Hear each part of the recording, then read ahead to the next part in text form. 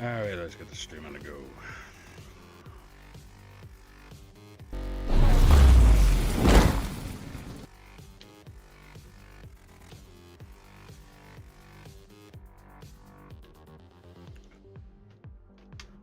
So, plan for today. Basically get everything that these trucks are sitting on, that roller, the loader, all that material there down to this level. And that's it so far. Just plug away at that. Now I should have enough room to do 2 trucks.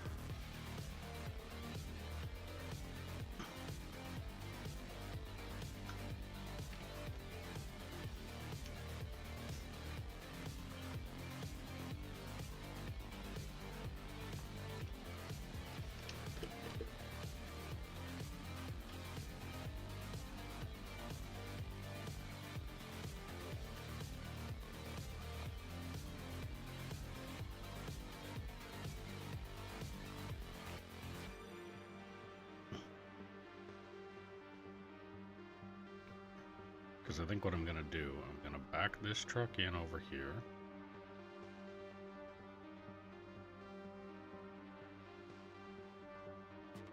And try and back the truck in over here. See if I can do it this way. Back this one in here.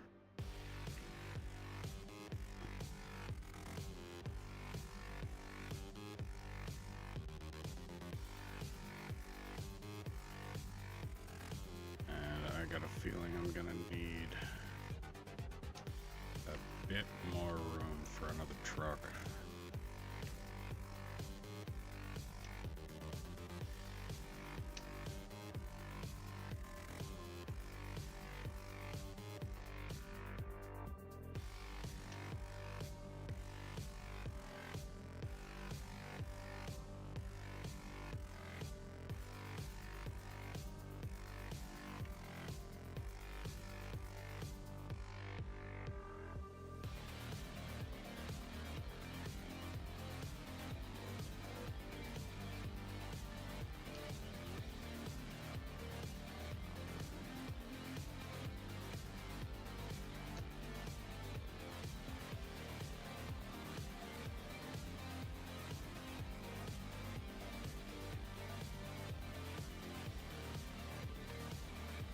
Here pretty soon.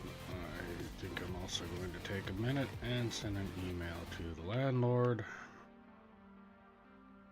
stating that I am getting very tired of these doors fucking slamming ever since they installed them.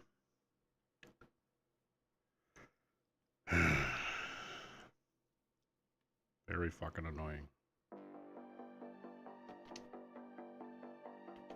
There's more to the doors. Like they're not done putting them together, and I'm waiting for them to just do it on their own, you know, like a proactive company would.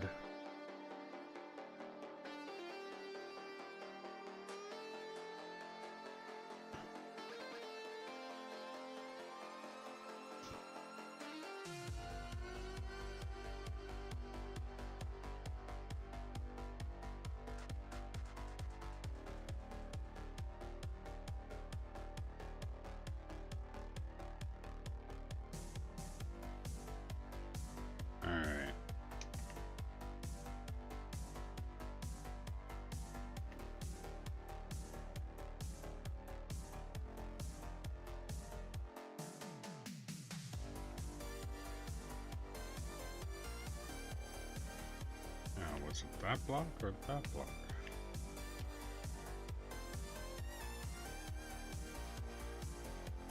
One, two, three, four, 6, 7, 8,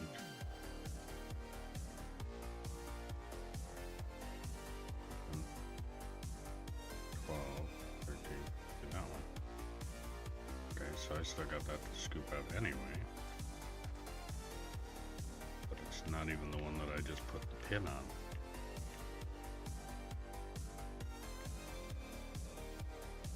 So it's that one.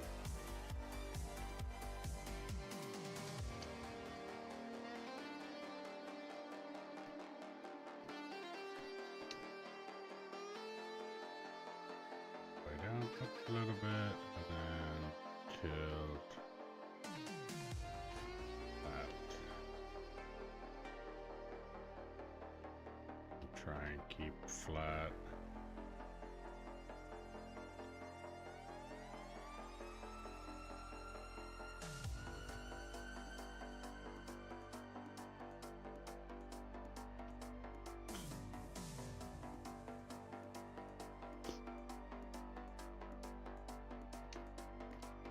Now this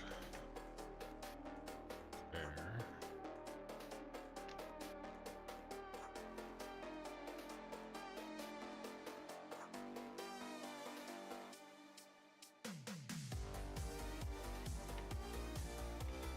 That'll work.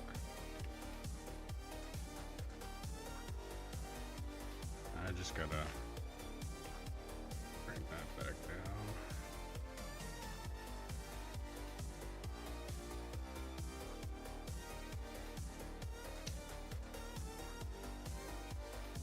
Again, for anybody that's new here, the reason behind why I did that, like what I have these for.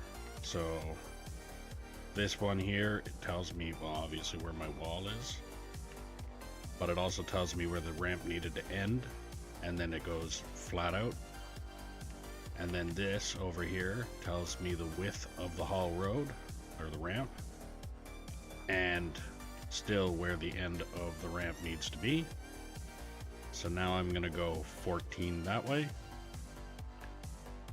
and that should make, I mean, it should be close to this wall, but I mean, at the same time, by how jagged and everything else this wall is, I don't know if that's gonna be actually the case, but it should be 14 that way. I think it's a little shorter than 14, might be.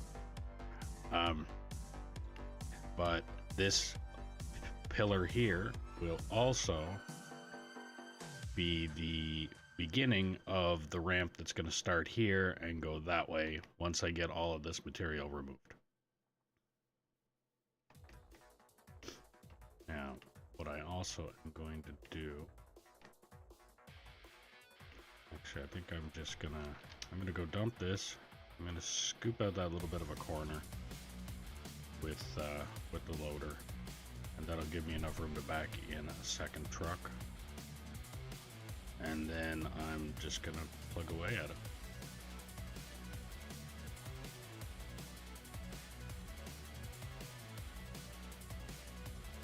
Would like to be able to get this as my second truck down there, but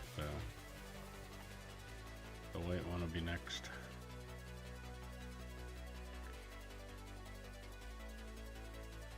And then I think what I might end up doing,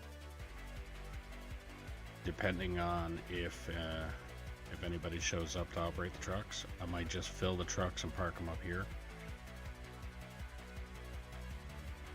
until somebody gets on that'll empty them. I'm actually gonna do.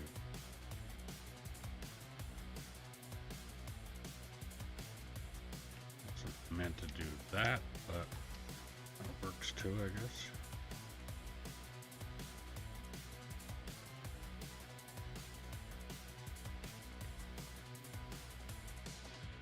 Alright, well, if you're new to the stream, welcome. Make sure you like, follow, subscribe, ding the notification bell, do all the things you gotta do depending on what platform you're watching me on.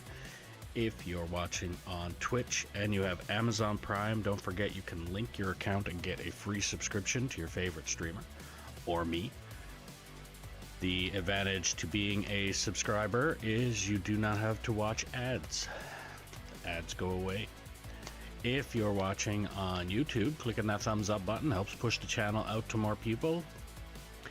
And there's also a link for merch in the description below if you want to help out the channel a little bit more. Every little bit helps and every little bit is appreciated. If you want to play on the map that I'm currently playing on, all you have to do is drop a comment saying that you're interested, and I'll do what I can to get you the server info. All that I ask is that you be 18 plus, operate truck and or roller until deemed competent, or prove that you're not a troll, and then we can move you up from there. And don't feel obligated to be on the entire stream. If you want to be on for a half hour, you can be on for a half hour. If you want to be on for the whole stream, you can be on for the whole stream. It is completely up to you.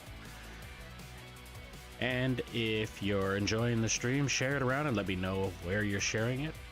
And if there's something you're not liking about the stream, don't hesitate to put that in the comments as well. And I'll take a look and see what I can do to try and fix it. But if I'm not told that it's broken, meaning if I don't know it's broken, I can't fix it. So we'll do that. And get back digging. If I can. Oh.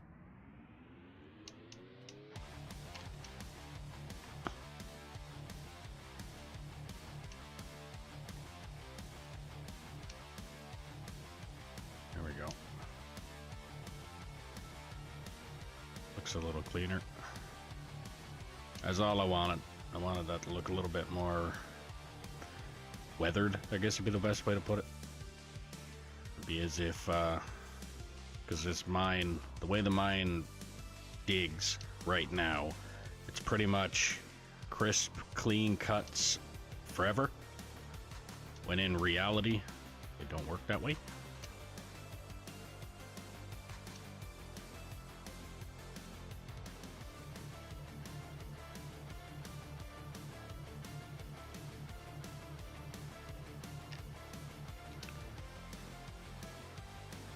Reality, rain happens, and then on the case up here, snow happens, and the mine does not look pristine and perfect the entire time it is there. It eventually does get messy.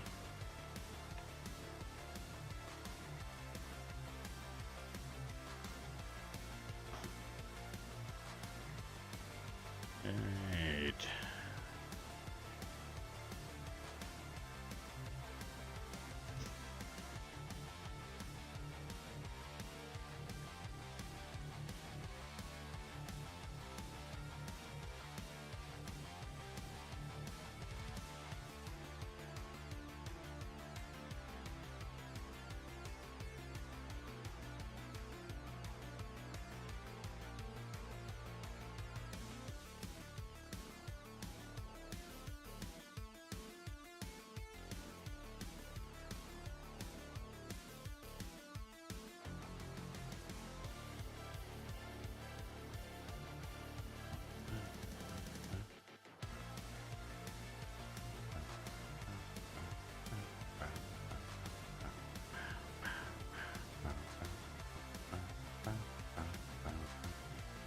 Okay, come in here for this scoop. This should be the last scoop that I need to do. So now, just doing what I just did there, I have enough room to park a second truck next to that one, and then I'll take the excavator, dig pretty much as I can back, and then I'm just gonna back the trucks up until they're full. And that's the advantage that I think for now in here of leaving just enough material on the bottom for the excavator to be able to do pretty much 2 widths instead of the one that I've been doing lately.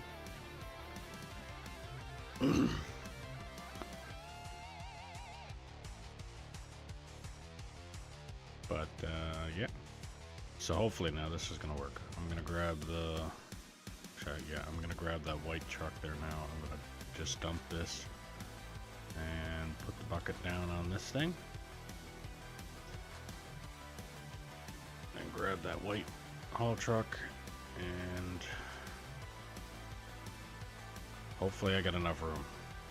If I don't have enough room, it's not a big deal. I'll end up making enough room eventually anyway. It's just I want to see if I can figure this out ahead of time. I'm pretty sure what I'm gonna be doing is setting up these trucks, like I said, side by side. Dig out what I can with the excavator. So when you're digging with the excavator, if you want it to be a clean cut, you dig from the line side or passenger side of the excavator until you get into basically the middle of your tracks, and then you move back. That's the extent of how far you want to dig in that direction. You don't want to dig the full in front of the excavator, so in front of both tracks. You don't want to do that.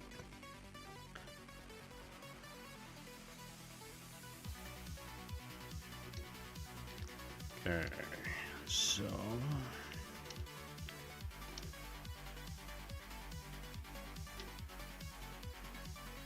I got enough room there to do that. Now hopefully I'll be able to dig from my track to the middle of the machine.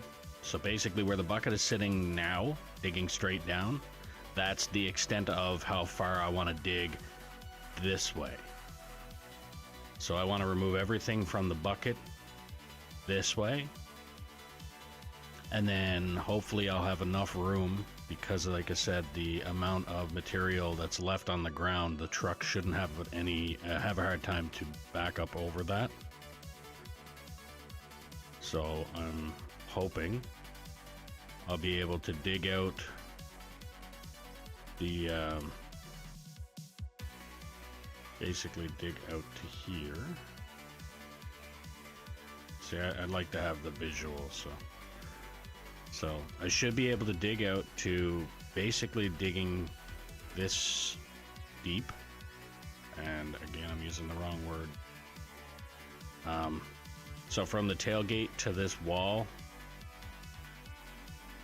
I should be able to dig 2 times what I'm doing now, because of the material that'll be left on the ground underneath the trucks compared to what I was digging before.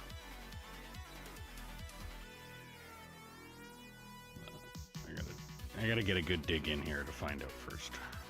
That's all I know. And in thinking about it now, the way that the excavator is gonna dig up against that wall might not work, because I'm still gonna have like the rounded edge up against the wall of the driver's side of the neon colored truck. So that truck might have a hard time with the driver's side tires. Might run over the area there. Might. Hoping it won't. I'm hoping, well, actually at this time, looks like I might just be dumping the truck and bringing in the next one.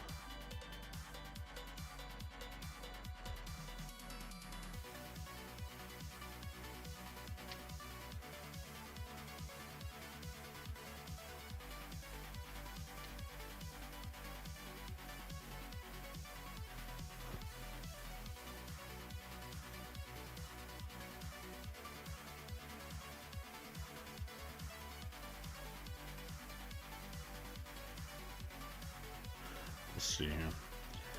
Like I said, I'm going to try and get this cut, and then I'll be able to get my judgment of whether or not I continue to do what I think I'm going to be doing. So like I said, I think what I'm going to do, I'm going to fill these trucks like this, and then I'm going to have enough room under or on the ground so that the truck itself can still back up over that edge, and I'll be able to get 2 cuts like this before having to get the loader down there to clean it up and make it nice and smooth. Open. Here is to open.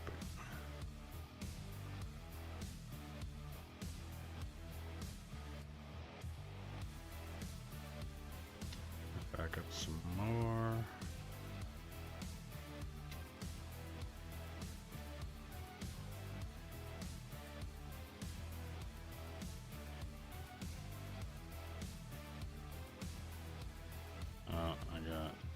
some solid stone down there, so I'm gonna have to blow that up. Yeah, I'll do that now. And kablooey.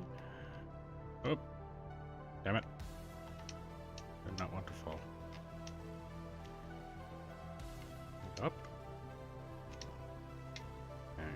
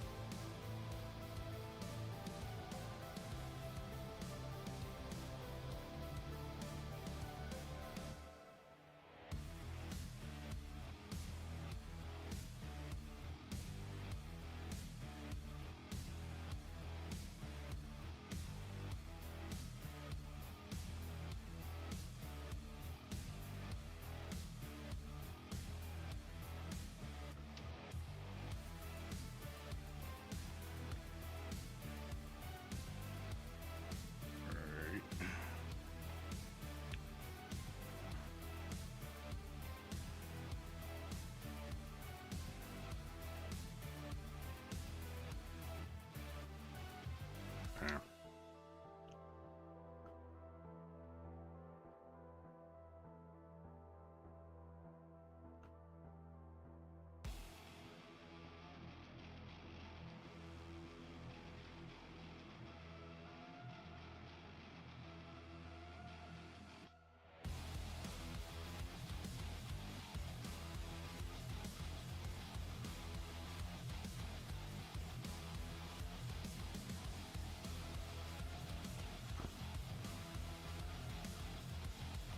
Okay, let me see if I can at least back the truck up there.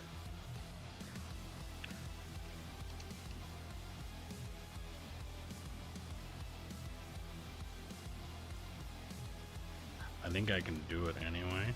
Like I can back the truck up to that edge. Same thing with this one. I can back this truck up to this edge, actually even farther than this edge. So what I'm talking about here, that ledge, that little bit there, that's what I'm going to be using the loader to clean up. It's a little chunk of a mess there, but what I can do, I've backed up enough to where I can get the excavator in here, get another chunk taken out like this, so this will be double this. Then I can get a loader down, or the loader down here, clean this up, stage a truck, and I can get rid of all of this 2 times the amount and probably still only fill 1 truck. That'll work a lot quicker.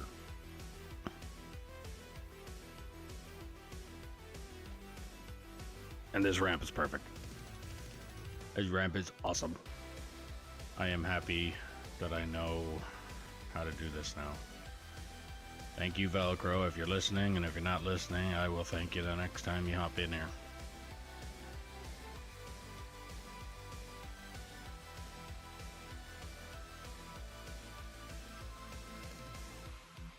And there's always a few scoops. You're always going to be a few scoops away from possibly fucking up a ramp. Every time I went down a little bit deeper on the ramp, that's all I can think of is I hope this scoop isn't the one that does it. You're always lucking out. Alright, so what I'm going to do, I'm going to dump the 2 of these trucks. I got it anyway. So I'm going to dump the 2 of these trucks. Bring them back down after they're emptied. And then continue with the excavator again. So yeah, like I said, I can end up doing it twice.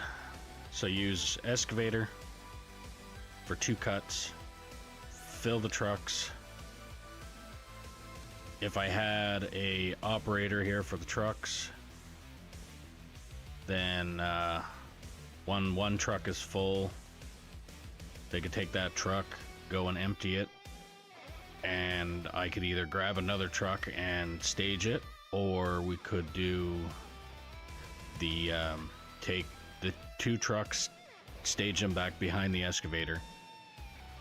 Once one's full, I just move on to the other truck to fill. Once that truck is full, the other truck should be back, and then we continue that process.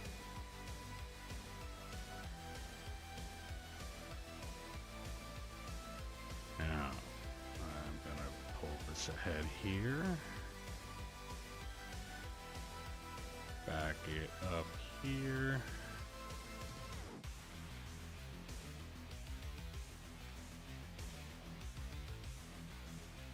Back it right up. Actually, I don't even really have to. All I gotta do, I can back this truck up to that edge. Take this truck, empty it,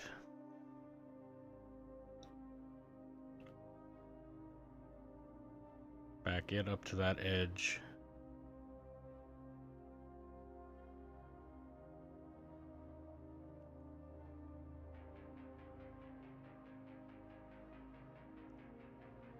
I think I could have been doing this from day one,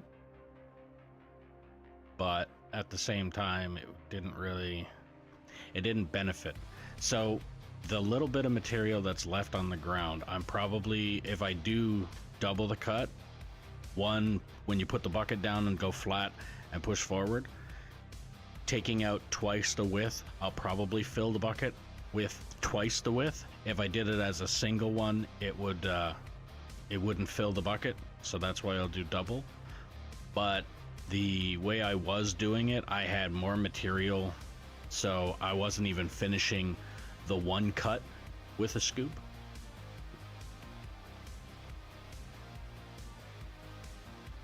We'll see. We will see how this goes. Like I keep on saying though, I am always looking for operators. You just have to be 18 or older. Operate the truck or the roller until they deem you competent or prove you're not a troll. Then we can move you into bigger and better equipment. But I'm going to be needing truck drivers, like they are going out of style here pretty soon. I'm gonna, like I said, the ideal number for a crew on here is 5. 1 in the excavator, 1 in the loader, 2 in trucks, and 1 in the roller. That is the ideal. And at the same time, if it gets busy, like if I'm suddenly filling trucks faster for some reason, then the person that's in the roller can get in another truck, and it'd take nothing to catch up that way. And then once it becomes not so busy anymore, then that truck can get parked and the person can go back in the roller again, and yeah, everything will work perfect then. But as of right now, my ideal, like, I'm happy if I have another person on helping, period.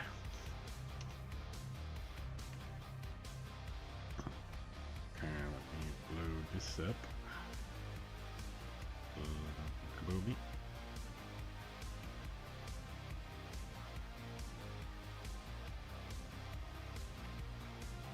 I don't have any more solid stone over there, do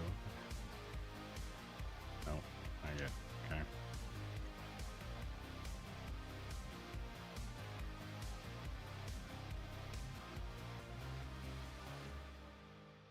So like I said, I should have no problem reaching the truck now this way. So that shouldn't be the problem. And I'm actually gonna do this. So I got full reach here.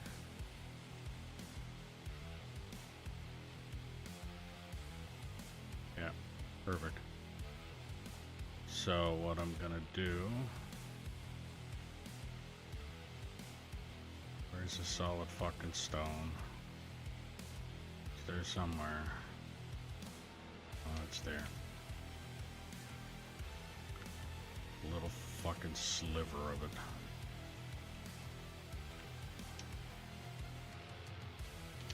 Am I using this RDX? Doesn't delete, but it sure as hell looks like it deletes.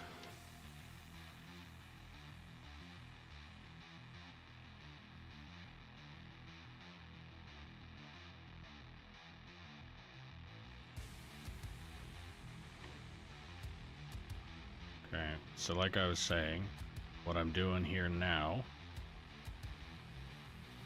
so I will end up having double the amount of material left on the ground, and then it'll just be get the loader in there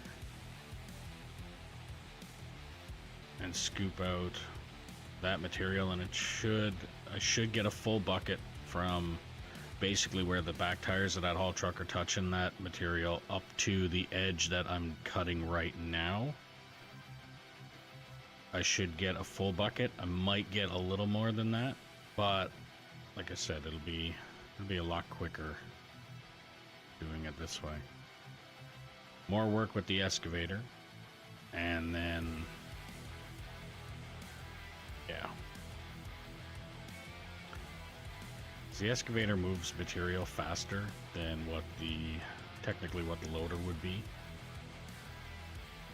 Even though I think the bucket is smaller. I want to say the bucket's smaller on the excavator.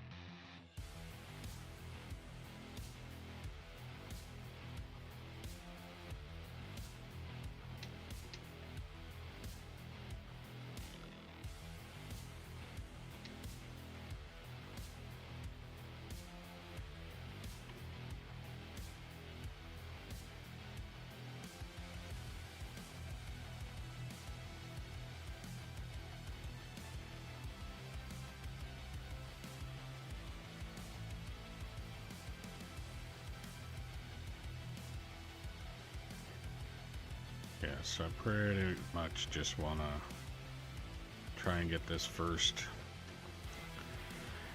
Since I'm trying something new, I want to get this one under my belt so I can say this way is better than, or this way is worse than, and then go from there. Like I said, I got a feeling that it is going to be, it's going to feel quicker at least.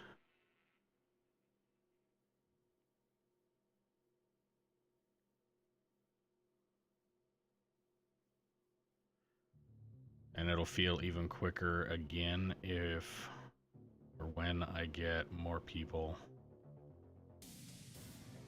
playing on the map.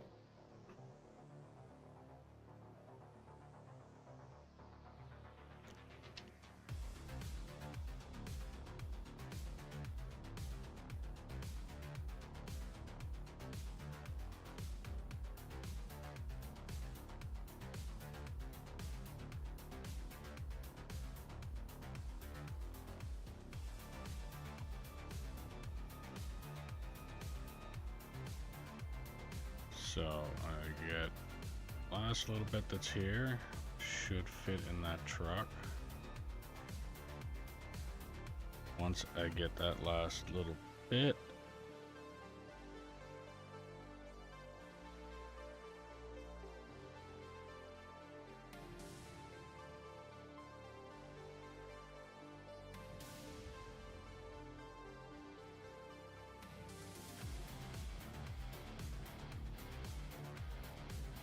go dump the trucks and bring them back.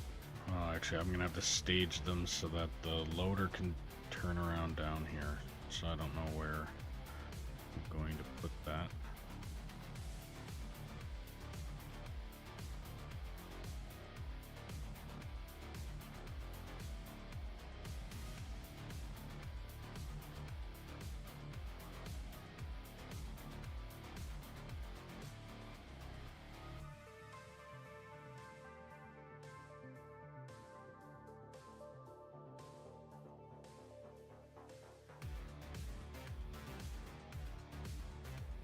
Alright.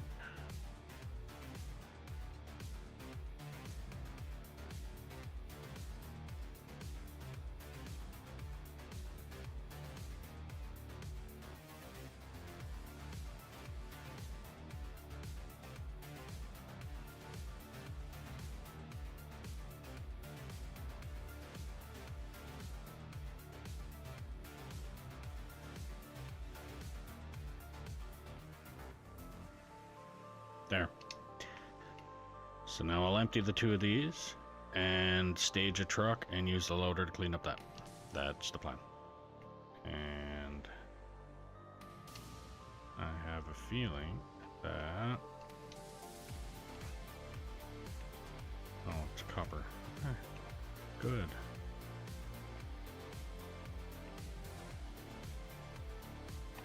Copper. Nice. Okay.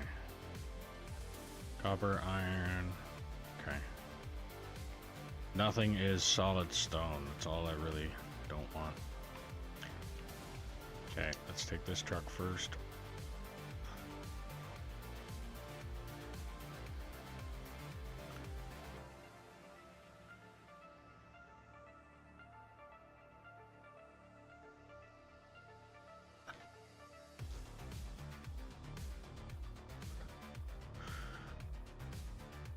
It's not really full, but it works.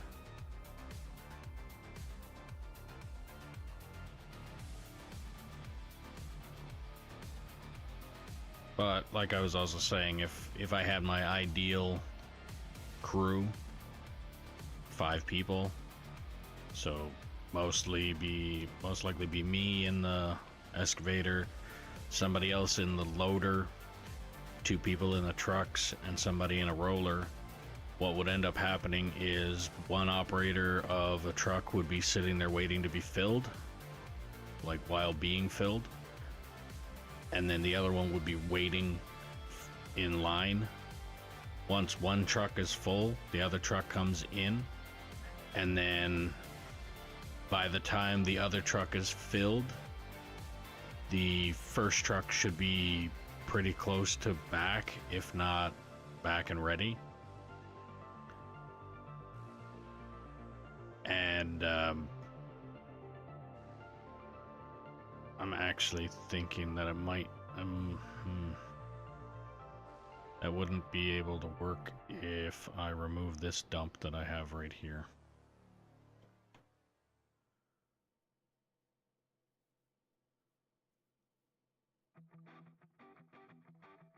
Because if I remove that dump, it's going to take a lot longer for them to get back, because they got to go up this and either up that ramp or up that ramp and around. So by the time the second truck is full, the first truck is only going to be like halfway to the dump.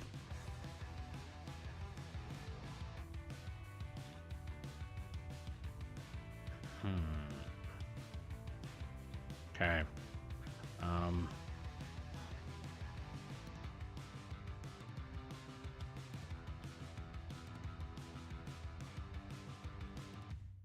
Until I get enough room, I'm thinking that this is the best bet. I'm gonna stage this truck here. I'm just gonna stick the other truck right in the middle of this open area up here for now. But I'm gonna stage that one there. I'm gonna take that loader, come down here. I would say by the time I may be another if this is considered a cut, so technically it was 2 cuts. If this is considered a cut, I might be one more cut away from being able to stage a truck here and use the loader, clean up this, and be able to turn around and do all that stuff there. I hope. How the fuck is I? Hang on. Apparently, Twitch is offline.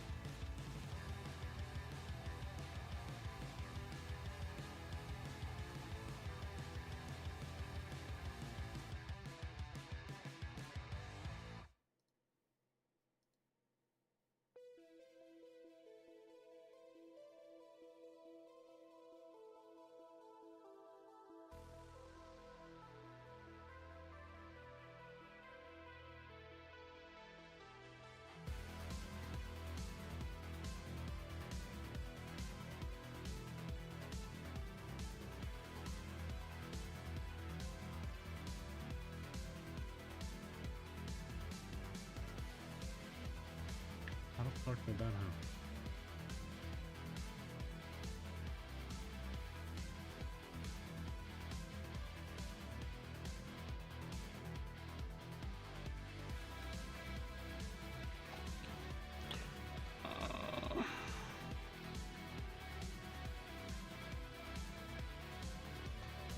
I don't know. Everyone's too.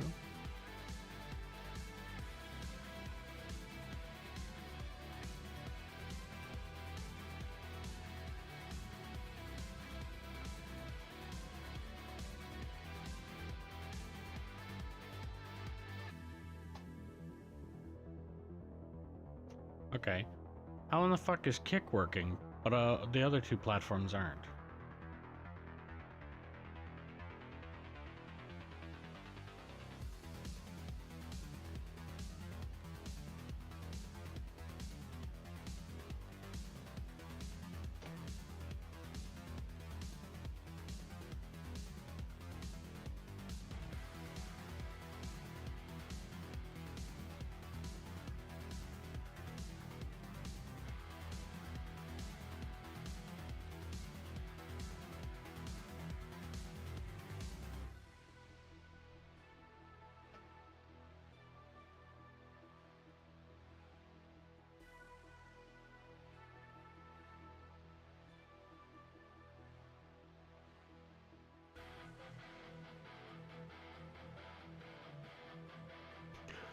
Alright, I'm gonna have to stop stream and start it back up again.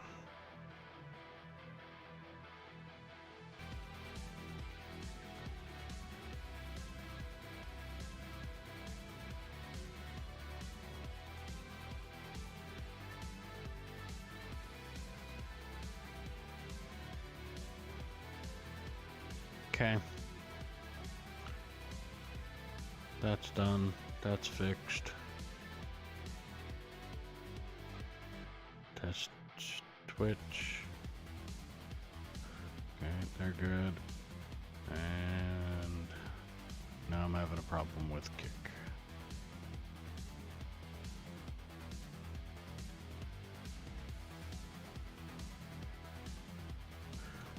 Alright. Well, that just fucked everything up.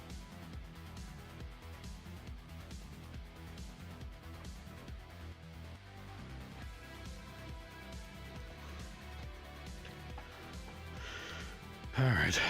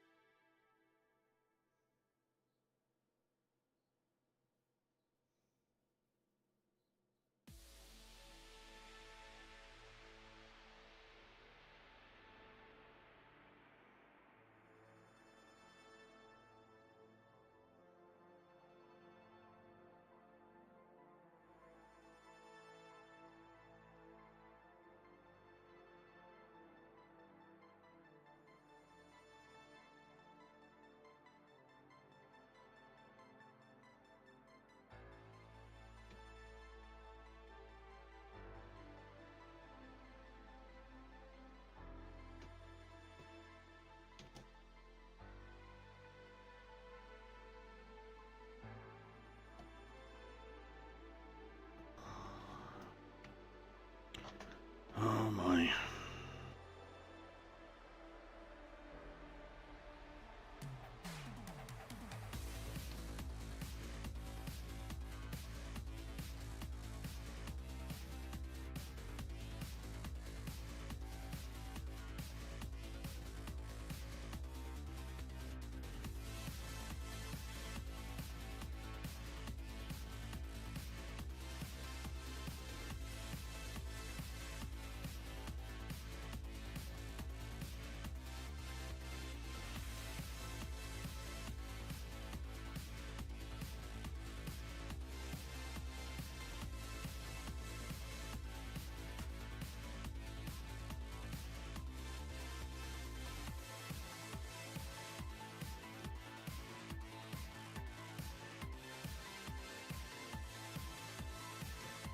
Okay.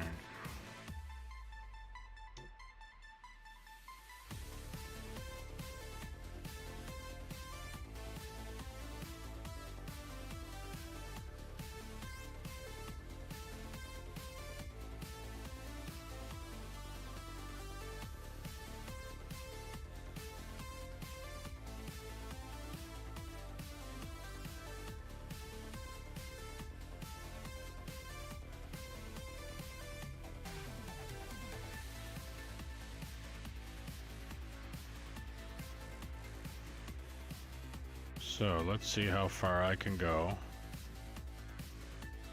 on one scoop before the bucket gets filled.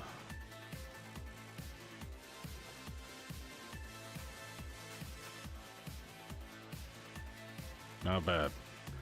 So, like I said, what I was doing before, because this is cut twice, so I would have ended here, but I would have had twice this material, so about up here, to the point where a full bucket would have been about here, if not less than that.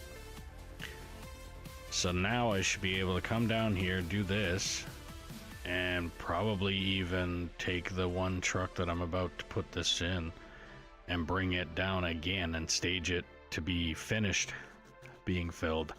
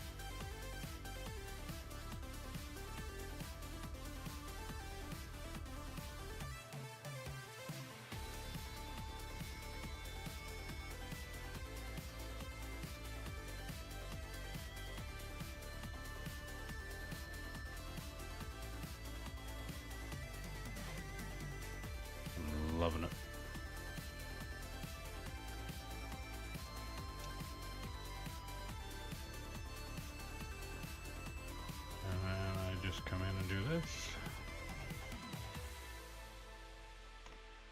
And voila. Oh, something I gotta do here. I didn't.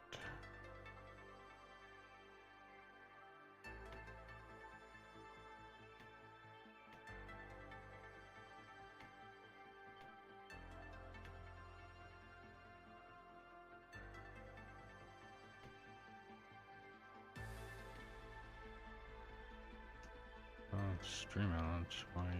Oh, okay. It's because I reset stream.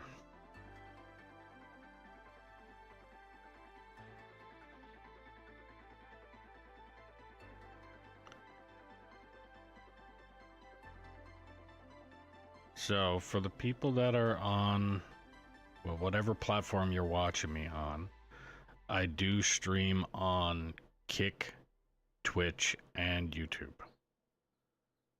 So if something like that happens again, because it felt like I think Twitch ended first.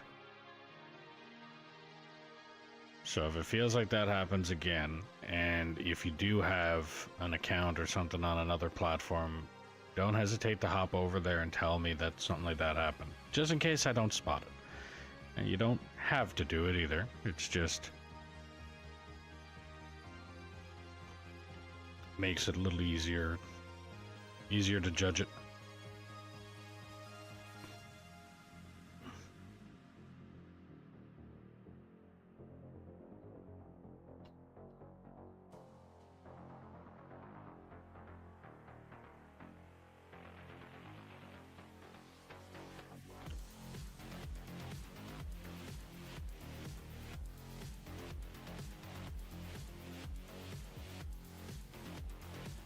Widen up the bottom of the over there, clear out that area, clean up the side over here,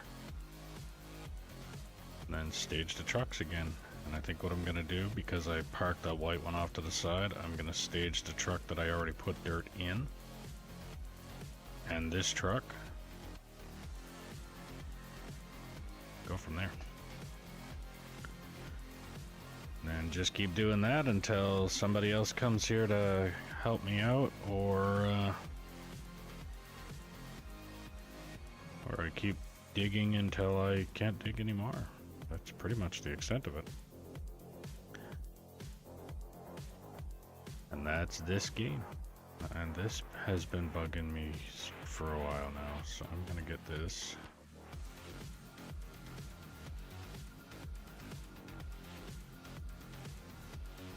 I'm hearing bass, and it's not coming from my headphones.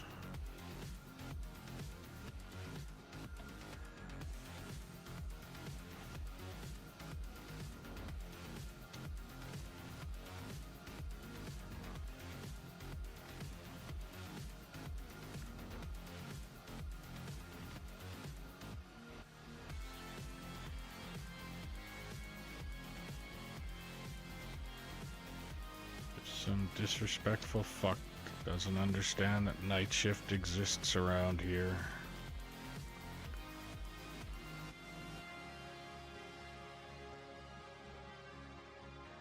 I can't wait to get out of here. I'm gonna say 2 months, just to be safe.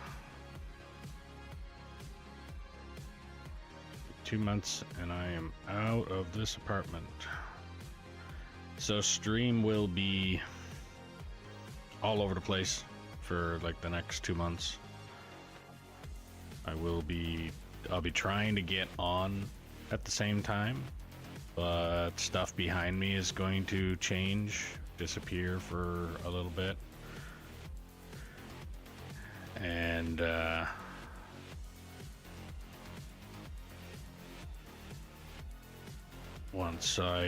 once we get moved into the new place, then I will be trying to set this stuff up as fast as possible to get this going again.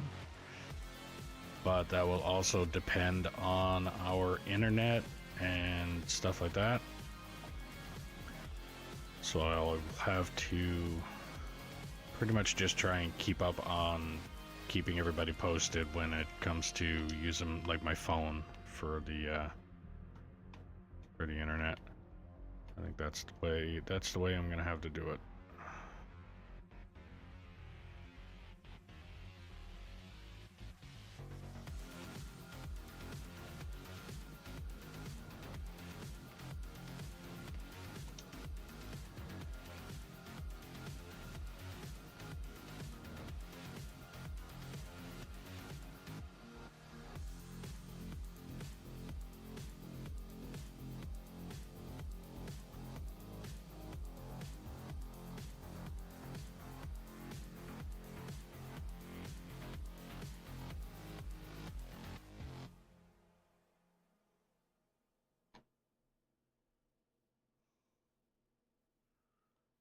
I can do one more, if not two more scoops on this side.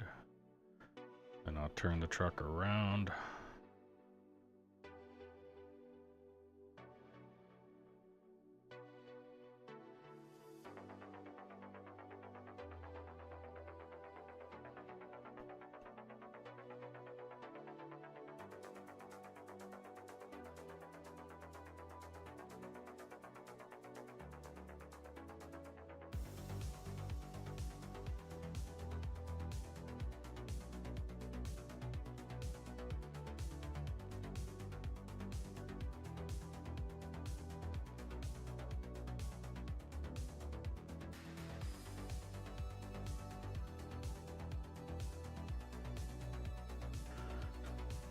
Alright, well, I got a good start going here.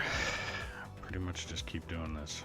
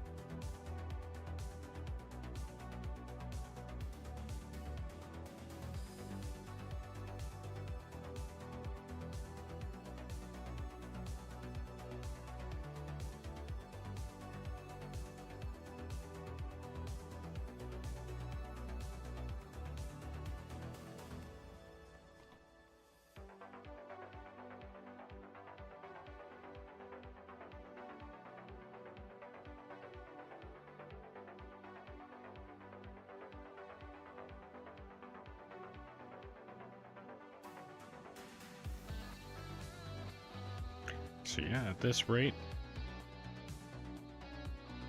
it's gonna take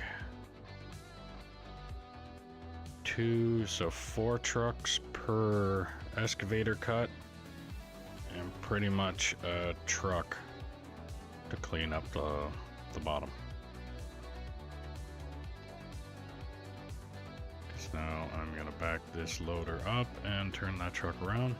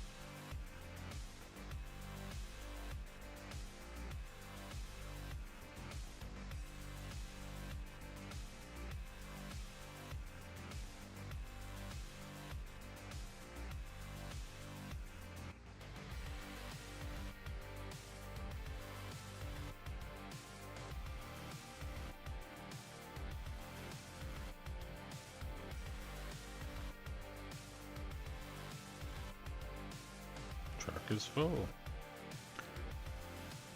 Well, I'm pretty sure I can try and get another, possibly the last scoop down here into that.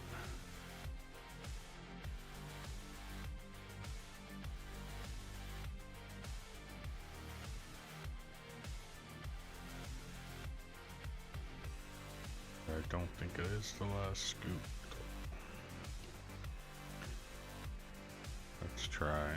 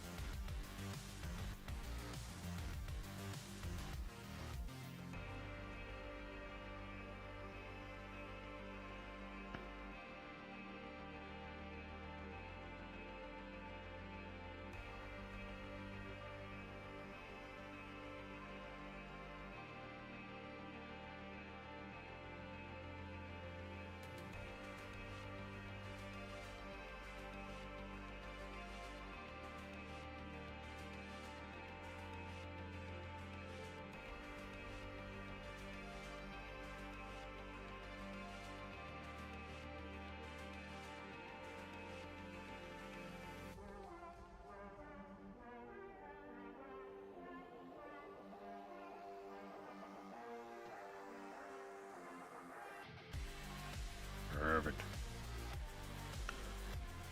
Let me go grab that last scoop that's down there. I will put that in that truck over there that I already have a couple scoops in. And then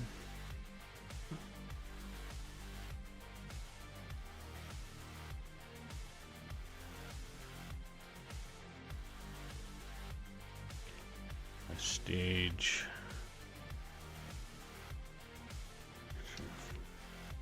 Okay, let me try and get rid of that.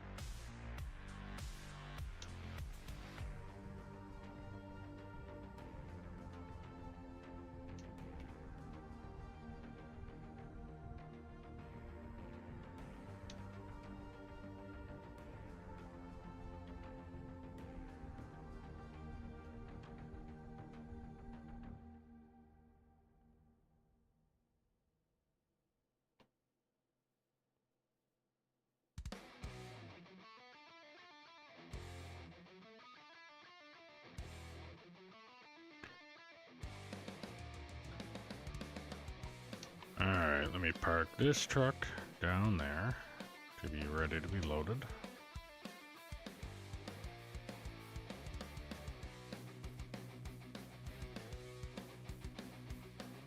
And then I'll go dump that truck, bring it down for it to get loaded. And then I think I might have enough. I hope I have enough room to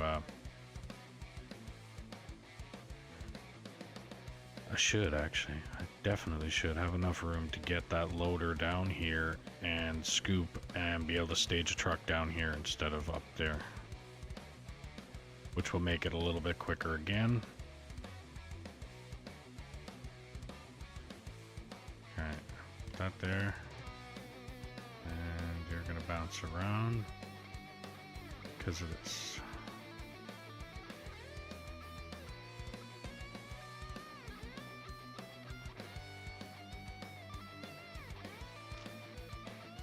There we go. Okay. I'll go dump that truck, park it next to this one, and then operate the excavator and fill them back up again. And try and do 2 cuts. Then go down with the loader and do this again. I am needing operators because this is going to start getting busy quickly. Once I dig... So the way I'm taking the excavator right now, I'm going basically following that wall. Once I'm done following that wall and I make it to the end here, then the next step, I just start typewriter style. I start on this side, I work my way down that way, and then I start on this side again and I work my way down that way. And I just load trucks. So what I'm probably gonna be doing, I might leave these trucks up here until there's no more room for them to be up here. But by the time there's no more room for them to be up here, I can start staging them back down on the other level then. And yeah, all I need is truck drivers. I don't really need the roller operator that I'm saying I need the ideal team. I need at least 2 truck drivers and possibly a loader operator.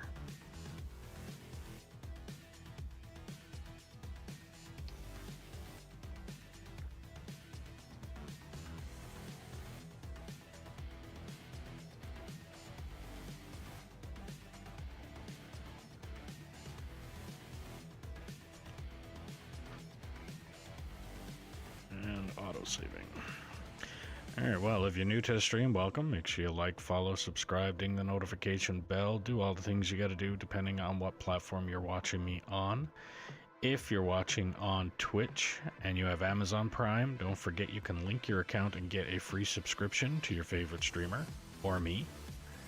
And the added benefit to that is you don't have to watch ads on the channel you are subscribed to.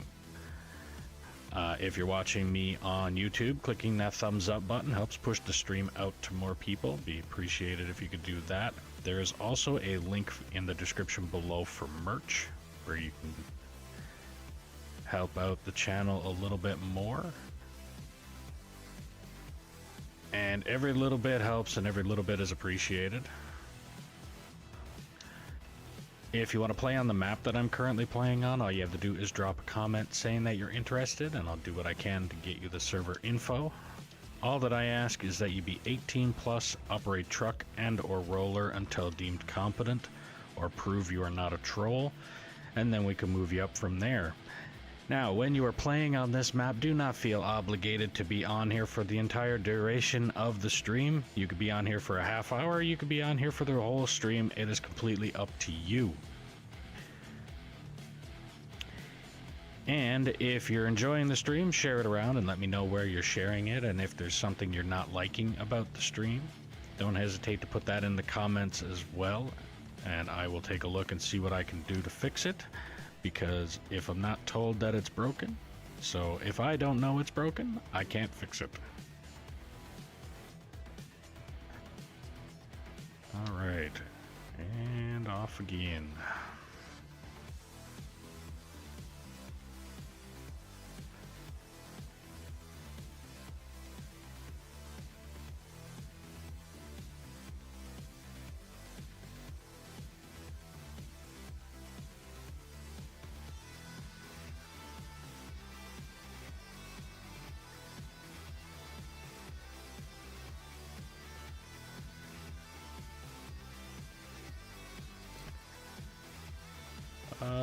Just Me the Gamer, thanks for the follow.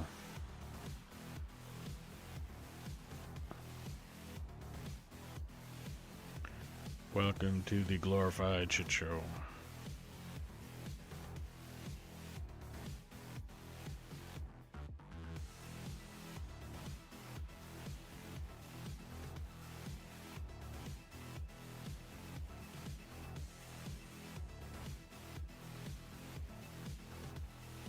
I just put a pile of dirt under the tire of the haul truck.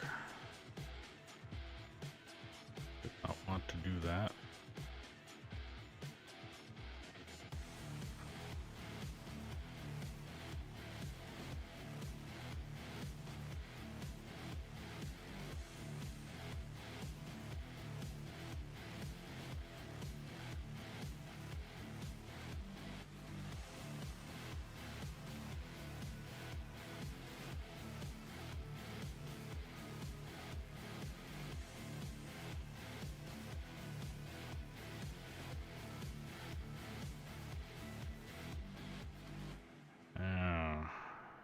So I get this truck full, which is pretty close now.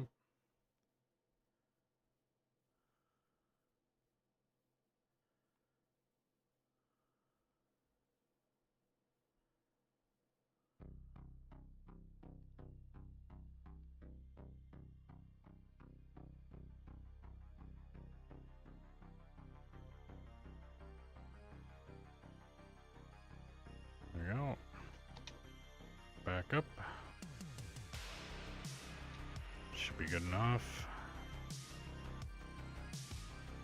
And I finish filling this truck.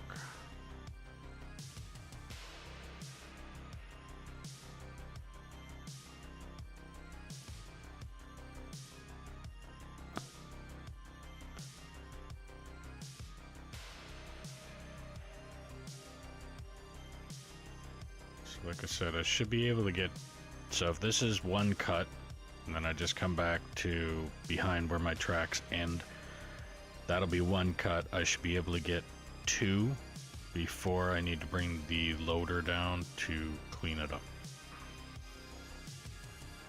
That is the hope. That is right now the plan. But like I have said many times before, plans change, and they often change very frequently on this map.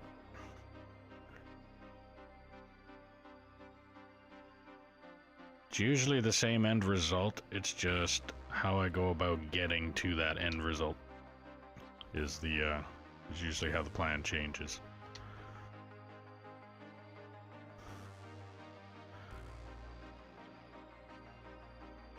Plan will usually consist of something, and then that way of doing it doesn't work somehow or something like that, and then that's why the plan changes. But right now, I'm doing pretty good. I have a feeling that I'm gonna fill this truck up before I finish this cut, and that's because that truck was kind of half full before I even started this cut. Yeah, I'm pretty sure that truck is definitely, yeah, that truck is definitely going to be full before I finish the cut.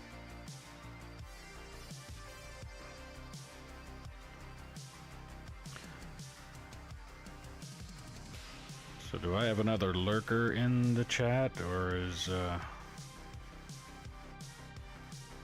the follower that just started following going to be speaking? I had no problem with lurkers, just so you know. If that's what you want to do, is sit here in the chat and basically listen to the music and or my monotone voice, then that is completely up to you.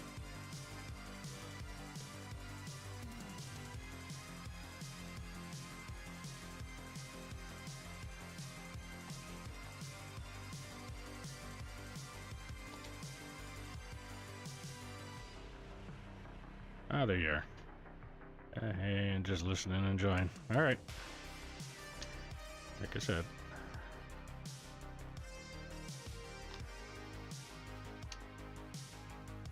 You want to lurk? Lurk. If you want to talk, talk.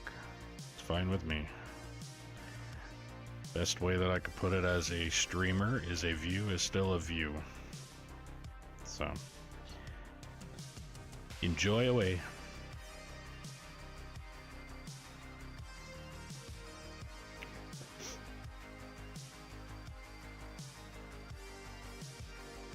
Alright, I'm gonna dump these. Probably get a little tiny bit more out of... Actually, I'm probably gonna dump this truck, repark it, finish doing the cut that I got left there,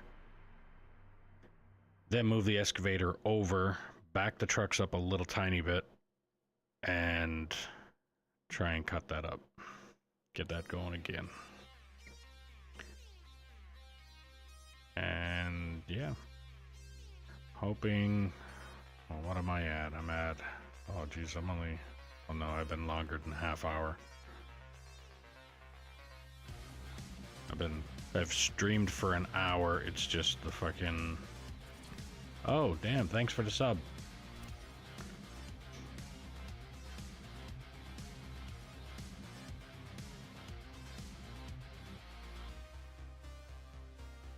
Just me the gamer. Thank you for the sub.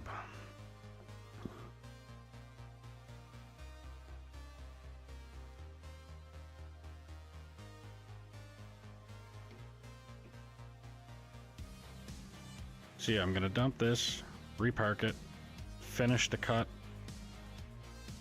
then I'm gonna stage the excavator over and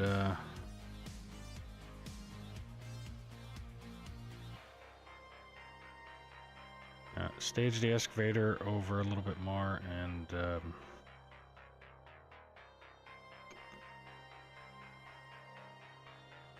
lost my train of thought. Yeah, I'll move the excavator over, back the trucks up a little bit, do that extra cut, and then bring the loader down, and hopefully I should have enough room to stage a truck, like I said, down here, and be able to get that loader to turn around down here and load the truck instead of having the truck all the way up one more ramp to be able to load it there. I shouldn't see a problem there, but we'll see.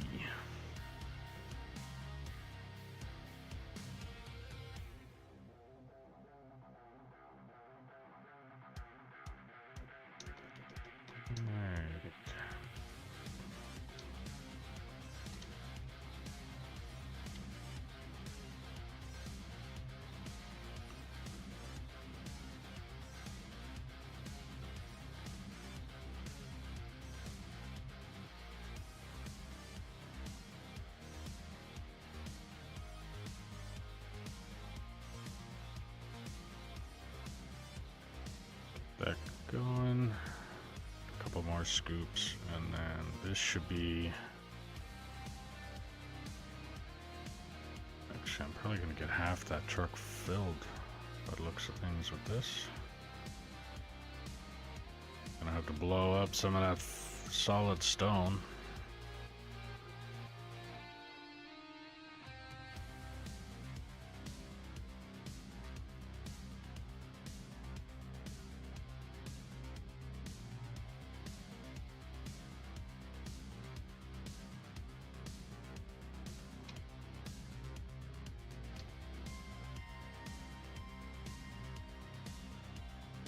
Be able to reach that. There we go.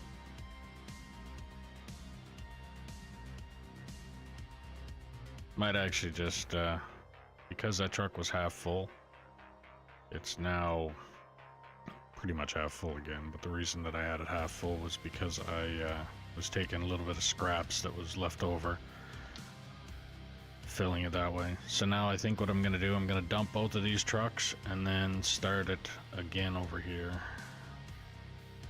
Oh fuck this. I don't... Let's see. That gonna work? No.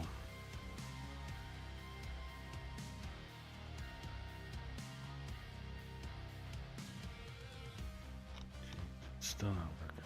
Alright.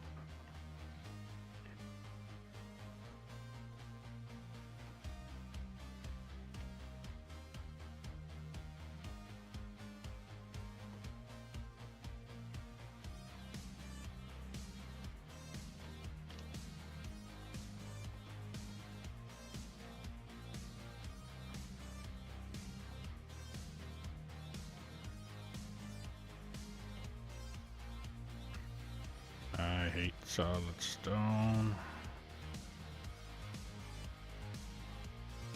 Just a couple more pieces of it here.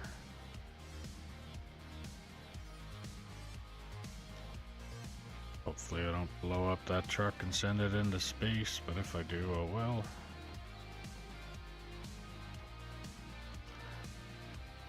Alright, time for the fireworks.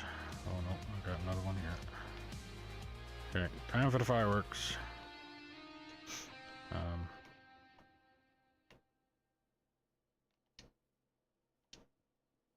Yeah.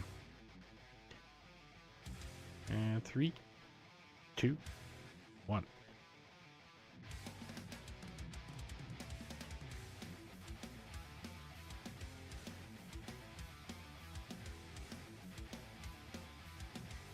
Actually didn't do too bad.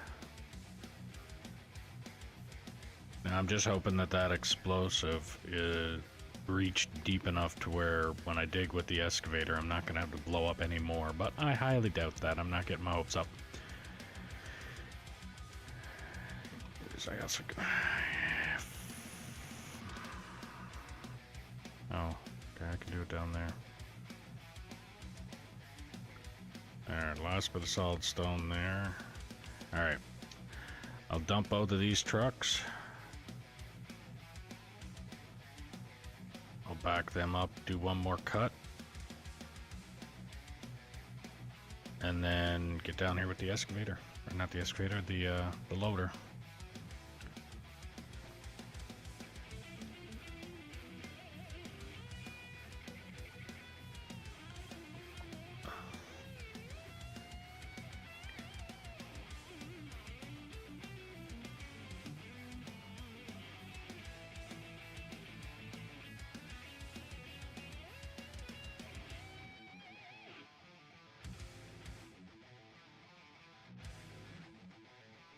Yep. Get the loader down there, clean that up after I do one more cut, and I should be good. I got a little tiny bit of solid stone left there, a little tiny bit there, and I think the excavator might even be able to cut through that. But at the same time, if it doesn't, then I will hit it with the explosive at the time that I get to it. I'm just hoping that the explosive is deep enough. I don't think it will be. I think I'm still going to be blowing it up down towards the bottom. But we'll see on that when that time comes. Oh, I forgot I got...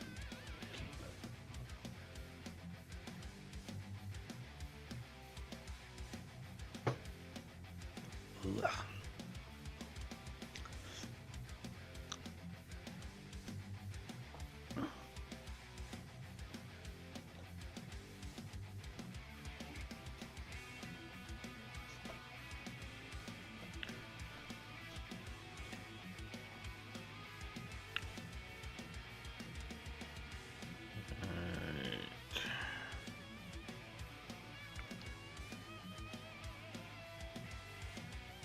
So I know you're lurking, but you'll probably want to answer some questions there. You play this game, or do you just like watching people play this game? Or did you just happen upon the stream from something else or some other way?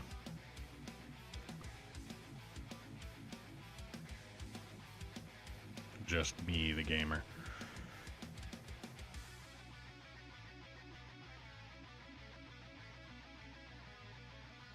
Yeah, I play the game, got like 300 hours. Oh, not bad.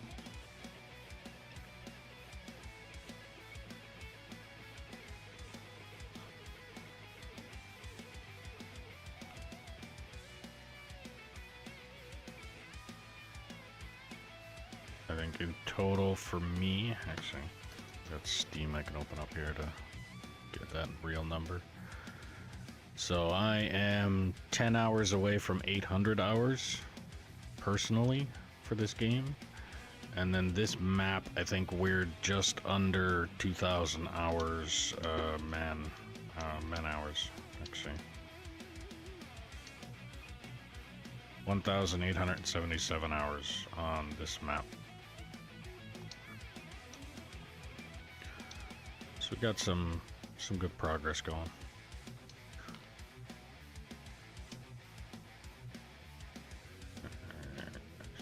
Oh, I'm hoping that I'm going to be able to back the truck up to that.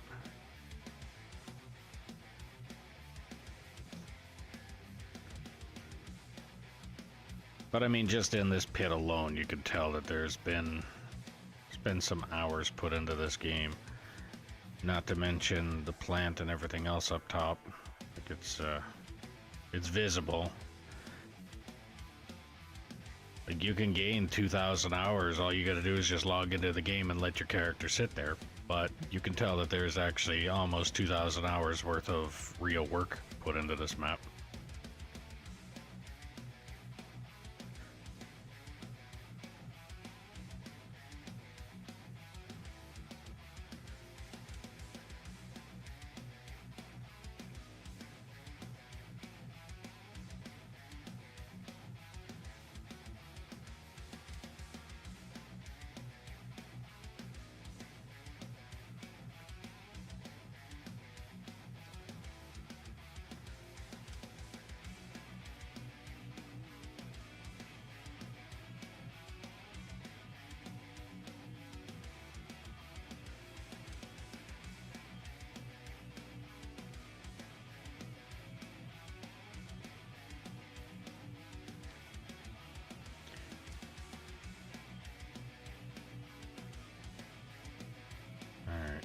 So I'm gonna dump this, do one more cut with the excavator, and then bring the loader down.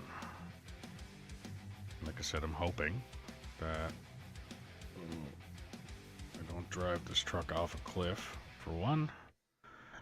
But two, I am hoping that when I get done with that second cut, I will have enough room to be able to stage one truck down where the other truck is currently sitting and still have enough room to move that loader around in that area. Because usually I'll stage it right in front of me here and take the loader down there, get a scoop, drive up the ramp, put it in the truck, and then drive back down the ramp with the loader, pick up another scoop, and repeat that process. And just the up and down of the ramp takes way more time than what it would if I already had a truck like right next to this thing. So I'm hoping I can do that. And actually, by the amount of space that I have here, I don't see me having a problem with doing that.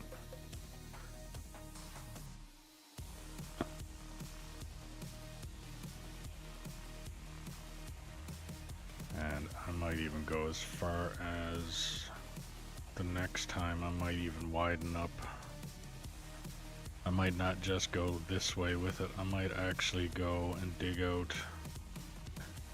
out more of a square instead of a rectangle. So I might take out some of this wall. I might dig back this way and then dig this way, then dig back that way and then dig this way and see if I got enough room to do that kind of work. I didn't make that jump. Damn it.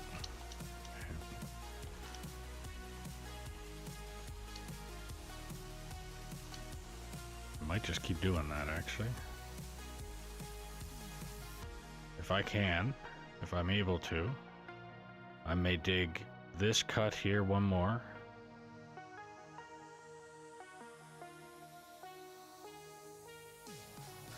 I'm gonna see how that works. I might end up widening this area up real quick. Alright. Oh, actually I should add some more.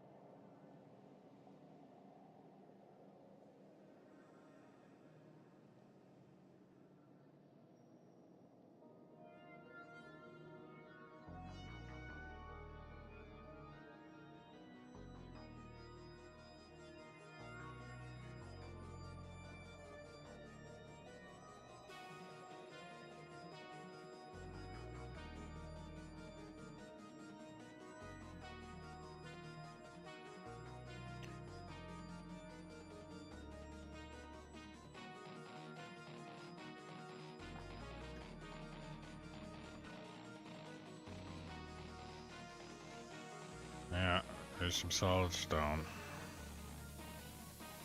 Nemesis to my existence on this map. Seems to be all I'm finding now in this area that I'm digging.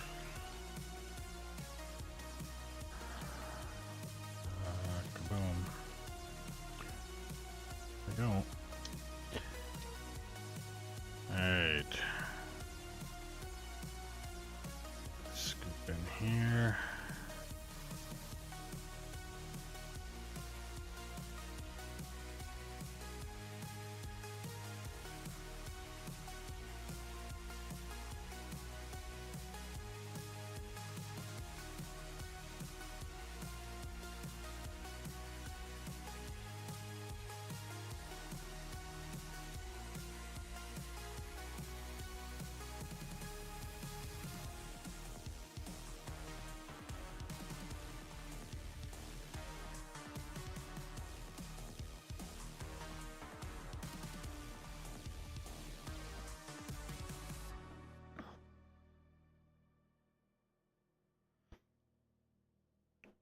Oh yeah, and if you have any questions, don't hesitate to ask them.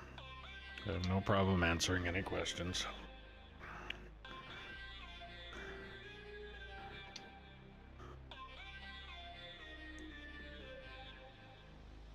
Basically, give me a reason to talk is the best way that I can look at it.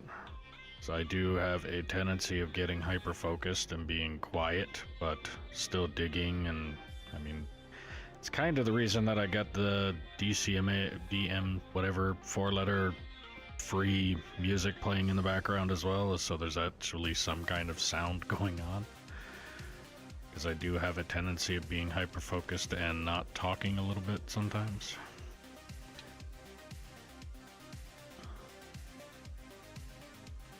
So if there's any kind of questions that come out, then I have the chance to answer them or try and answer them. And again, if I don't know the answer to the questions, then I will forward you to the person that might.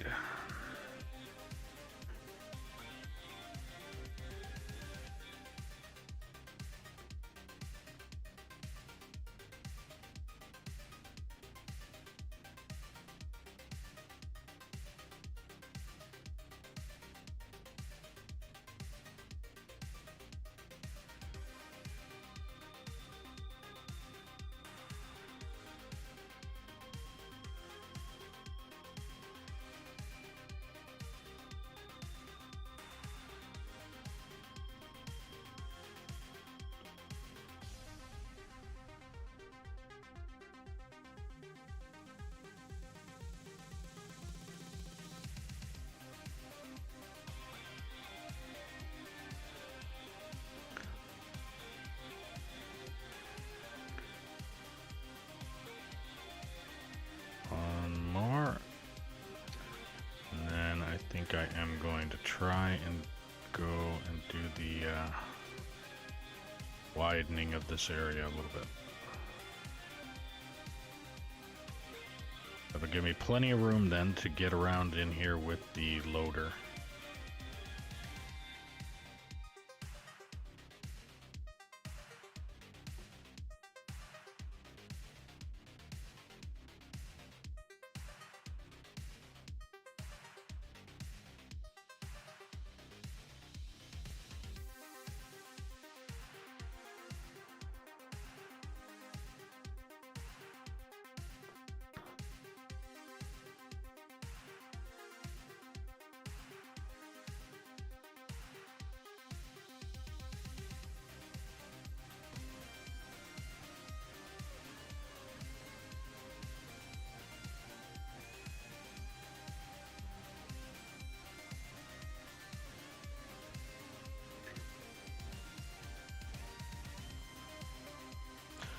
How's it going, David?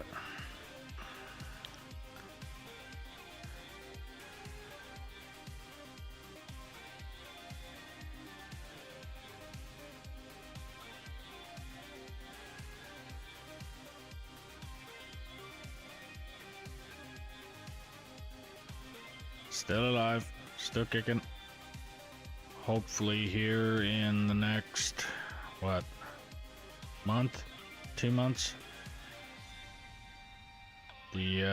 all of the paperwork and everything shall be filled out, finished, and I will be finally moving out of this fucking apartment building.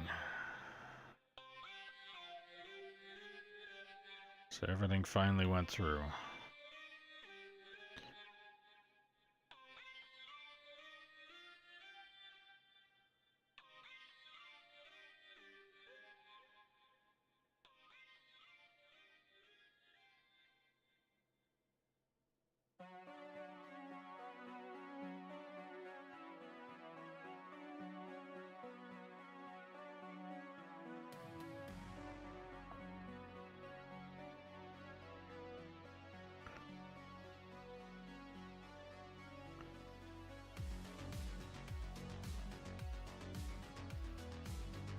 So, like I said before, stream for the next,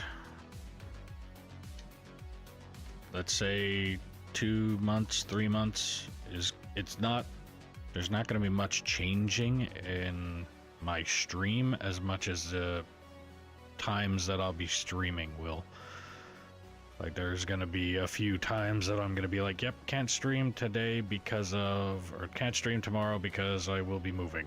Or can't stream tomorrow because I have to unpack some stuff, or I have to pack a bunch of stuff, or things like that.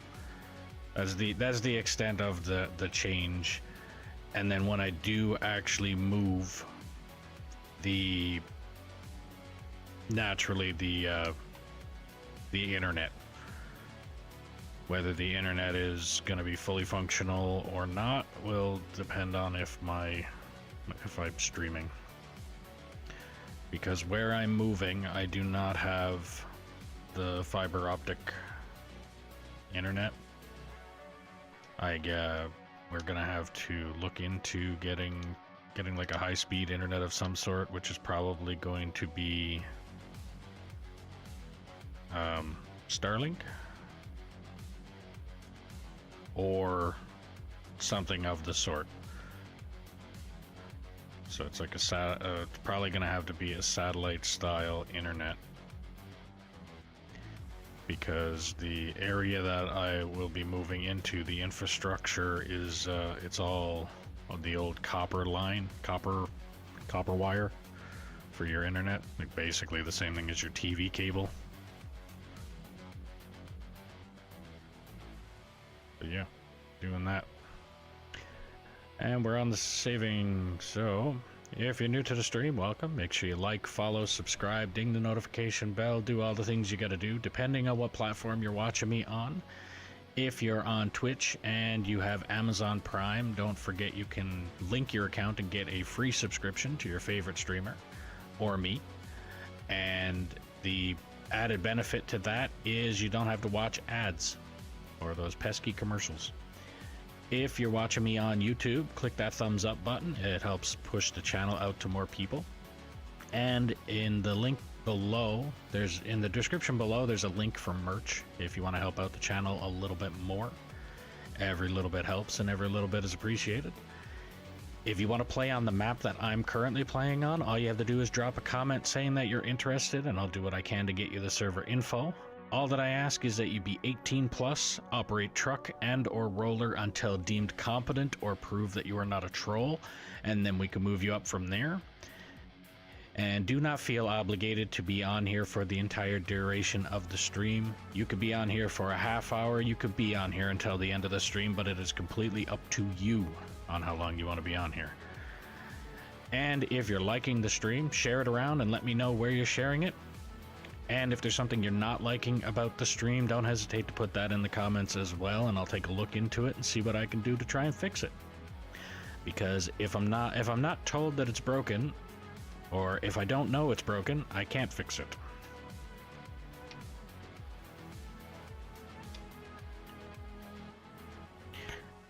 More solid stone. Yikes. Actually, I kind of knew about this solid stone, which is right there. There we go. All right. Got the last little bit of that solid stone, I hope. I doubt, but I hope.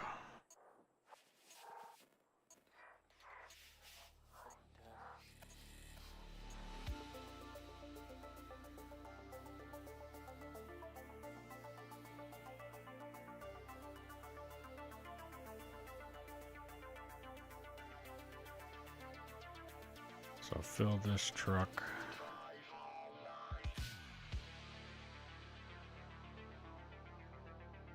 Fill this truck, dump it, and then stage another. Actually, I'll probably just stage both of them again. Stage one. Actually, no, I won't. I'll be bringing them down here one at a time. And the reasoning behind that is so I can fill the truck with what I'm currently digging, like what's underneath me up until the ramp. Then after I get all of this cut out, and then it'll be the loader. But because of the way that I have this truck staged now, I won't be able... Actually, I think I might even just take this, park it on this ramp. Actually, no. I don't know what I want to do here.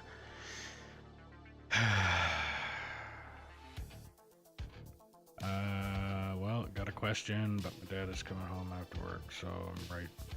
Okay. I'm sorry, I think the question came in at the exact same time as David messaged there, and I basically seeing the green to red name on my end. I know the colors change a little bit, but I'm actually happy that names are colored on Twitch. They're not on YouTube, and it just comes up as all gray. But yeah, any questions, go ahead and ask them whenever you're ready. And you're probably not even next to the computer.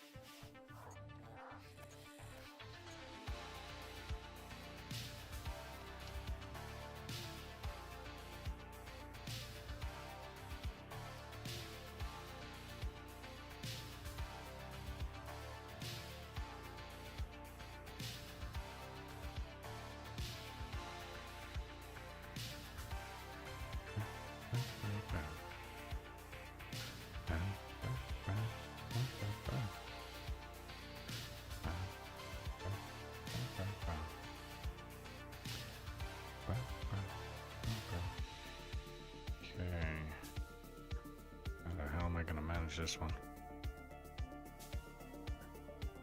this way a little, start this turn here, make it look like a bad Austin Powers movie, as if I was stuck in a hallway at a nuclear power plant.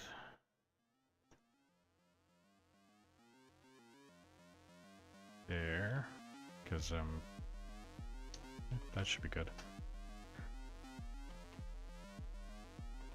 You know what? I'm gonna just fill this.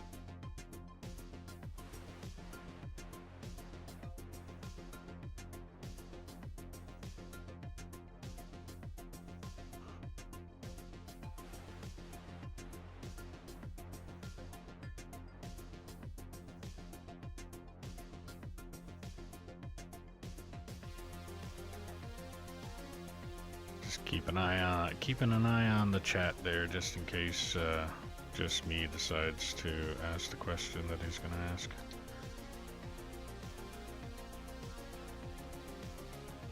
Mr. Dub. I will always give up on the bagger. I will become professional at giving up on the bagger. But no, yes and no. What I was using the bagger for, I'm done with. The idea was to literally just remove the top layer that was here. It would have done it a lot quicker than if I was to do just that little bit of material with this machine and the loader and all that kind of stuff. So doing it with the bagger benefited more, but I would much rather do it this way for the rest of this than use the bagger. Again, like I've said before, the bagger is the mechanical version of watching paint dry. Me and another YouTuber have both confirmed the statement of the bagger is essentially a stream killer, the best way that we can put it. So if you're streaming and you're operating the bagger, there's a good chance you're going to lose a lot of the viewers that you have, because nobody wants to watch you literally, like, pretty much operating a typewriter. That's the same thing. It's like you're sitting there, all you're watching is just the bucket wheel spinning and going left, then right, then left, then right. That's it. So I'll use the bagger when it benefits. Like if I need a bulk amount of material moved within a short period of time, especially for with the large bagger, it will do it, then I'll use it. But if I'm doing it more for entertainment value over the just simple idea of digging with the bagger, then I'm gonna go with this way every time.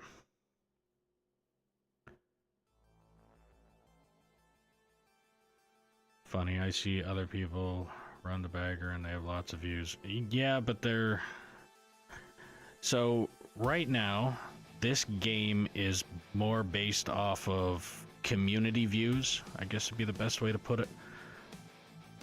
So, like, the YouTuber Split in Two, I think even he said it. Most of the people that are in his stream, they're in his stream to see him.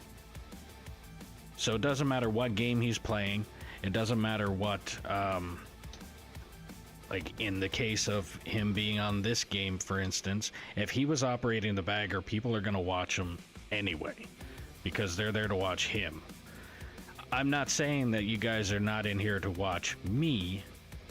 I'm saying that it's like right now, because I am just starting, I'm still, even if I was at this for, I would say if I was at this for 5 years, then I would not be just starting, but I've been kind of off and on, give or take 2 years, and I've played multiple different games. So at this point in time, I'm pretty much just trying to find my game to get my community, and then once I have the community that are willing to watch me basically for whatever it is that I'm playing, instead of watching me for this one specific game or watching me operate one specific piece of equipment, that kind of thing. But right at this time, people are on here to watch this game, I guess is... Most of the people that are watching me for this game. I'm not saying everybody is, but I'm just saying, like, most of the people that are here. Funny, other people run a bagger of lots of you. Yep, he is blocked. What do you mean?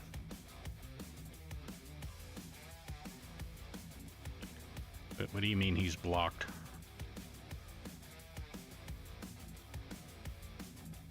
Like you blocked him, or he blocked you, or...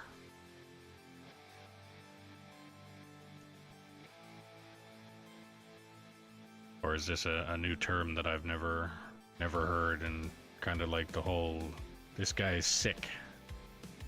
Like he's not home with the flu, but he's really good.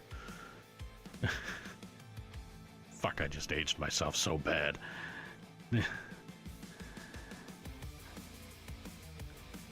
He blocked me. Oh. Any idea what the reasoning was behind it? Because in all honesty, I don't see him doing it just for shits and giggles.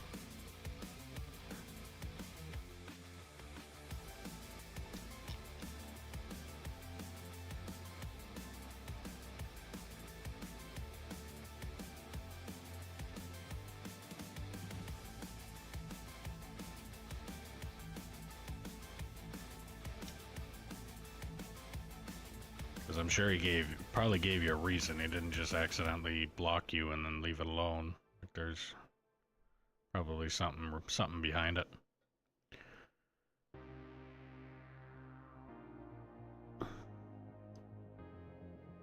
And there's only one person that I know off the top of my head that he blocked.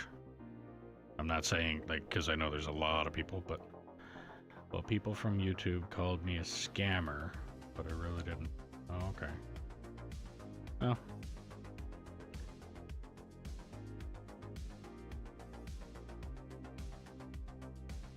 I mean, a lot of people brand people. There's a bunch of YouTubers out there that they have very high followings, and they could literally just say, "Yep, this guy's something that will brandish their reputation immediately," and that's all they got to do. This guy's that, and they'll go, "Oh, yep, I believe you, 100%." And it doesn't matter if there's no proof at all. It's true because he said so, right? Believe everything you hear on the internet, right?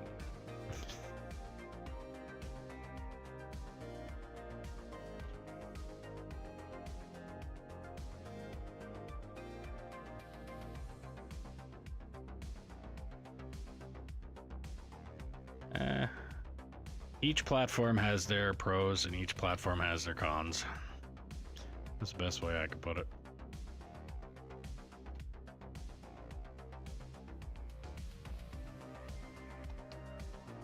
And again, in the same argument too, though, I'm not saying everything that came out of his mouth is right, okay? I'm not saying that in any way for anybody.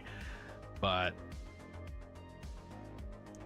to be brandished or be stamped as, let's say, a scammer in the platforms of YouTube, Twitch, Kick, the other one that I think Osmond Gold is on. Oh, you were half in the bag. Okay, so you probably said something that they put down as, yeah, I don't know. I don't even know if I really want to go there anyway. And I'm with this statement with every single person that decides that they want to watch and be on my stream. You start here on a clean slate. Don't give me a reason to do anything, and you'll be fine.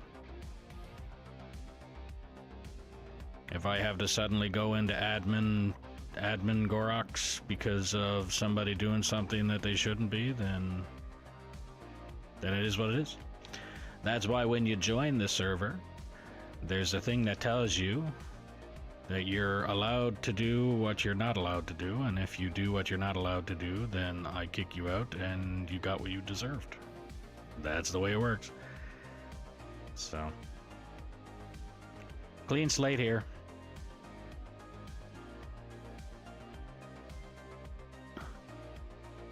Like I said, just don't give me a reason to do anything that would brandish me having to do the admin stuff, and I'll be fine. And you'll be fine. Yeah. Is what it is.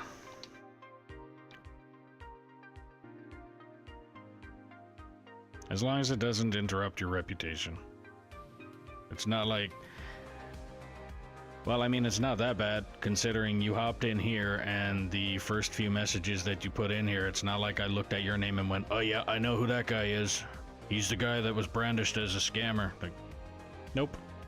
So when they put it down there, it didn't hurt your name. But like I said, there is one person that I know of in his,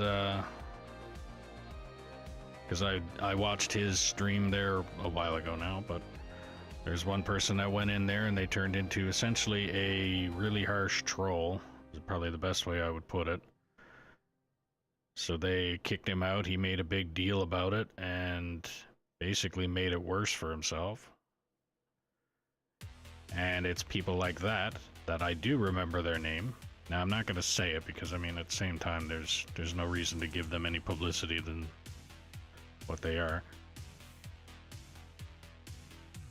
But if they hopped in here, then I would immediately be like, yep, no. So you can be in here and chat all you want to. The moment you prove, and I'm not saying you, I'm saying in general, but it's the moment you come in here and prove that the reputation that you've been given is true. Like in the guy's case that I was talking about there, he was a troll. He can come in the chat and do whatever he wants to unless he hops in the chat and turns into a troll. And if he becomes that, then he goes out. And that's the way it works. Said there's rules in here for a reason.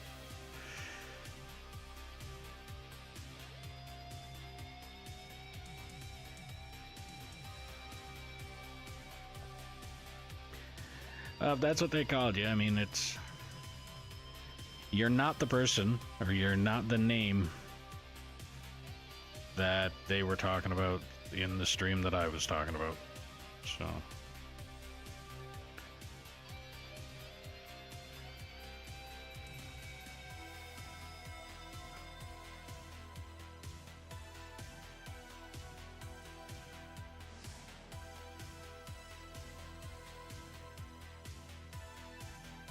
Alright, so now I got that. I should be... I wonder.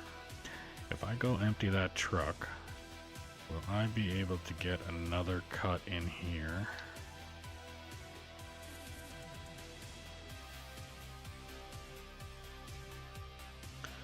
I'm gonna give this a try. Let's see if this works. Park the excavator here, and I should be able to. I'm gonna go dump this truck and then I'm gonna try I'm gonna try and park this truck in that corner area that's not there, that's cleared, and see if I can reach it with the excavator. If I can reach it with the excavator, I'm gonna do one more cut, unless of course that looked like it's solid stone that I'm starting to unearth.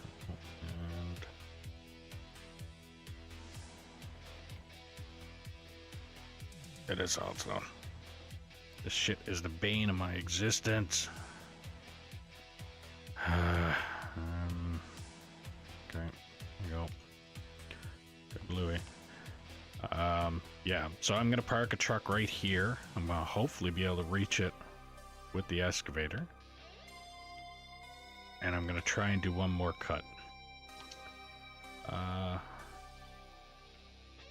Wish my resume show up in my email so I can start sending it out for work. Wish my resume shows up. What email platform are you using? Gmail or something else?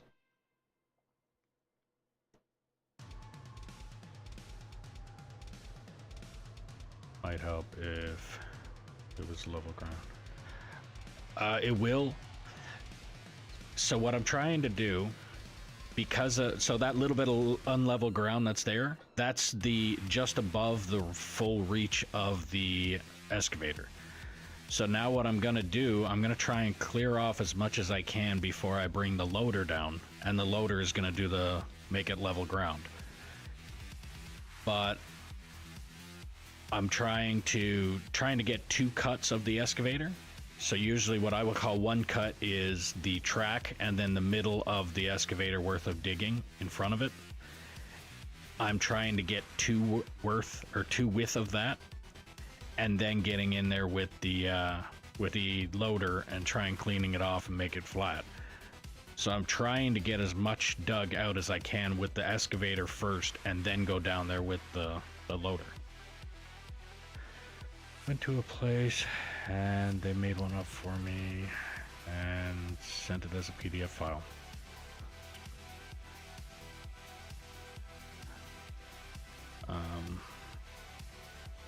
Okay. Yeah, because, I mean, to just try and find a file on, I could tell you on Gmail, up at the very top middle, it just gives you a little search bar. All you got to write in there is resume or whatever title they put in there, and it should come up. If you've already had it sent to you, it should come up. And if you're saying that it's PDF file, and if they're wanting, if you're trying to send it a different file, ChatGPT is one of the best ways that I've found to change your file. Change the file from one, like PDF, to JPEG or whatever the other file is. I found that's the best way to do it. Just go and send the file to ChatGPT, tell it you want this file, but you want it in whatever other profile or platform, and ChatGPT will do that. Found that out, and then in the process of finding that out, I haven't finished doing what I was wanting to find that out for, but it was mainly for the bagger with the custom company logo, which I still haven't set up because that was such a pain in the ass to try and do. Apparently you can't, so I ended up getting a lot of critical errors and stuff in game because of the trying to change the file over and all that kind of stuff.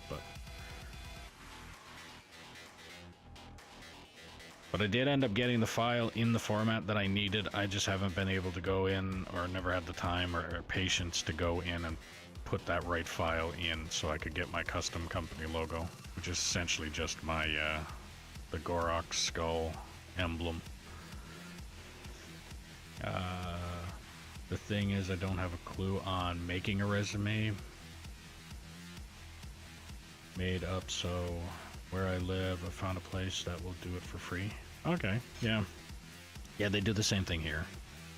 Basically, go down to, what's the provincial building here, and they have an area in there. You basically just go in and say, hey, I'm new, or I haven't made a resume or whatever. I'd like to get somebody to help me out with it, and all they pretty much just do is ask you for the information that you're going to want on the resume.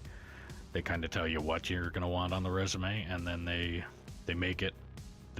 But in the case of here, they usually do, because it's usually done on a computer where you go, they'll usually automatically have it put either on like a flash drive or something for you, or they'll send it to your email there, and then make sure that you get it there, and have, in the case up here as well, you can also print a bunch of them off so that you have a bunch there.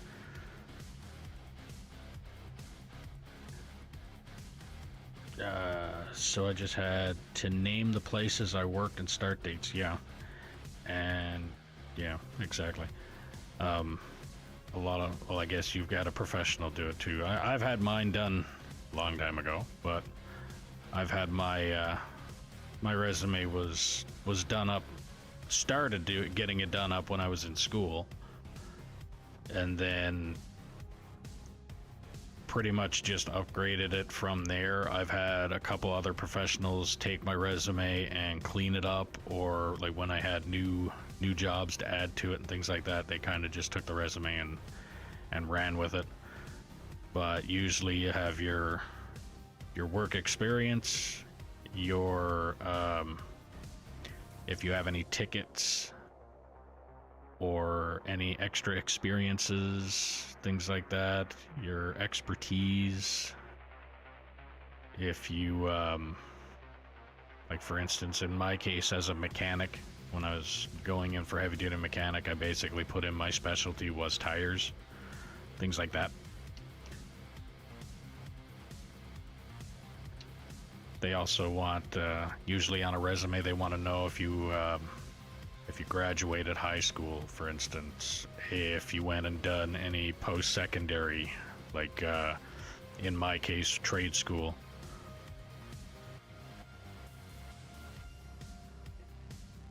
Like, they want to know pretty much everything. I'm on the East Coast. Okay. I'm from Newfoundland, if you haven't noticed from the accent. I'm living in Alberta, but I'm from Newfoundland.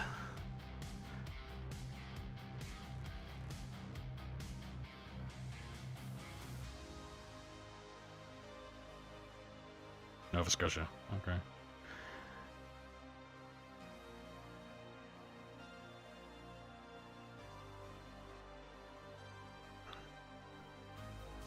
The, what was it, the Newfie that was going to the mainland but never made it all the way, that's Nova Scotia. Or stopped midway.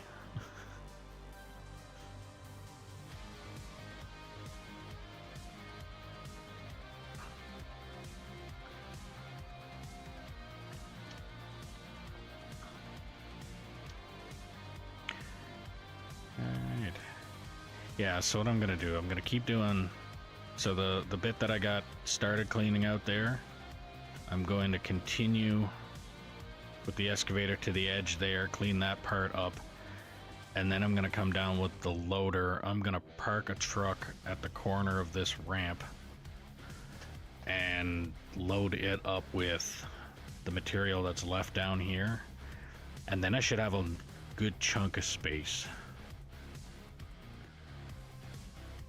And I might even just continue that process the whole way through.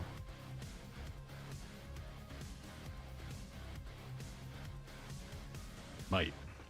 Depends on how cleared it is.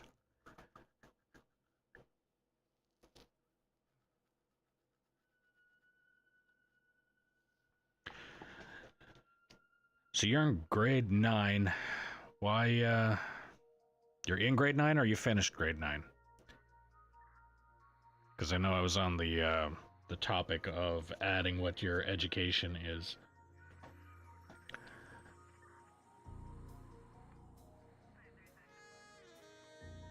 Because if you graduate at grade 9, or that's your highest education, then they would put that on the resume.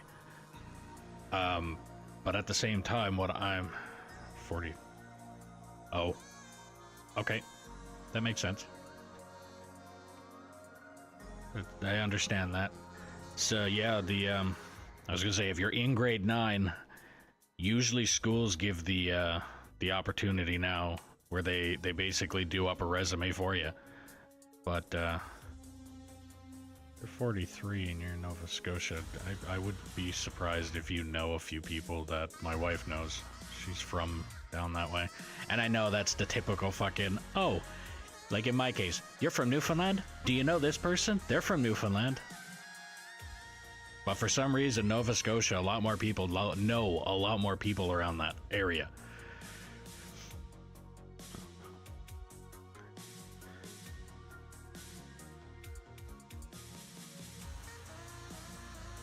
I know it is the same kind of concept, though. It's like, oh, you're from, like in this case, you're from Nova Scotia? Do you know this person? They're from there. But like I said, in a lot of cases with Nova Scotia, a lot of people do actually know a lot more people there. Be the equivalent of, you're from Alberta, you know anybody there?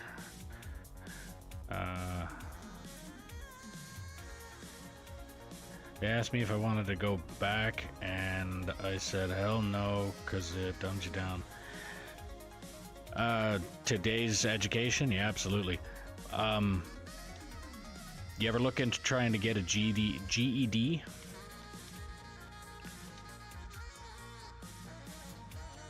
Because at the same time, that there is, it opens up a lot more opportunities. Probably the best way that I could put it. Because then, like, so in your case, well, I mean, it also depends on what you're looking for work. But the education itself, like if you go in and say I have a GED, they go, okay, you have essentially the high school equivalent. It opens up that many more doors. If you go in with, like in your case, if you go in saying I have grade 9, and again, it also depends on who you're looking to work for. Some places don't care what your education is at all. School need to start showing people how to make money. Yeah, they need to teach people how to do taxes. They need to teach people how to do that. When I went to high school, though, I must say the school that I went to, they had programs there. They called it the RAP program, which was the Registered Apprenticeship Program, where they actually, now you also had to put in effort on it. It's kind of like the same kind of concept as a scholarship when it comes to like sports people that I am not anything close to. I was never ever a sports person, but it was the same concept, only in this case it was the school sending you to basically work for a company in town for the last the last month or something of your school term. Or they also had programs where you were able to work for a company while you were in school, or during the summer when you were out of school. I mean, a lot of people, when they were in school, they would look for a part-time job, stuff like that anyway, right? So they kind of took it where they'll put you in a job where you're working under the program that... So in my case, I guess it's better for me to explain it in my case the way I was doing it. I was in high school looking to be a mechanic. Now, at the time, I didn't know if it was going to be automotive or heavy duty. So what I ended up doing was I went to the RAP program, and they put me working for a heavy duty mechanic shop as a laborer. So I was in there sweeping the floors, emptying the garbages, washing the trucks, and all that kind of crap. But I was still helping the mechanics, like if they were torquing wheels or if they needed somebody to pump the brakes, hold the brakes, all that kind of shit.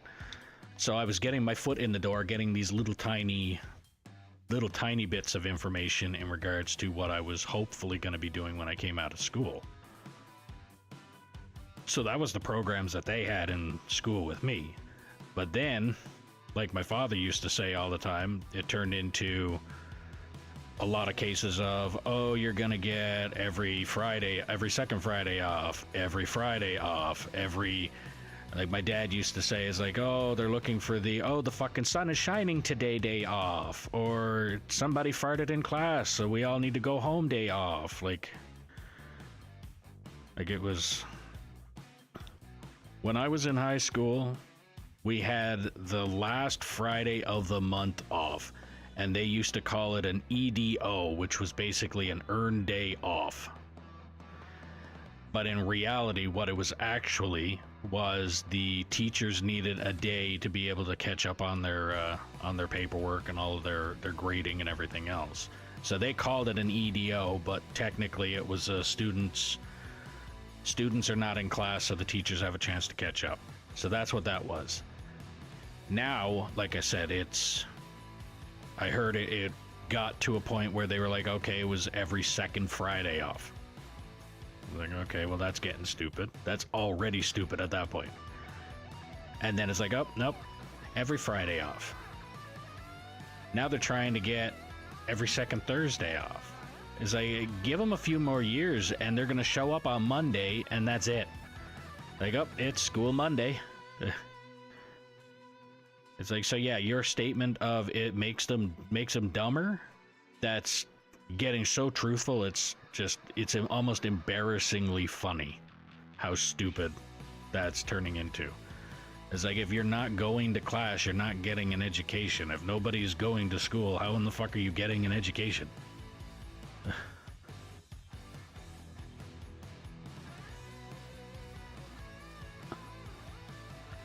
they need a break from you. Yeah. Yeah, that's the earned day. Yeah. The earned day away from the students off.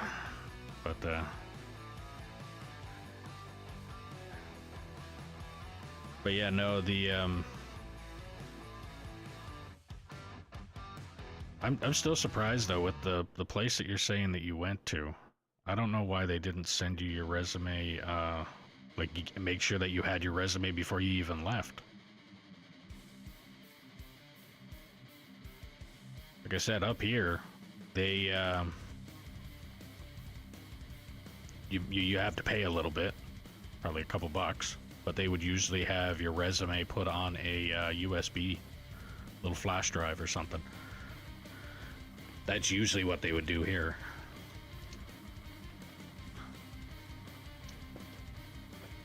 I'm surprised they just went down the route of we'll email it to you and that's it. I went out in the summer of grade 6 and started working in the woods. I think it was grade 8. I want to say 8 was when I first started working as a courtesy clerk, which that term doesn't even exist anymore. The bagging people, the people who bag your groceries for you, or the ones that cleaned up the aisles or took all of the items that they have on the shelves, and if it was empty, go in and get the material that was supposed to be put on the shelf and fill it, and then take everything and face it, which is the old term that every time I go into a fucking grocery store now, it irks me because they don't seem to do that either. Facing is basically taking all of the material or items that are on the shelf and pulling them forward so you can actually see what the fuck they have. Instead of walking down the aisle and looking at it like, oh, that's empty. Oh no, wait, it's pushed into the back of the aisle, like, or the back of the shelf.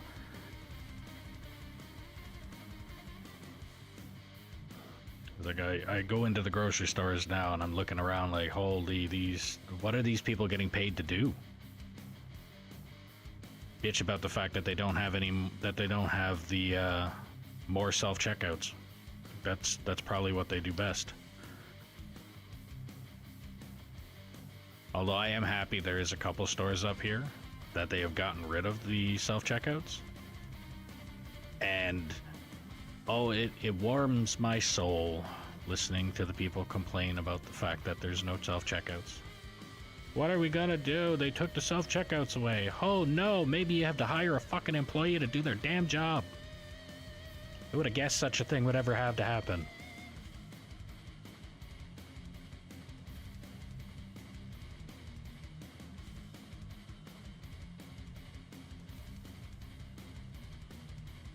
It's like, nope, they got rid of the self-checkouts, and I'm smiling. It's like, yes, finally. And yes, I am the type of person that when the employee asked me to go to the self-checkout, I would look straight at him and be like, I don't work here.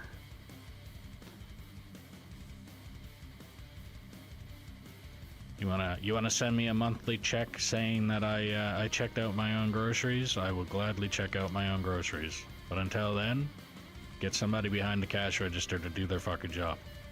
Simple.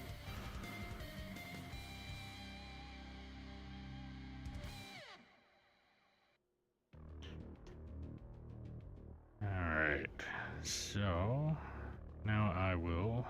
Actually, I'm gonna restage this excavator to where I'm gonna be using it next.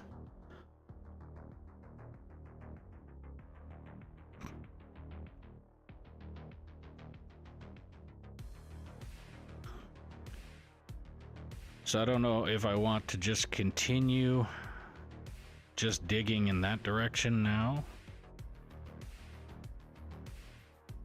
or continue doing what I just did there, where I'm digging this line and then basically cutting an L shape out, or do I want to just cut the section that I'm lining up now and continue cutting this section all the way up to that wall? And then once I get to that wall, then I start the line from here going across.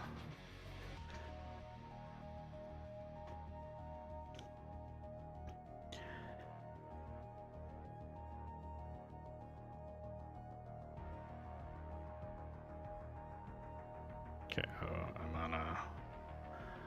I'm on a rough spot that I exploded with the explosives.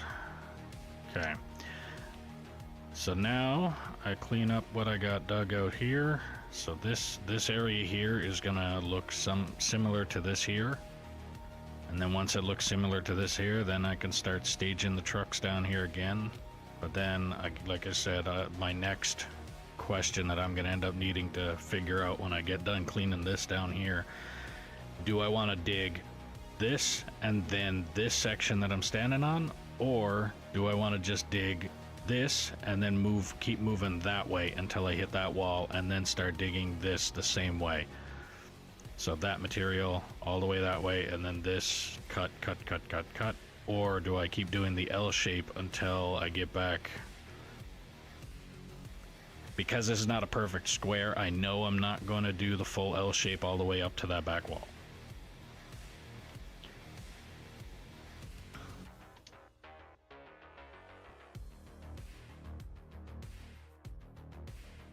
Alright, well, let's get in here.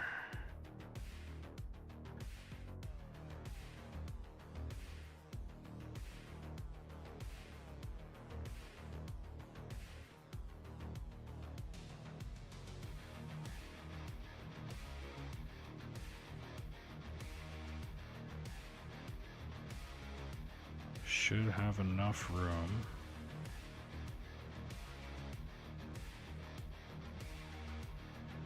Yes, plenty of space. All right.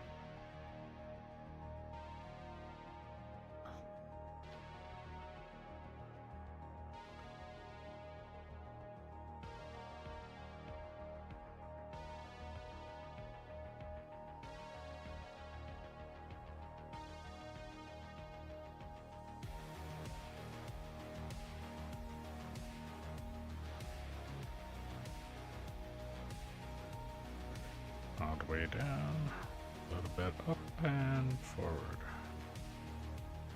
Flat, go forward.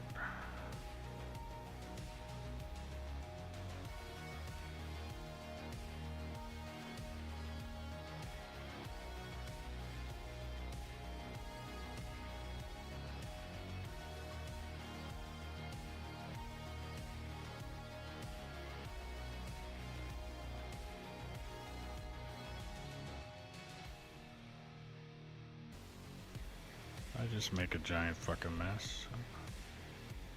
No? Okay. Alright.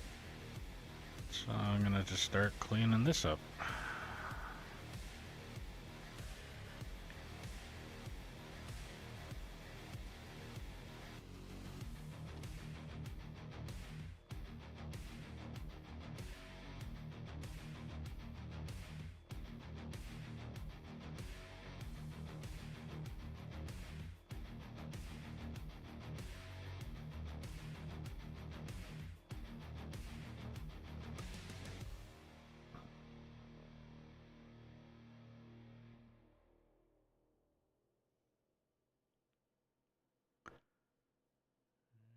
Alright.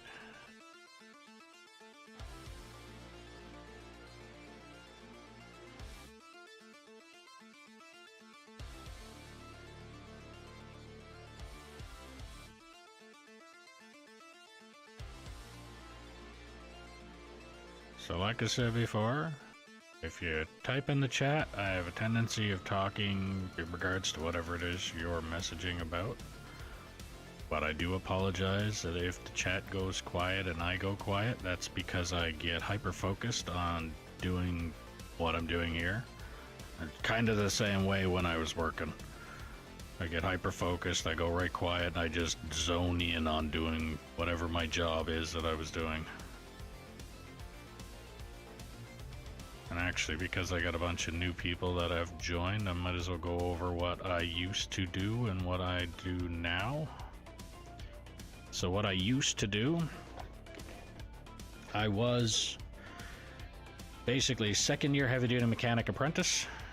That was as far as I went because the companies that I worked for were all they were looking for was glorified laborers.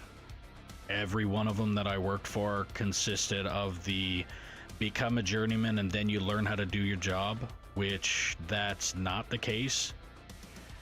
When you're an apprentice, you are learning the job before you become the journeyman, so that when you become a journeyman, you know what the fuck you're doing.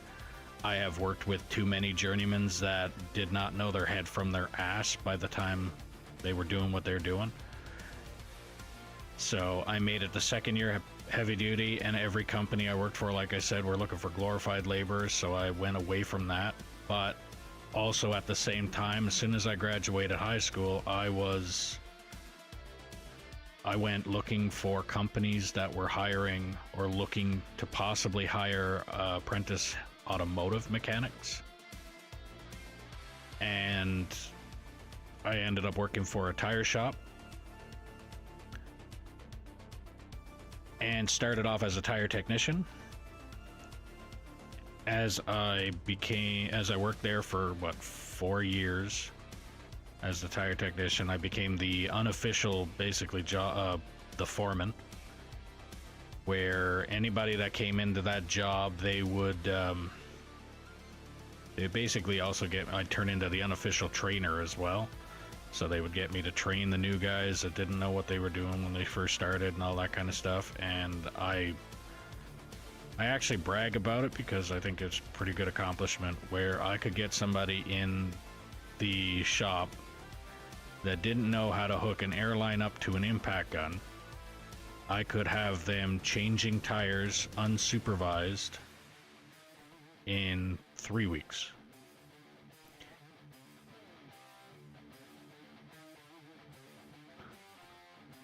Welcome back. Didn't know you left.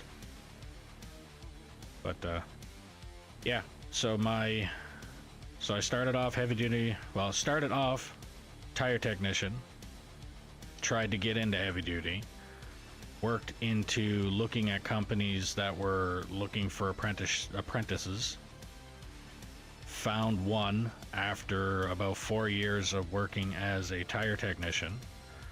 So like I said, in my resume, I ended up putting down as a mechanic that my specialty would have essentially been tires. In the 4 years that I worked as a tire technician for this company, I had 2 tractor trailer tires blow up on me. And I mean blow up. Not just putting air in it and they were ready to go on the truck. I mean full blown, as I would write on my FLRAs a lot. Rapid tire deflation. Loud bang where you don't hear anything for 3 hours afterwards. Also back, I worked for 9 years in a chemical warehouse. I'm more like a full-time warehouse operator. Also have a trucking license, so I can drive truck to deliver the cargo. Trucking license meaning just CDL. Also depends on what area, where you're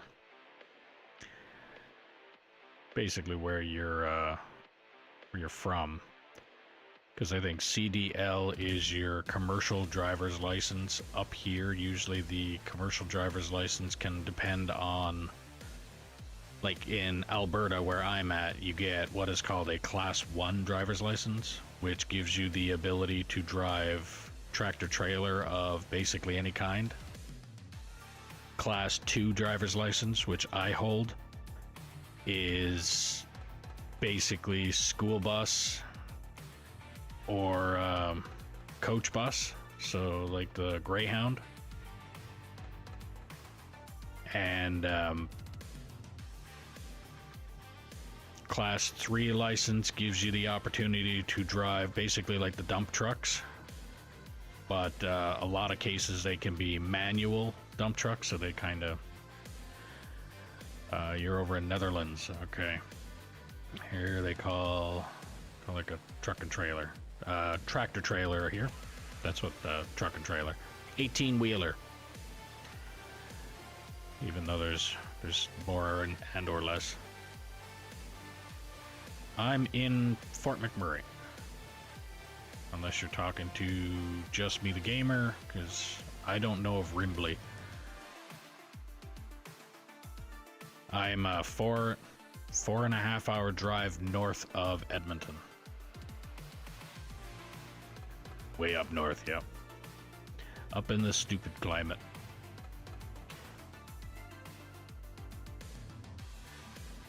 Like, we still have fucking snow on the ground. So sick of seeing snow. If it wasn't for the fact that my wife drives the haul trucks out on site here, so she drives the 797s, then I'd love to live in Florida. Actually, probably not Florida. Probably halfway. Halfway from Florida, where there's less of the stupid humidity and better weather.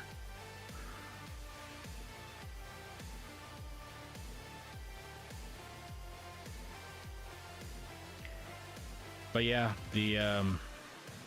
so I was a tire technician for the 4 years working there.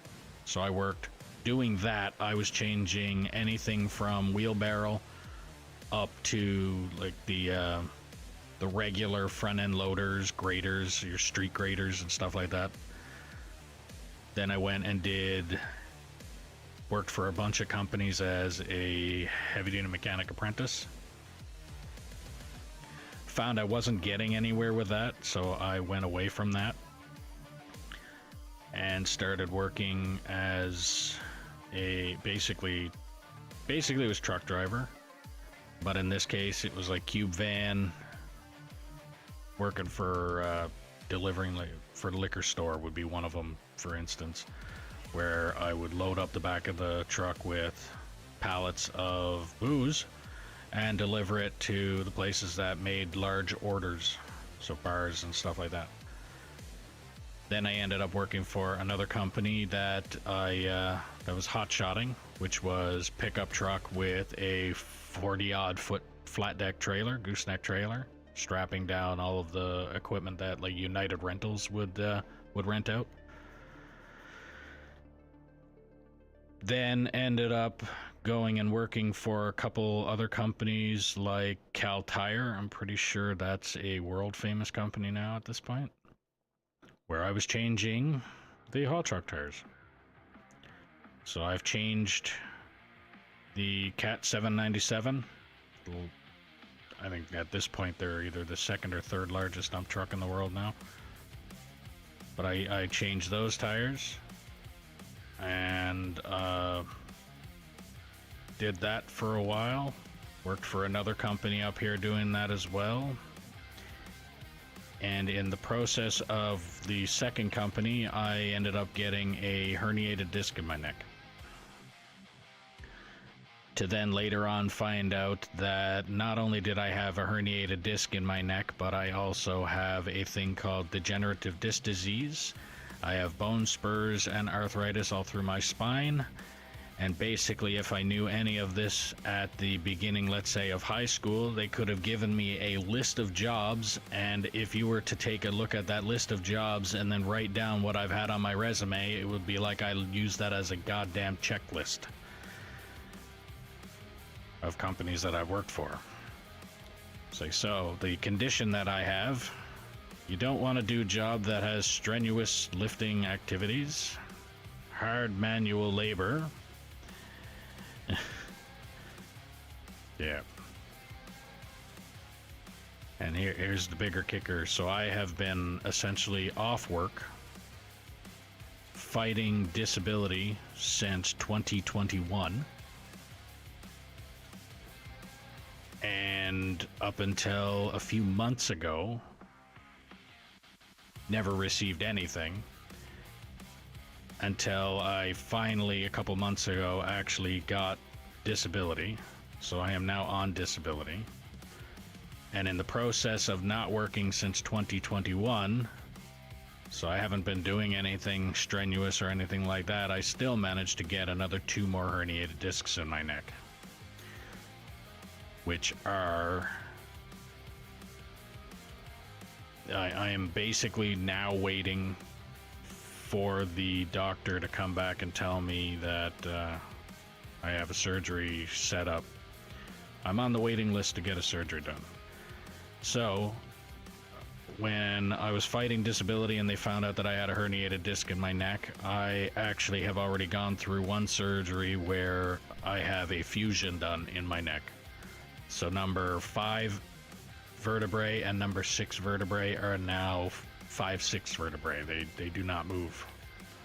The disc has been removed and there's a what looks like a door wedge pushed in there and 2 screws holding them together. But that is also the reason that I have a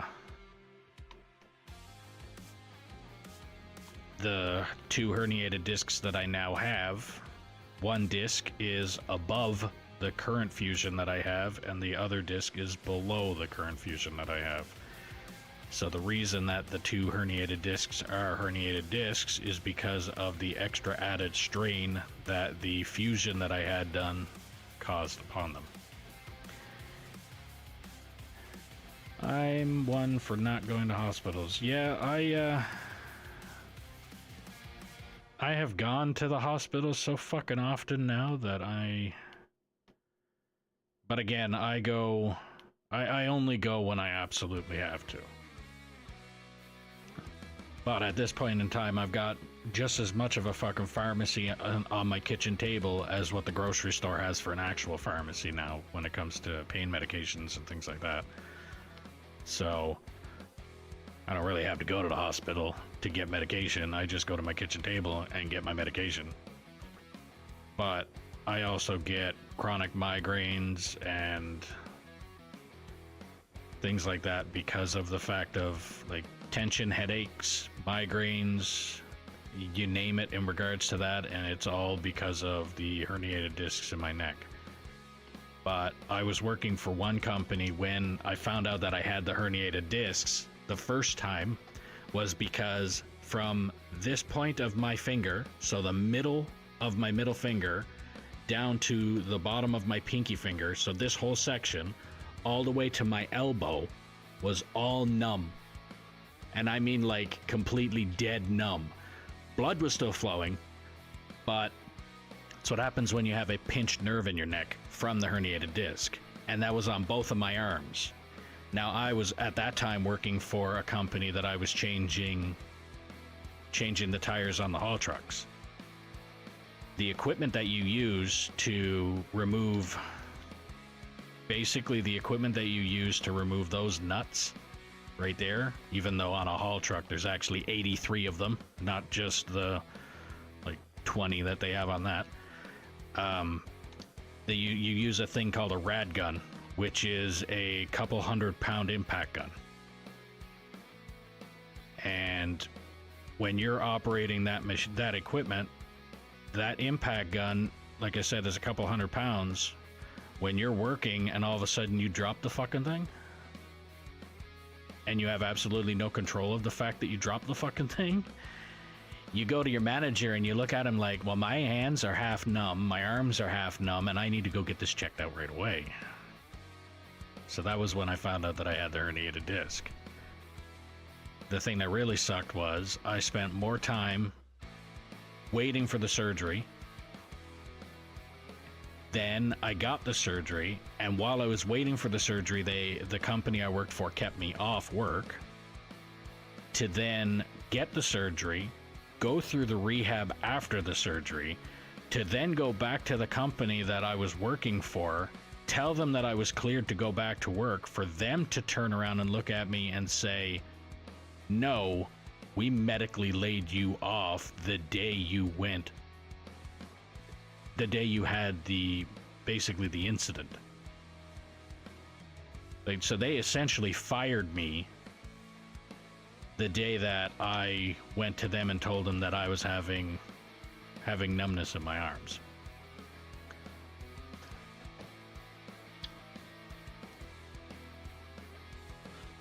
I know doing lobster will give you a carpal tunnel. Yeah, working on any kind of butcher line or any kind of thing like that where...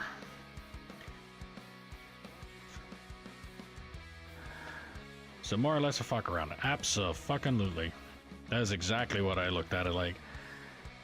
Basically went in and also at the same time, so when I was working for the company and then I went off on what I would call medical leave, they were communicating with me like, okay, what's going on, how's the wait time, and once I was done getting the surgery, they were like, okay, so how's it going, how's your rehab going, progress, and all of that. And then once I got closer to the time for me to go back to work, they basically told me, okay, well, in order for you to come back to work, you have to be cleared by the doctor. Okay, got cleared by the doctor.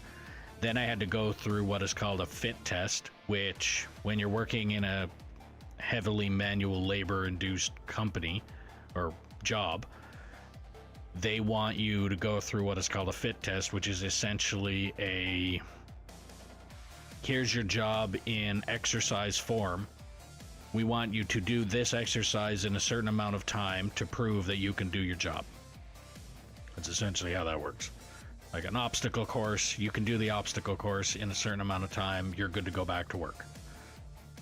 So my issue, I went and did this the first time after 6 months of doing rehab to fail it. That's not the kicker. The kicker is I failed it the first time and they're like, okay, we'll give you 3 more weeks. Go do it again. And if you pass it, you come back to work. Okay, so I went. 3 weeks later, passed it, not a problem. Then the fuck around began. Because then I started communicating with the foreman. Basically like, okay, I've been cleared to come back to work. I passed the fit test. When am I coming back? Oh, we're looking into it. Okay, like a week later. All right, I haven't heard anything back from you guys yet. When am I coming back to work? Still looking into it. Fucking 3 or 4 weeks later, actually I think it was a little over a month of me communicating back and forth to them of, all right, I've been cleared to come back to work. What the fuck is going on? This is getting ridiculous. To then get told to talk to the manager. The manager's the one that's going to deal with this. First thing I get as soon as I get on the phone with him, oh, well, according to what I see here, we laid you off the day that you went out. Like, okay, thanks. Thanks for giving me that information. So basically, as far as you're concerned, I no longer work for this company. And because of the surgery that I just went through, I won't be coming back to work for this company. Exactly. All right, thanks for the fuck around. You could have told me that from the beginning. Like, oh, you're going in for a surgery here to do this, to correct that problem? Then because of the work that you do and this surgery is going to reflect on that, you can no longer do that job, so we no longer need you here. And then they could have left me at like basically a WCB related thing. But no, instead I get cleared to go back to work, and at this time, like right after the first surgery, I had no symptoms of what ended up coming up later, but I had no symptoms at that time of pain or anything like that. I was able to go back to work. I was fully expecting to go back to work and ready to go back to work. For them to turn around and fuck me over like that. So then I was like, okay, well, now I gotta go and look for a different kind of job. So what I ended up doing was fuel and lube, which was basically operating a fuel truck, driving around the sites, filling up things like your generators and all that kind of shit. But I was getting paid almost $40 an hour to change tires.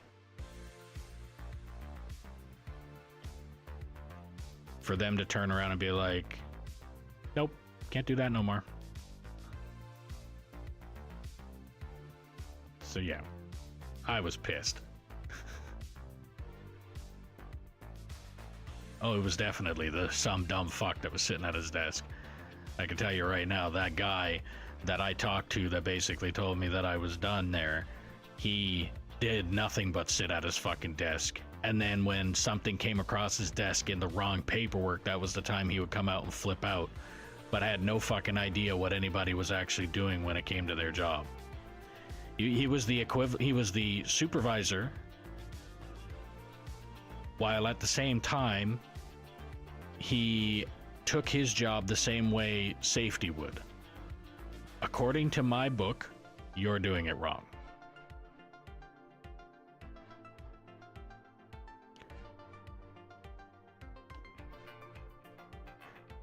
But yeah, so I got out of that. I went and worked for, like I said, Fuel and Lube. Worked for them for a while, and then COVID happened. And they basically, instead of, and because of the fact that I just started working for the company when COVID happened, they just laid me off, which happens a hell of a lot up here. Like, if you were to look at my resume and the way that it was, my resume reflected, within the last, I would say close to 8, maybe 10 years, consisted of worked for this company, got laid off, worked for that company, got laid off, worked for another company, got laid off. That was what it consisted of. Layoff of this year, layoff of that year. And then I went and went and did some training to operate the CAT 777. Did 7 days of training, and as I went into, like, just before I got the call to go work for them, I went in and got a new MRI on my neck. I went and did 7 days of training operating the haul trucks, to then get the phone call from the MRI department to basically tell me that I have 2 new herniated discs in my neck and the bone spurs, arthritis, and all that other fun stuff.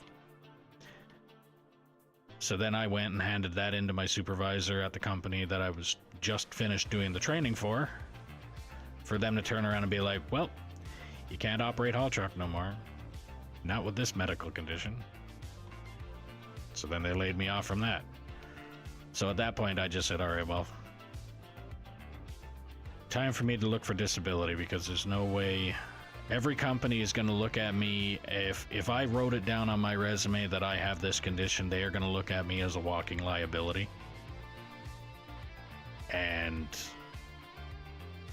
like, I'm not going to spend that much time trying to find a job that by the time I actually find this job that will actually work for me, I'm not going to get paid anywhere close to the amount that it would be worth. So, I mean, you look at a company that will hire disabled people, physically disabled people. The amount of money that you get paid an hour doing that job is, you're better off not doing it at all. But at the same time, with the amount of money that, like, with what I'm getting from disability, don't get me wrong, I would much rather be working. But like I said, the companies that I would work for are not going to pay me enough in regards to the work that I would be doing. So I'm better off stuck doing disability and trying to turn what I'm doing right now into a career. The only problem with doing what I'm doing right now as a career is I live in, like I said, a apartment building. So it's not like I can be the high-strung energy type that you see in a lot of other cases where there's a lot of, like, they're highly successful because, one, they're either really good at the game that they're playing, or they're high energy. I can't show high energy here. in this apartment building. I'd be evicted. So the best way that I can look at it is right now I'm pretty much just playing this game calm, relaxed, like chill style. If you want to come in here, just listen to the music, listen to my monotone voice, or catch up on the game itself, then that's what this is. Once I move out of this place, then maybe I can probably try and increase the energy a bit. But at the same time, this game isn't exactly a fucking high-strung kind of game anyway. So I'm not trying to aim for that. But what I can aim for is probably increasing my energy a little bit. They would not hire me at Walmart as a greeter, lol. Like, welcome to Walmart, yeah. Yes, Walter.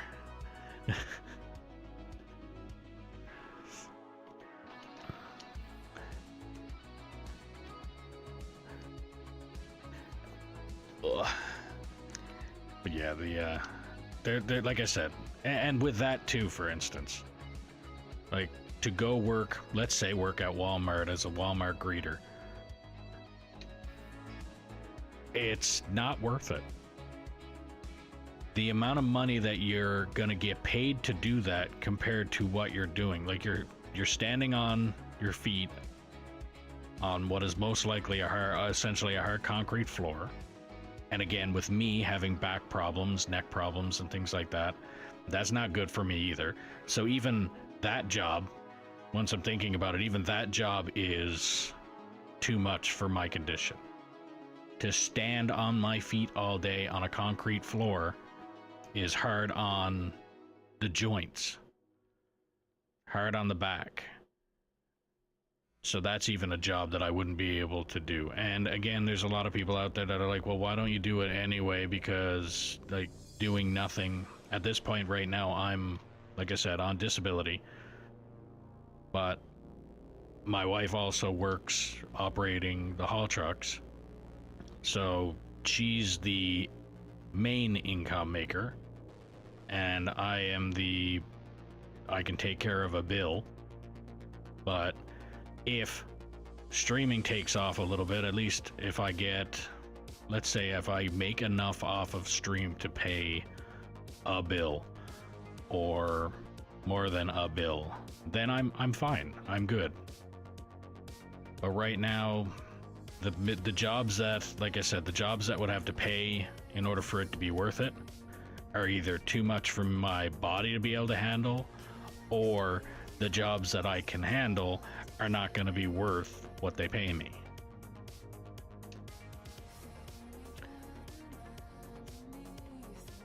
On a concrete floor, I usually rock back and forth from sides. Yeah. See, it's also probably the reason that I'm in a little bit of the condition I'm in too, is because as a mechanic, that's all I've done, standing on a concrete floor. A lot of people don't realize how hard that is on your body, just standing on the concrete floor. That's why if you ever notice when you go to like cashiers, you'll see next to the like under the cashier on the floor, there's a heavy spongy mat, because they're standing there for pretty much their 8-hour or whatever hour shift they're working. That's so that it can reduce the amount of fatigue on their body and things like that. Like standing on a concrete floor is absolutely horrible for your body. And I, like I said, used to do that as a tire technician, working in a shop all the time.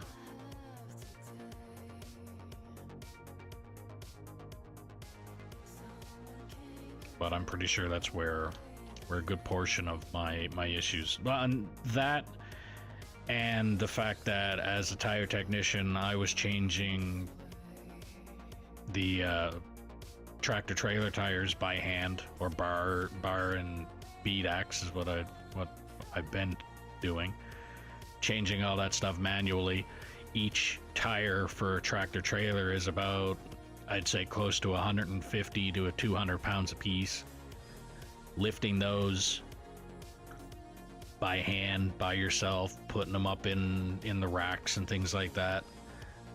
Like there was a lot of heavy lifting, a lot of improper heavy lifting, because the companies that I worked for were not like safety regulated, I guess would be the best way to put it. They were ma and pa shops kind of thing. It's the get the work done, safety is the enemy of production kind of companies.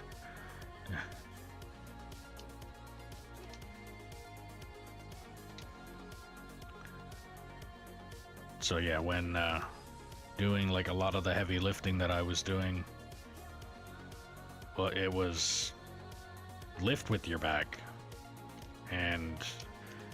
But I mean, at the same time, with the work that I was doing by myself,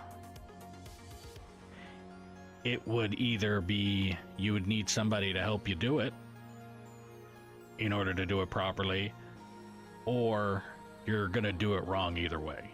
If you're doing it by yourself, you're doing it wrong either way.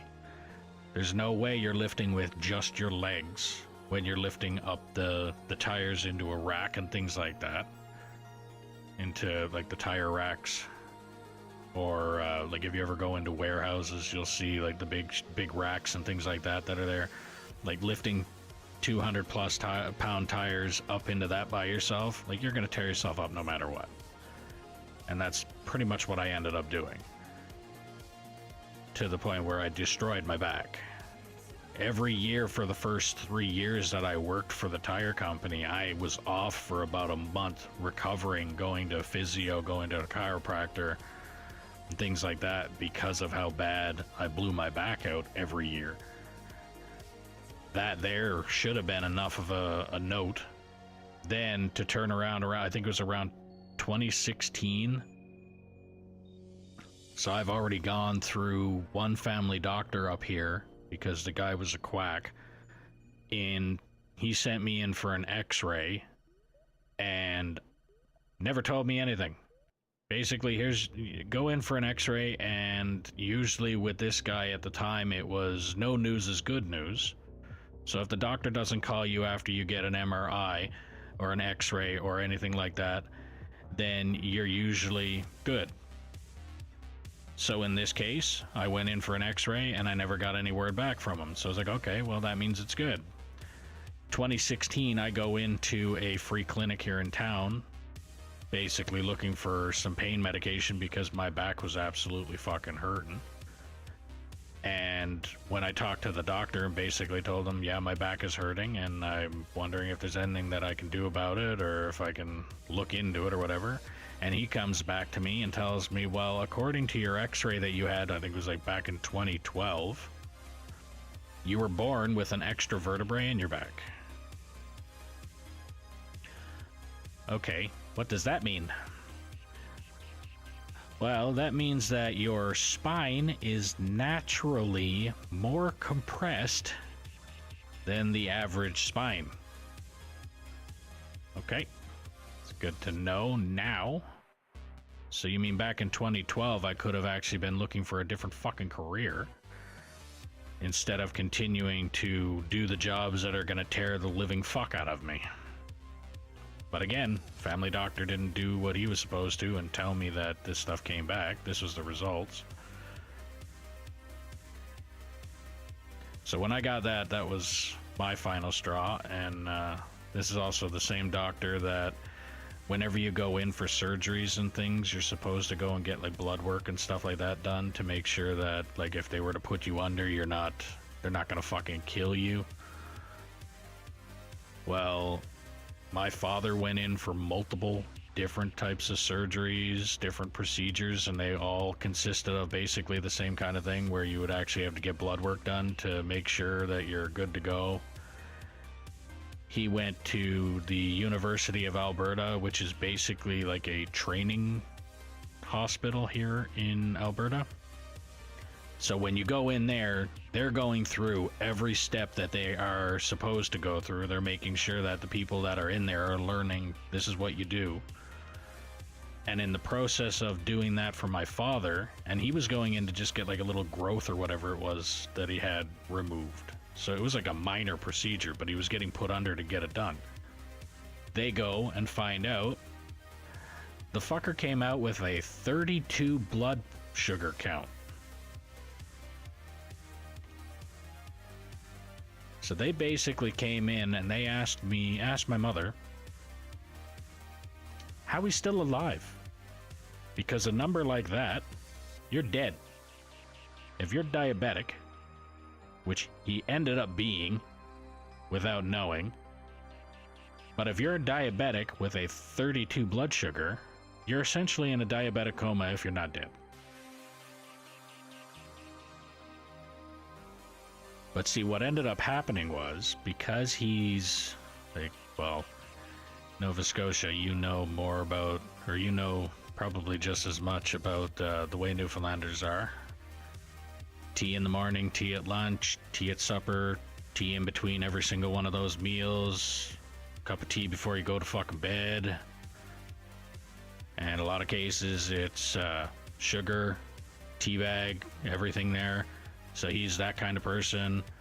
Yeah, he was that kind of person. The only thing is, he was the he goes above and beyond with everything, overdoes everything. This is the kind of guy that those cups of teas. You ever see the large A&W mug? That was his cup of fucking tea. And he's been doing that forever.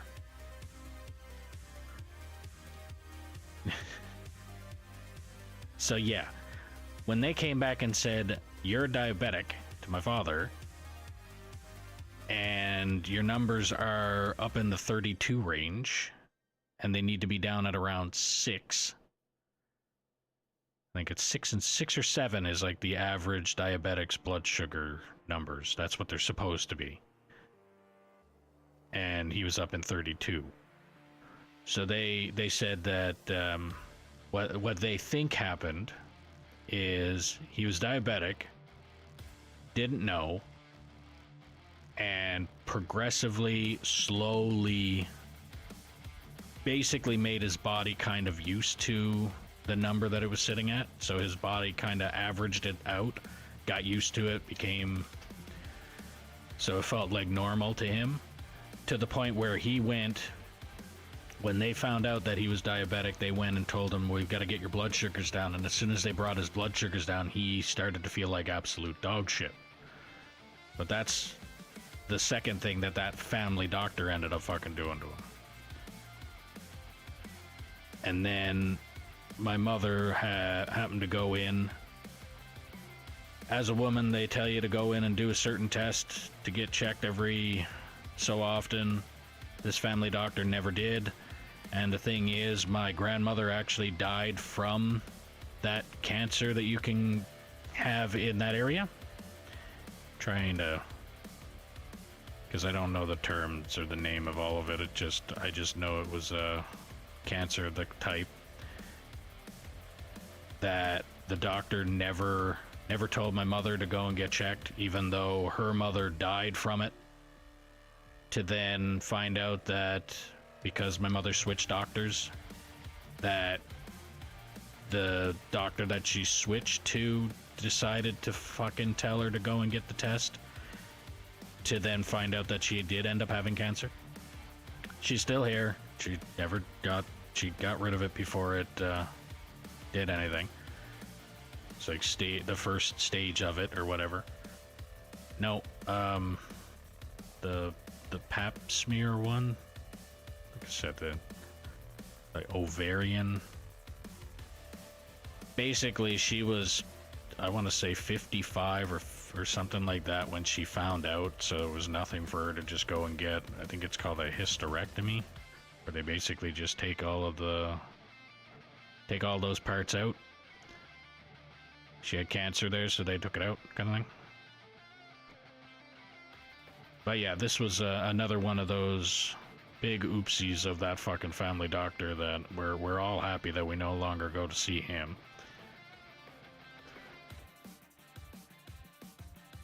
But yeah, so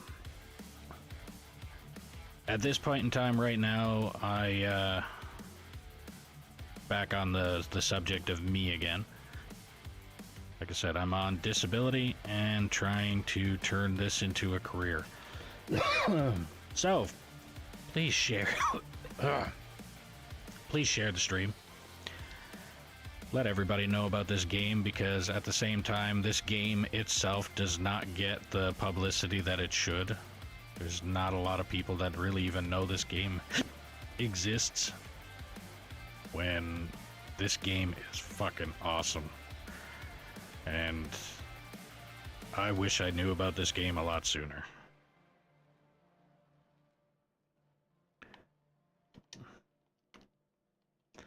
All right. Well, I'm getting,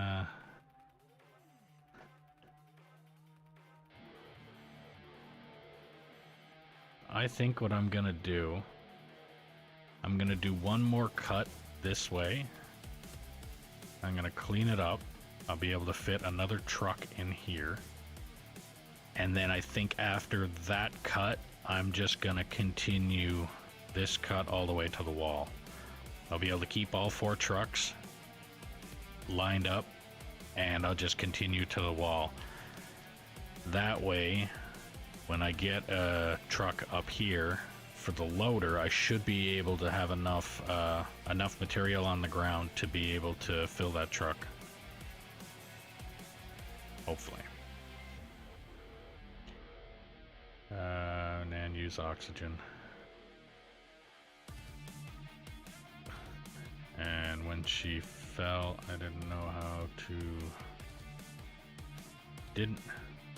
And when she fell, I didn't know to leave her be, and she want me to pick her up, which cost her life. Yeah, that's not good. Sorry to hear.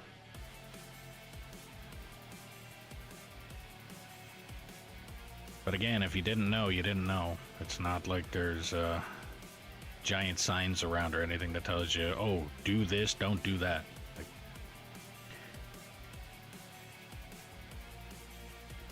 that's like my mother just recently, well, I say recently, I would say closer to well over 6 months ago now. She was working, she fell.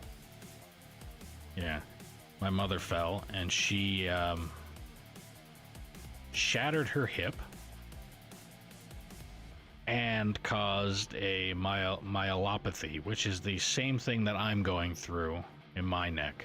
She had the same problem in her neck. So she went and got the same surgery as I had. So now she can definitely relate to the problems that I'm having, because a lot of times, same thing with back issues, neck issues, or anything like that. It's not like when you get an arm chopped off, you can tell, hey, this person has an arm chopped off. They got problems they have to take care of. When you have a sore neck or a bad neck or a bad back and stuff like that, it's not visible. So now that she went through half of what I've gone through, I have not had a hip replacement. And hopefully not for any time fucking soon, but it will, she understands that one. So she went and had a full hip replacement and a fusion done when she fell. And then literally as she's going through recovery of this, my father was going through a, basically, he went to the hospital to get a check, and they ended up finding out that he needed to get a quadruple bypass. Another lovely little bit of information. Now, first family member that I've known to ever need something like that. So the first time that I hear about this, it's my father has to go in and get a quadruple bypass. That's not exactly the... I'm not overwhelmed with joy when I hear that information. So I've already got... Mom told me a long time ago she had cancer. Then she goes and tells me she had completely shattered hip and the same surgery that I've had done. Then my father turns around and comes out saying that he needs a quadruple bypass surgery. And I am the worrywart type, as my parents would say. My parents actually thought I'd probably have a heart attack at the age of 10 because I worry about everything. So I'm hearing all of this shit thinking like, well, what now? What else can be thrown in my fucking direction? So yeah, my father went through the quadruple bypass, and naturally going through my head, quadruple bypass, heart surgery. The hamster is essentially fucking like mock turkey on that fucking wheel. Now that it's all said and done, I had an uncle of mine that actually came out of needing a quadruple bypass, and when I was told that he needed a quadruple, it's like, okay. Technology today is a lot more different than when you first started hearing about this shit. A quadruple bypass is like going and getting a hangnail removed at this point now. It's nothing anymore. As I would pretty much say, at this point in time, anything heart related, most of the time people that die from, let's say, heart attack, the only reason they died from that heart attack is because there was nobody around them to help them. If you literally are standing next to somebody and have a heart attack, you call 911, somebody will get there if they get there quickly. They have a very, very good chance of survival. Everything after that is pretty much, I mean, I'd never be able to do it, but I would put it as simple. Going and getting heart surgery and things like that, it's easier now in comparison to before.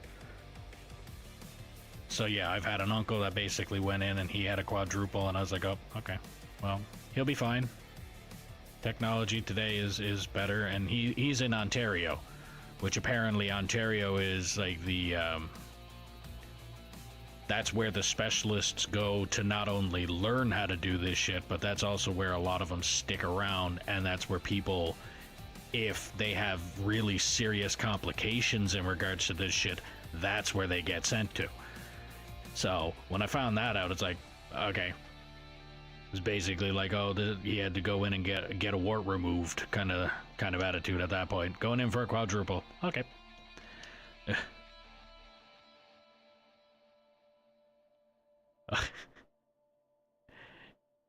Yeah. With all of the shit that I got going on now in regards to medical related, like my neck issues, back issues, and all that kind of stuff, it's like, well, at this point in time, if I curl over, leave me. See, it's like taking the horse out back and shooting it at that point. If I fall over, leave me. All right.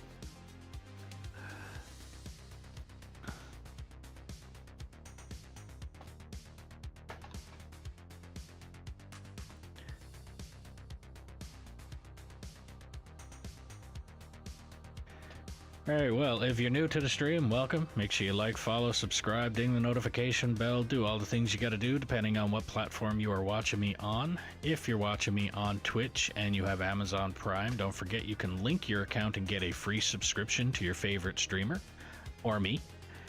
The benefit to that is you don't have to watch those pesky ads.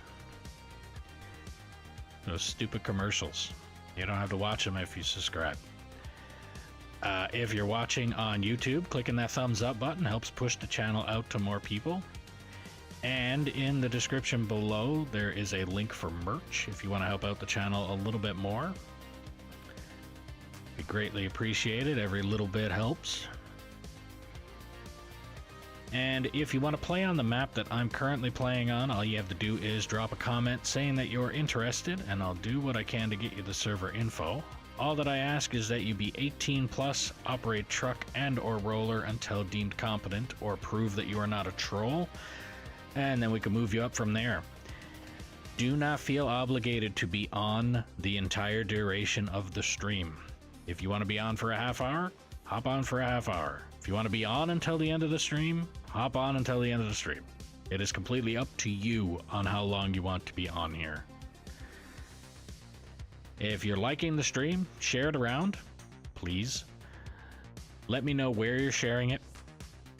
And if there's something you're not liking about the stream, don't hesitate to put that in the comments as well. And I'll take a look and see what I can do to fix it. because if I am not told that it is broken, I can't fix it.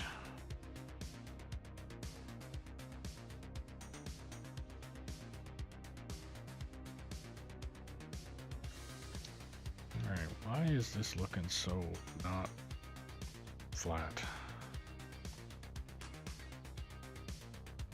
What's going on here?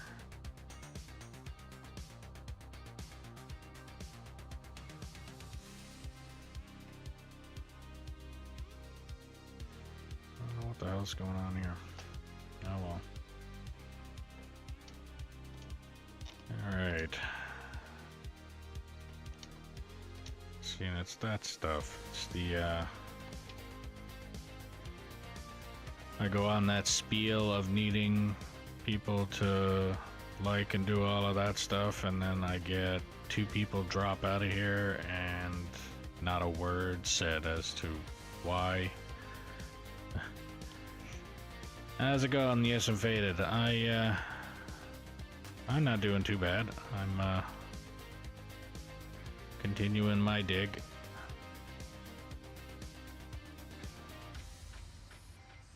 Just trying to keep this going.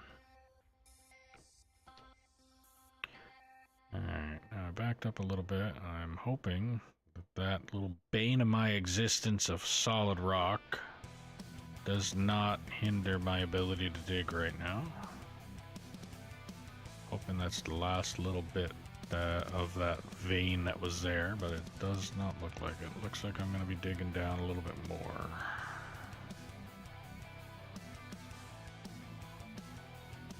Alright.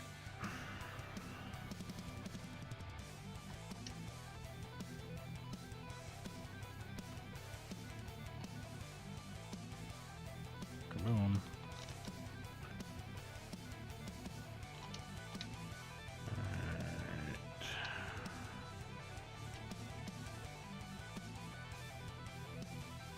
Yeah, besides that, doing pretty good.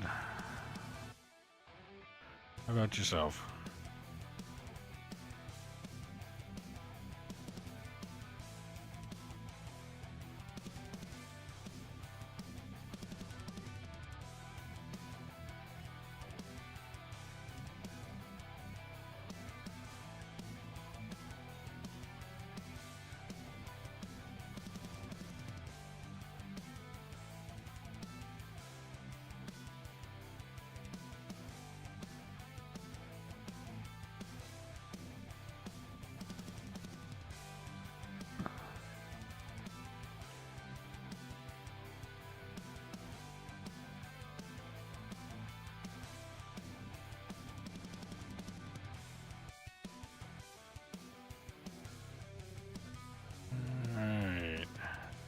So I'm going to try and get this cut.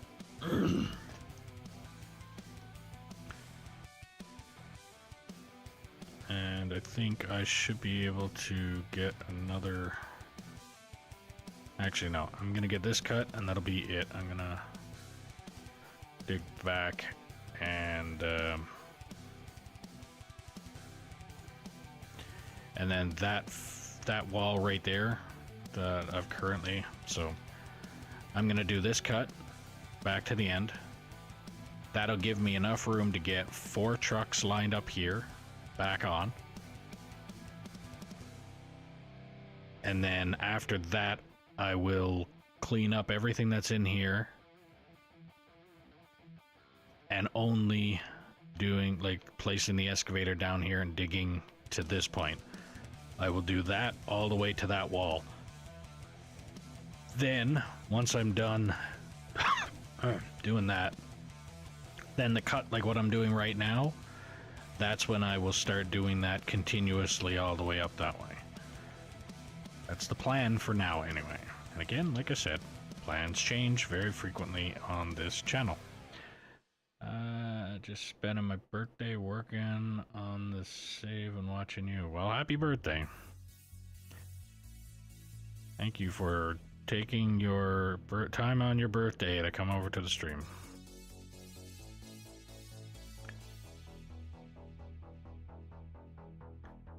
Wasting your time watching my time, as I think Syndicate would say.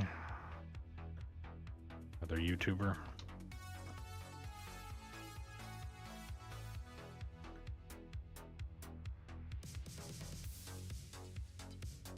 Because in reality, you're working and I'm literally here playing video games, hoping to eventually get paid to do so. Making a little tiny bit of money, but I mean, at this point, it's not paying any bills yet.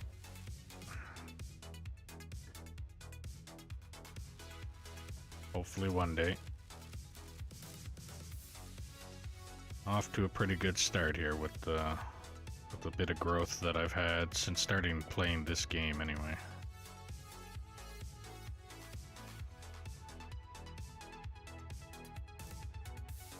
That truck is full. So yeah, I'm going to finish the cut that I'm doing right now. I'll clean that up.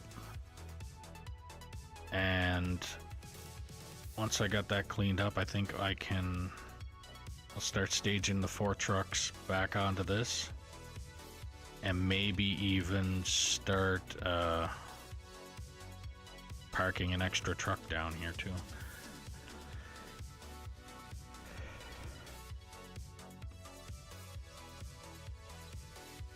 Eventually I'll get all of those trucks parked down there once I open up enough room to be able to do so.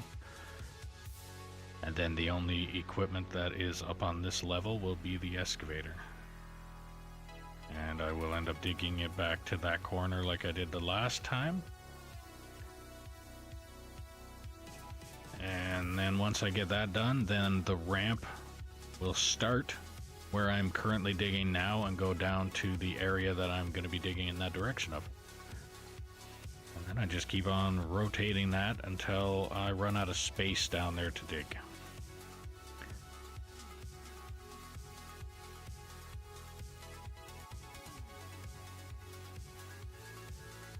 I can't wait to get through pit B so that I can start digging dirt again and not worrying about the fucking solid stone.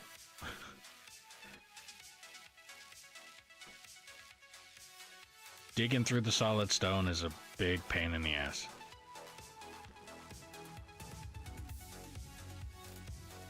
It's like you're digging and all of a sudden the machine just doesn't want to do what it needs to do. That's the biggest pain about this.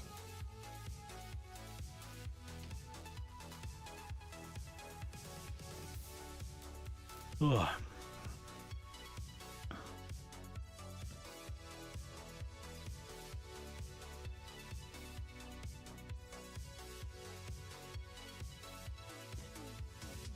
Yeah, so I will finish this cut. And I think I'm going to clean it up. And then just start staging trucks.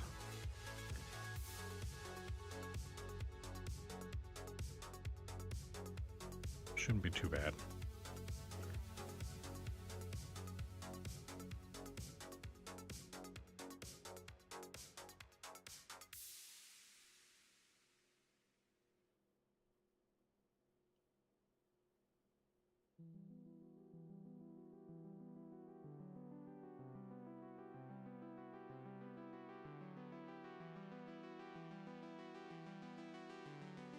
Okay, I will be right back.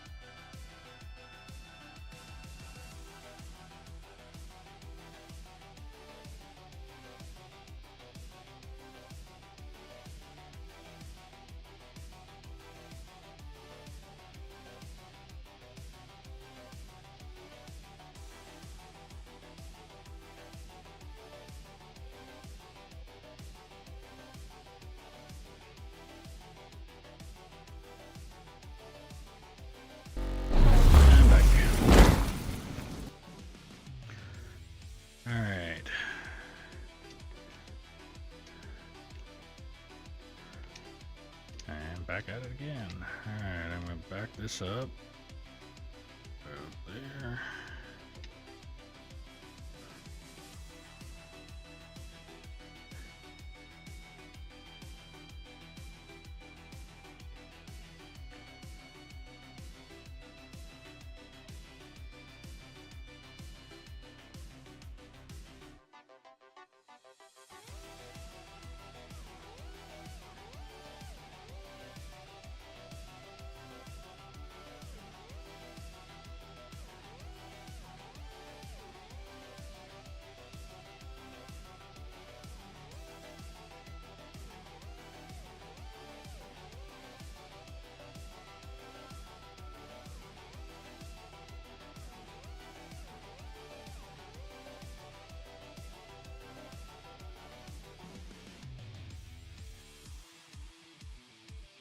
Alright. So yeah, like I said before, and again, I'm not trying to do this to sound like I'm begging you guys to chat in the chat, but if you don't mind the whole just listening to the music and watching me operate, then that's fine too. But if you want me to end up talking more, then you need to chat in the chat in order for me to basically have a subject to talk about. Because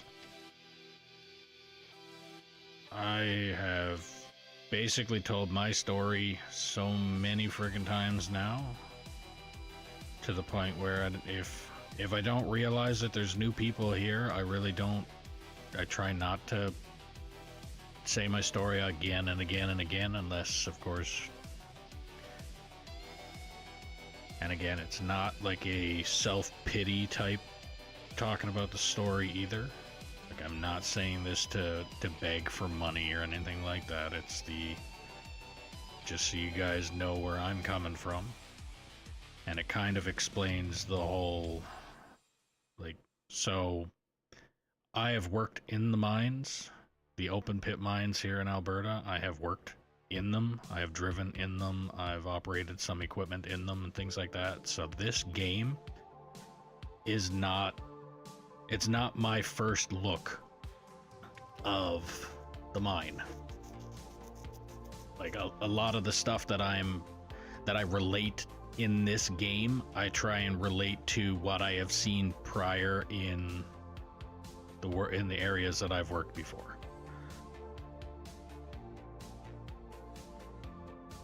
Like, I have seen a lot of the, like, I've seen, if not parked, my fair share of trucks in laydowns and things like that. So staging the trucks. Again, it's the very minor, if you know how to use a parking lot, you know how to stage the trucks pretty much, but operating the trucks, figuring out the best way to do, like, if you're gonna drive these trucks and you were to go and dump out on a real site, most of the dumps look like the one I'm currently dumping at, not the one that my main plant has. Because of how heavy those trucks are, you're not really gonna get a drive through, drive over type dump. The amount of weight that these things carry, you're just gonna collapse whatever racking the truck goes through. So usually on a real site, most cases when you get what is called the crusher or the dump, you'll get what almost looks like a Y. Well, actually the processing plant would look more like a Y. With the where the trucks go, it looks like a giant circle. So at where a dump actually is, you'll get one spot here for a truck to dump, one spot here for a truck to dump, and they kind of dump down into the same spot. And then next to that would be the same concept, like far enough away to where the trucks can comfortably back in and drive forward without colliding with the other truck. That's usually the way the dumps look on the real site. And it doesn't happen in this game, but in real life, when you get, for instance, the oil sands is what the sites dig up here. when you get the ore material or the oil sands, it goes to the dump. If you get dirt or something that's not basically not oil sand or not rich enough for them to use it, it's considered overburden. Overburden would usually get put in a dump. Like it would be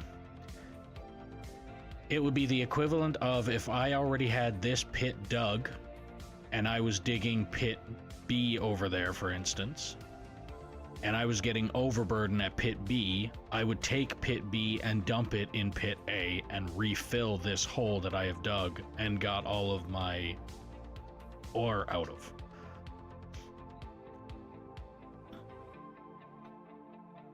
So that's where the difference between Sight and this game is the everything that I dig up I can make money on. In real life, the only thing that you make money on in regards to the sites out here anyway is the oil sand or the oil.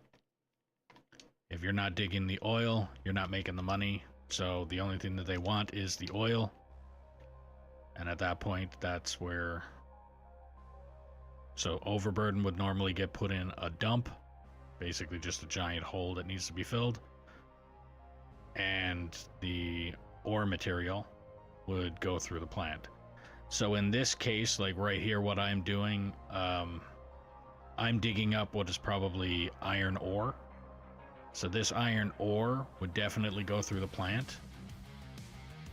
But let's say the blasted rock in other cases would be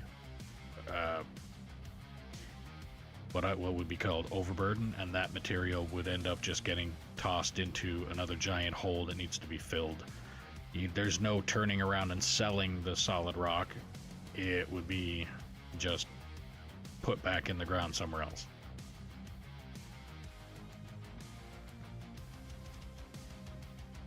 So right now I'm pretty much... The difference between how a real site would be set up and how I'm set up on this one, everything that I'm digging is going to be money material. So all I need to do is worry about how my roads are going to meet down into where I'm going.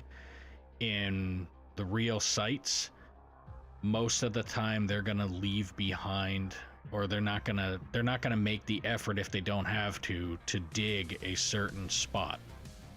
So it would be like, for instance, let's say I'm digging this area here, that area over there that's blasted rock, I would leave that where it is, and the iron ore vein that goes on here where the boom is pointing, I would dig that out only. So then my roads would definitely change if that was the way that I was digging this mine. So there's certain things like that that change, but again, that entire spiel stemmed off of the fact of my story is I have worked off changing tires on trucks to operating the trucks to then end up getting hurt essentially and not being able to do any of it to now doing this.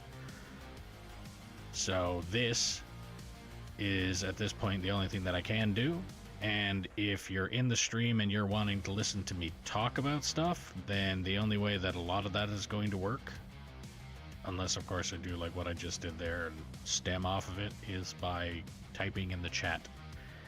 If you have any questions, ask away and I will answer them the best that I can, and if I can't answer them, I will steer you in the direction of somebody who might.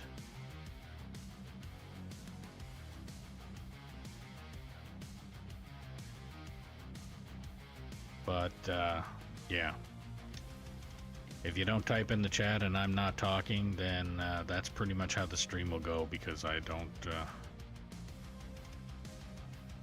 most of the time I get hyper focused on what I'm doing down here and continue this, and I have a lot of work ahead of me, like a lot of work ahead of me. if it was just me digging and we were to add up the time that I am going to be doing this stuff, I probably have a good couple years worth of work. And that's not exaggerating. I probably have at least 2 years of work to do what I've planned. Just what I've planned. So like I've said here, just this plan alone, okay?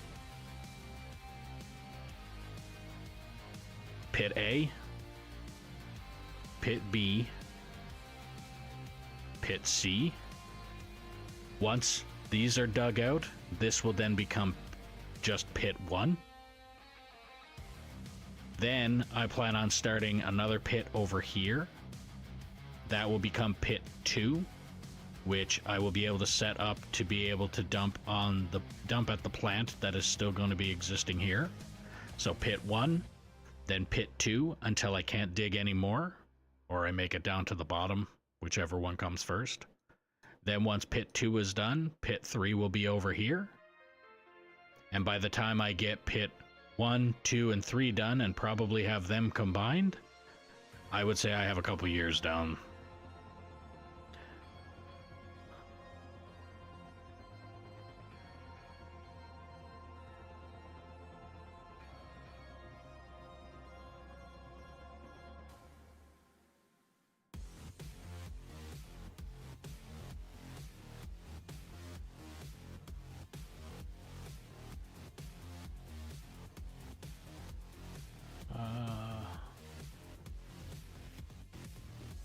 No, that'll be a lot of streams. Yeah, definitely a lot of work ahead of me.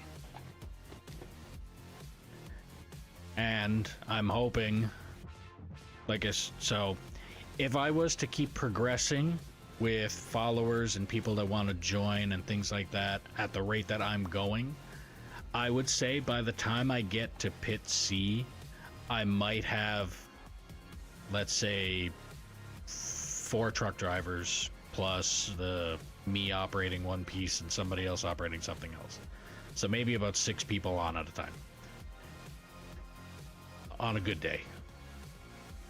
And if I keep progressing that way, which it could go up and it could go down, you never know. If I keep progressing like that, I may have 7 or 8, maybe 9 people by the time I get into this pit.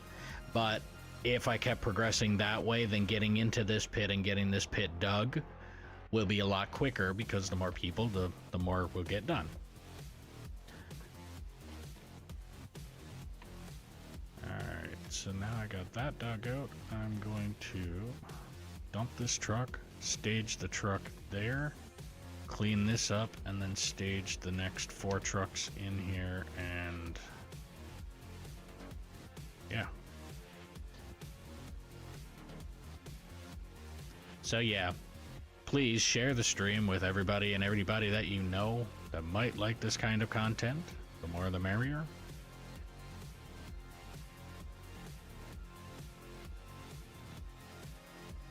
Two reasons: I need the views. I mean, I like the views. I'd like more views. And for the sole purpose of, if somebody joins and they may be interested, then I can have them in the game, on the map, helping out. Which is an option for anybody that is watching the stream. If you have this game, you can just ask. I'll get you the info and you join the map, and I'll get you to drive the truck for however long to just prove that you're not in here to just cause destruction. Like, the sole purpose of you being in here is not to just drive around and beat shit up. And then after that, it's if you prove that you're not in here to just cause destruction and things like that, then I can get you into other equipment. And you got lots to choose from. Like, if there's a certain piece of equipment that you're more comfortable in, then I can get it. I have tried a lot of the equipment in this game, I can't say all of the equipment, but I can say a lot of it. Like, for instance, here, let me just, since I got myself on the subject. So I've bought and used all the Wiggle Wagons. I have no purpose in using them anymore. I never bought a 500 because I don't see the purpose. I got bigger equipment now. So I have the biggest loader, or excavator. I have the biggest trucks. I do have the biggest loaders, which, if I'm not mistaken, I think this one here is the largest bucket. 23 is 48 and 16 is, yeah. So I have the largest loaders, I have the rollers, and I have the largest baggers, and I use this. I've used this cable bucket. I'm interested to join soon, but heading to bed also very soon. Have to work tomorrow for a couple hours, but I could try to invite some friends to help. Well, I mean, the more the merrier. I won't say no. But yeah, I've got the cable bucket. I've used that. I like it, but at the same time, there's a little bit of finesse that I need to figure out that I'm not 100% on. When I dig with this machine, I'm either digging down or I'm digging up, and to try and get that sweet spot, it's difficult for me with that machine. I like it, but I would like it to work better. I also have the dozer. I have both the 11,000 and the 6-way. Like I said, I have the largest excavator. I have used the clam bucket. I don't particularly like it, or what I would call the hydraulic shovel, just like I would call this the electric shovel. Reasoning behind it: this is hydraulic, obviously, in real life, and in real life this machine is an electric shovel. So the backside of this machine would have a giant, what would look like an extension cord coming out of it that comes out and goes to what are cable stands, and then it goes up to an electric plant that actually powers this.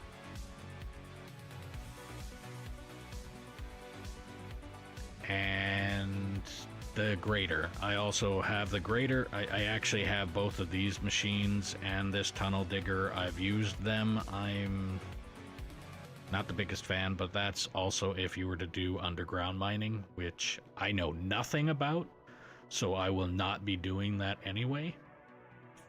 For now, like I said, I have enough plans in this map now that's going to be a couple years worth of work. I mean, I don't need to do underground mining on top of that, but I have used it.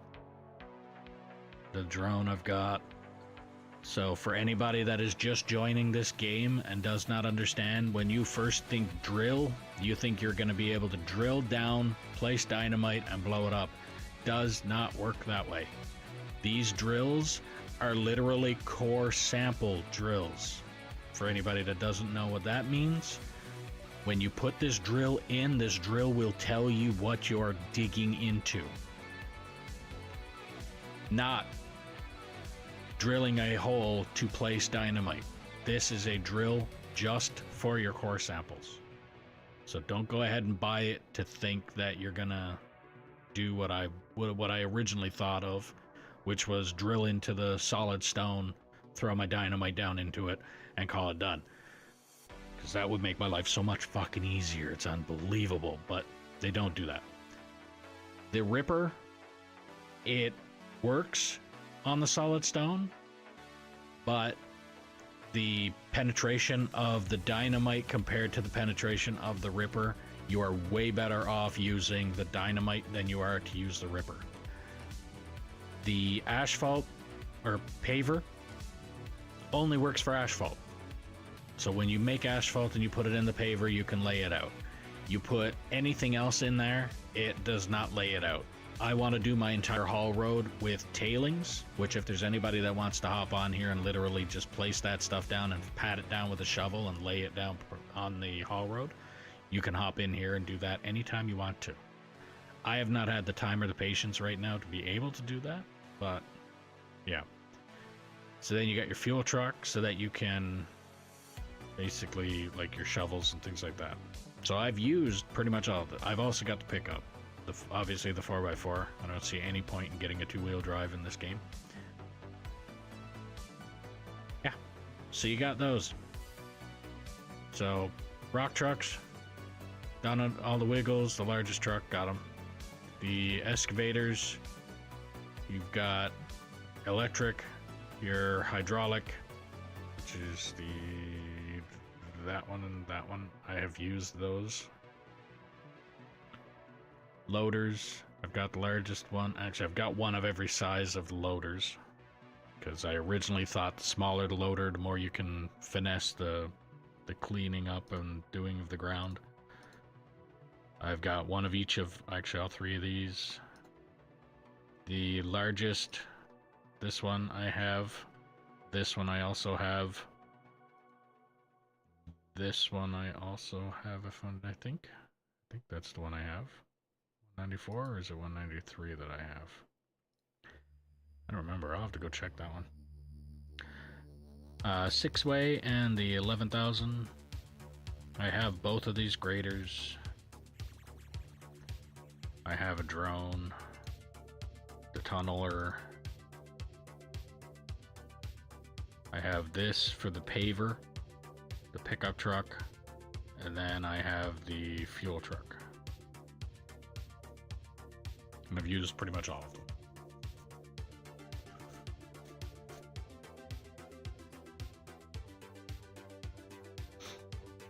Decorations.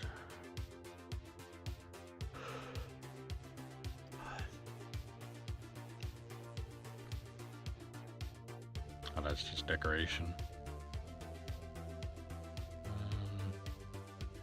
I haven't even actually scrolled through a lot of this shit either. There is a rock up top that is in the sea can, which I don't see any point in having. I think M decided to do it. Oil derrick. Processing.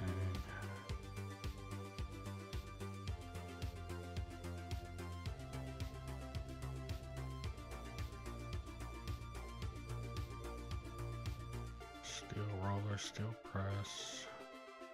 Lots of trees. Wash tower. Tote. Wood plant. And this is everything for the factory, which I have pretty much placed almost everything except for the like beam roller, coil roller.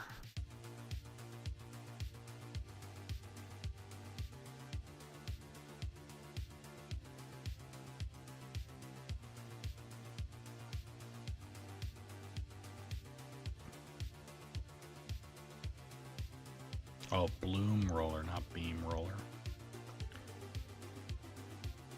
Okay. I don't know. I'm gonna probably look into that one later on, but I think if it's anything like the diamonds, for instance, if you just get the diamonds from this loose box and sell it, it's way cheaper than if you were to turn around and sell the clean diamonds. You get a lot more money for it. I'm wondering if taking a regular bar,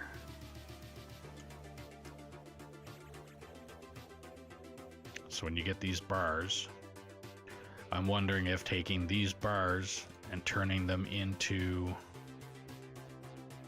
like blooms or coil, if maybe doing that you get more money for it. But I'll definitely have to look into that in order to see if it works. Plate sheet. Iron sheet, copper sheet, aluminum sheet, steel sheet. Oh, that's coil into that.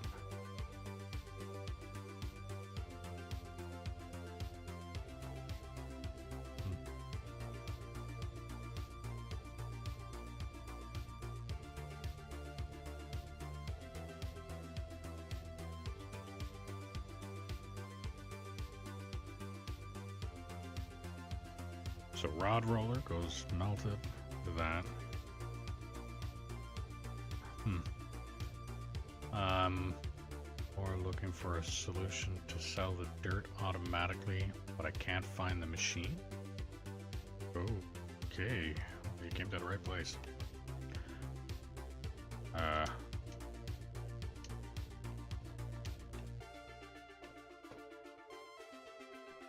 There is a sell point.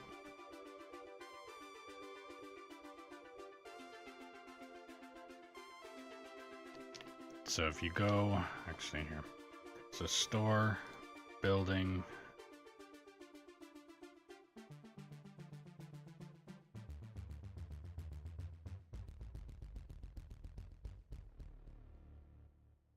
find it here.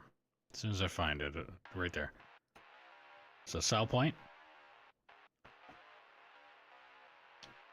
And I'll show you it in use.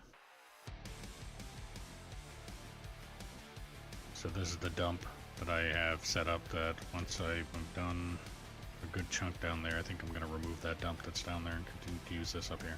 So this thing is the sell point. So you literally set up your everything. So I'm not going to go and confuse anybody with how this plant is set up to that sell point. I will show you the long dragged out step-by-step version. So for instance, like you said, dirt. So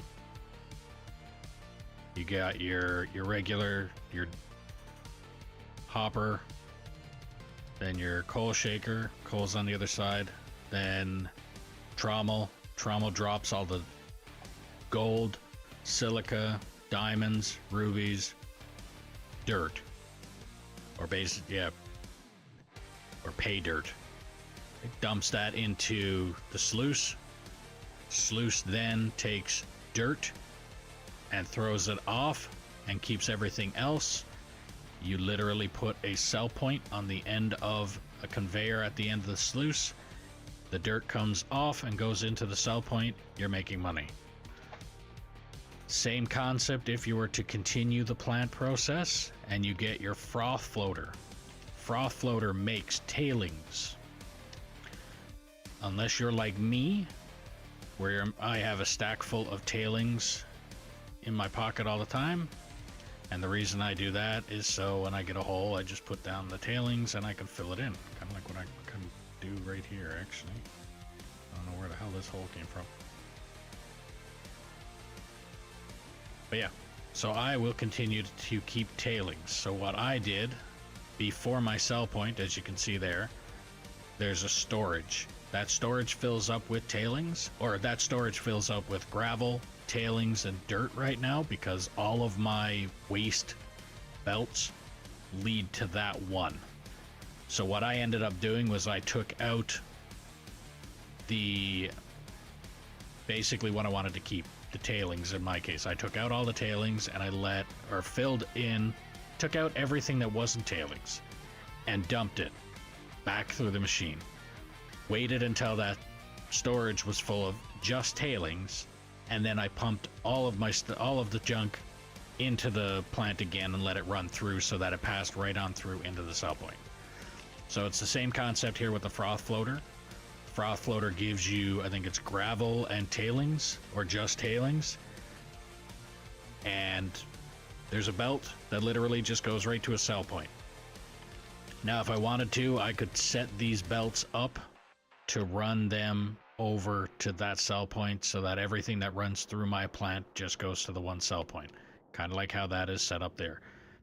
That is the only sell point to that entire plant. And that plant is a 6 times processing plant. So this plant that I have made right here is 2 times. So there's 2 belts, 2 trommels, 2 cone crushers, 2 of everything. That plant there is a 6 times processing plant. Now it's 6 times and then it goes down to, I think, 4 in some cases, but it's mainly 6 times. But yeah, just go and buy a sell point and you'll... Not a problem. Like I said, if you have any questions, just ask. if I didn't know the answer, I would send you to somebody that probably would.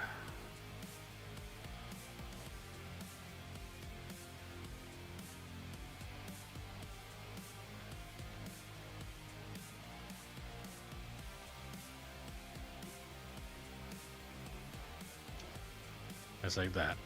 See how it says water pump and there's nothing? Actually, I'm gonna go turn this on and see if that just suddenly starts working.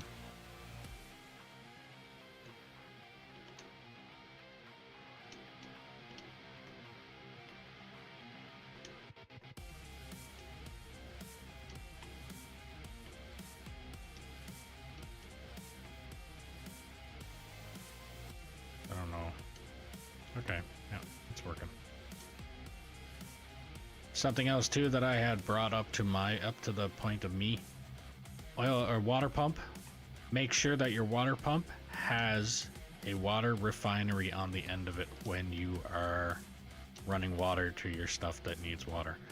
And definitely run water to it.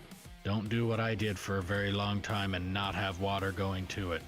You get way more what is called yield. So basically the equivalent of, let's say I put a stack of 9999 pay dirt. If I didn't have water, I would get, let's say, half a stack of gold, for instance. With water, regular water, I would get 3/4 of the stack of gold. With filtered water, I would get the full stack of gold. So make sure that when you're running a plant, if it asks for water, add water, and if it asks for water, make sure that it's filtered water that it's getting.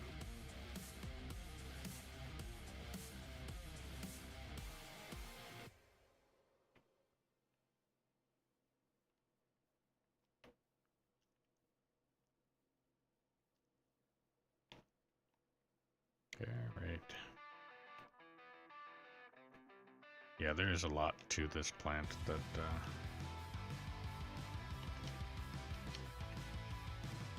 gets pretty confusing if you're unaware.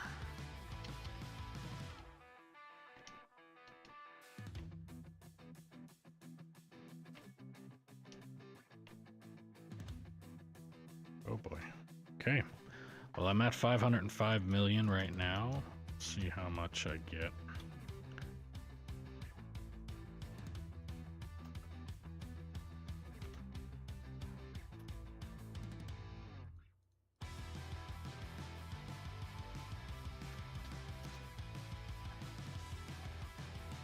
Okay, 505. Sell all the metals.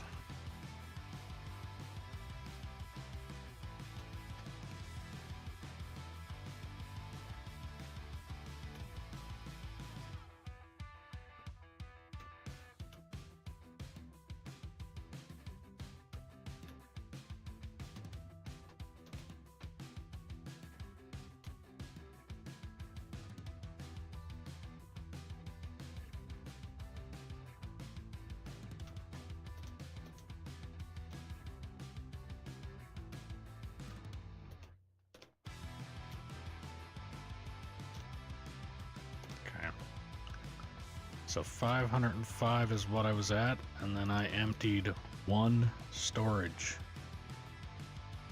I managed to get $34 million from one storage.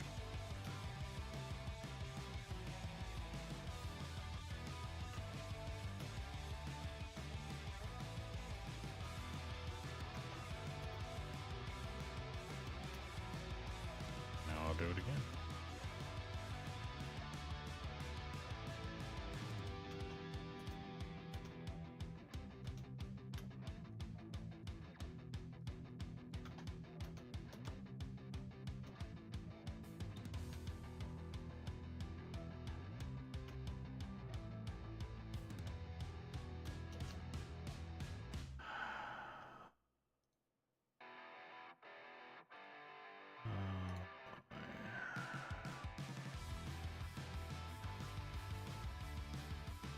self-promoting bullshit on Kick.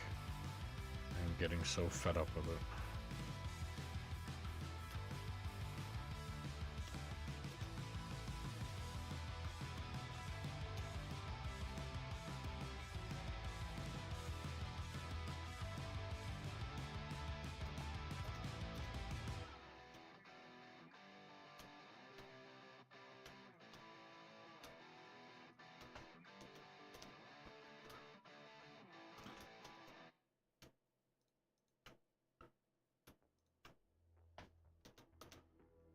Okay, so why?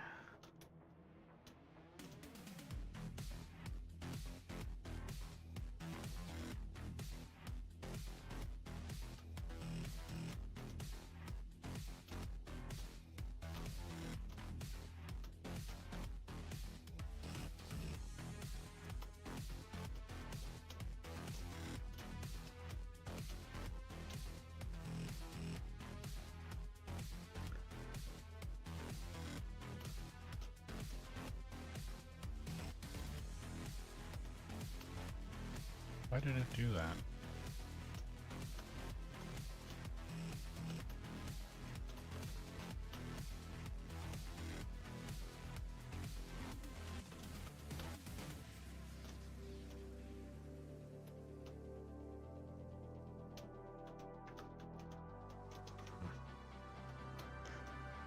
Yeah, just me the gamer, not a problem. Like I said. If you got a question, ask, and what's the worst that can happen? I can either give you an answer that you're looking for, or I can guide you in the direction of talking to somebody that might have the answer for you. And that's the best that I can do, but I mean, if you don't ask, you won't know.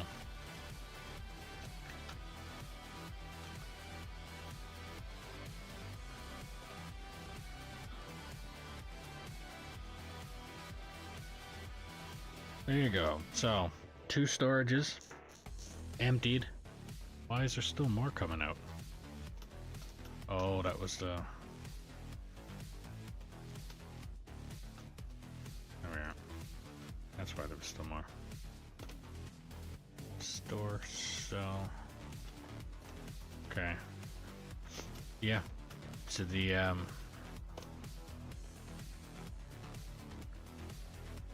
So I started off, before I emptied those 2 storages, I put everything through what was in the storages, and managed to get 68 million out of 2 storages.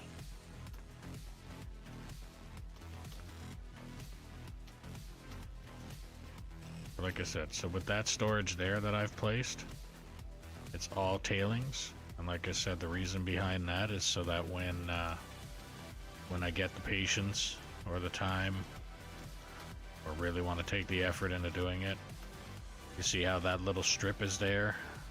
I want that color all through that road, all through over there, and all through the main haul road. I want that laid out.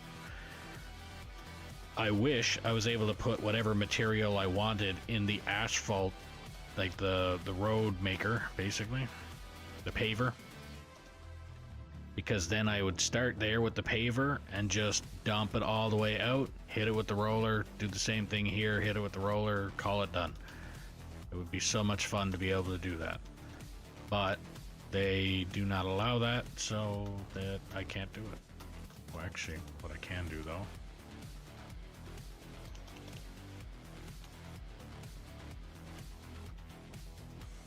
make some more money.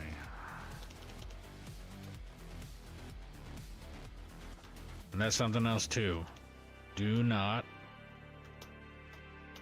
just sell the raw diamond or rubies. Don't do it. Manually wash them and sell them as processed diamonds or rubies. Here's an example. So I take 1 stack of rubies, okay? Go to the store. So if I sell the stack of uncleaned rubies, I get 335,966. If I sell a full stack of cleaned rubies, 1,924,800. And the only thing that you're doing is this. Put a stack in.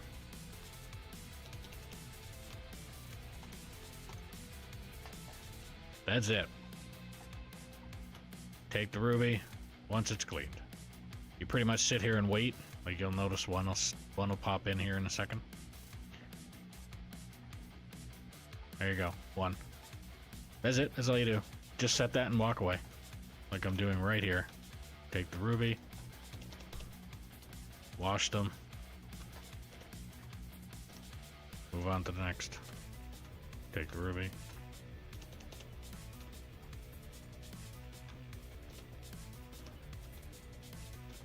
And one day I will figure out the best way to pop out of that window. Play that way. There you go.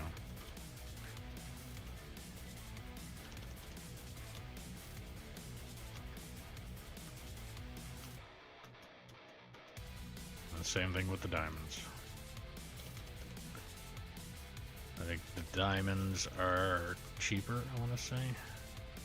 So if I went to the store selling a full stack of diamonds, it's 328, and not even a full stack. Yeah, okay. So diamonds, I think, are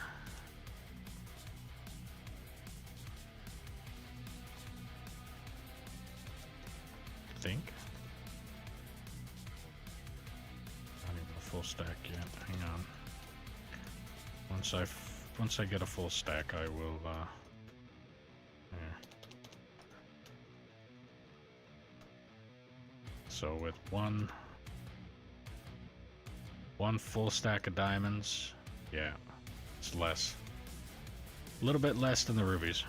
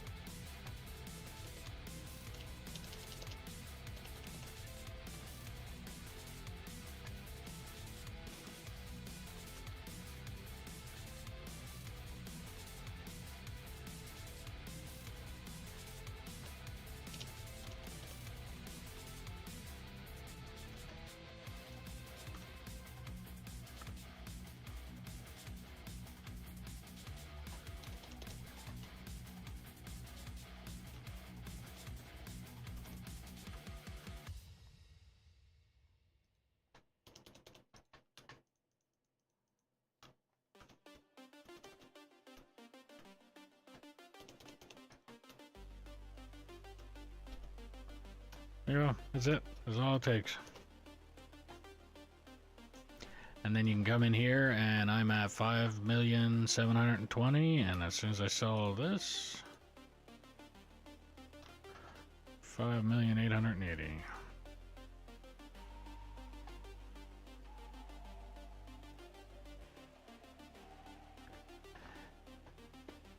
So this is literally just, so you only want to use these for the gold or the diamond and the ruby, unless you're making cement. If you're making cement, and I don't, I just go out and buy the blocks. But if you're making the cement, then that's okay too. But I would highly recommend the sluice box, not the wash plant, the sluice box. Now, so if I close that and I go SLU, so pay dirt keeps on the gold, diamond, ruby, and ore and drops the dirt. And if I go wash plant, pay dirt keeps nothing.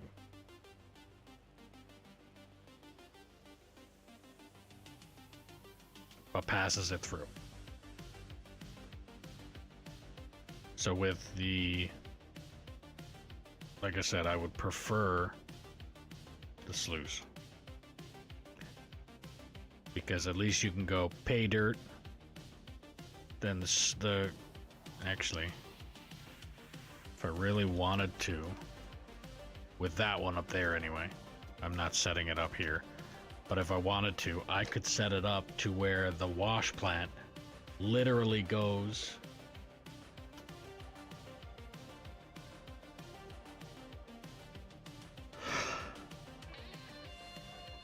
wonder. Now I'm thinking. So we got Trommel, any material, and I can get it all through here. So blast, crush, iron, diamond, and ruby.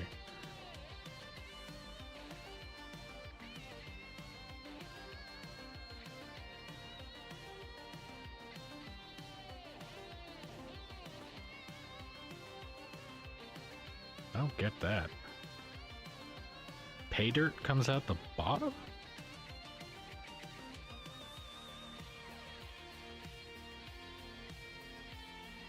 And yet gold, diamond, rubies go that way. Even though gold, diamonds, and rubies and silica are pay dirt.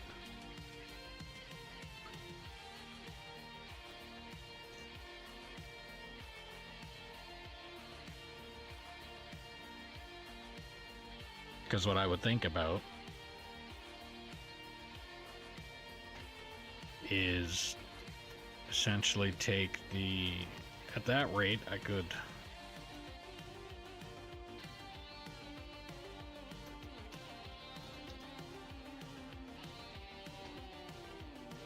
alright, that is the shaker. Is that shaker screen? Shaker screen.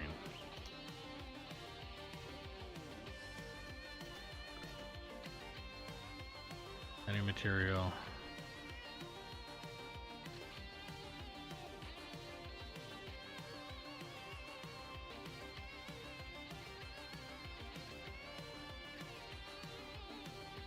Okay. What's the point in half of these fucking machines? Jaw Crusher. Okay, let's see Jaw Crusher. What's Jaw Crusher?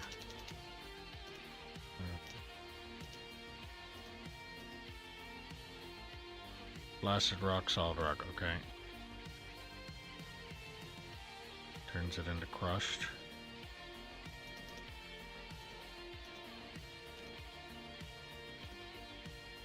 Cone Crusher takes crushed rock and turns it into gravel. Okay, those two make sense to me. And then if our froth floater takes gravel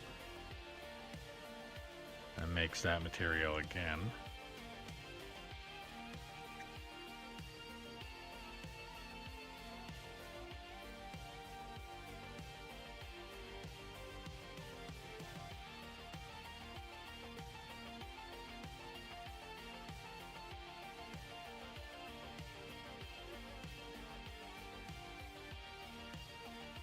I have a feeling that there's a way that I could probably set this up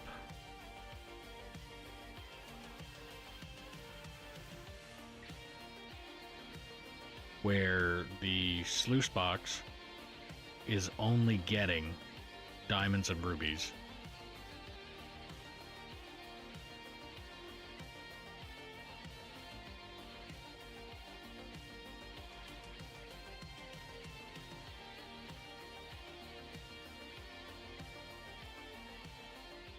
I have a feeling that there's got to be a way that you're able to do that. Just by the top of my head there, I have a feeling that there's a way that I'd be able to set this up to where basically just take the material that comes out of coal shaker is literally taking the coal out of the situation, so by the time it ends up down that way there's no coal to come out of there. Which, I mean, that can be at the beginning or end of any of the process.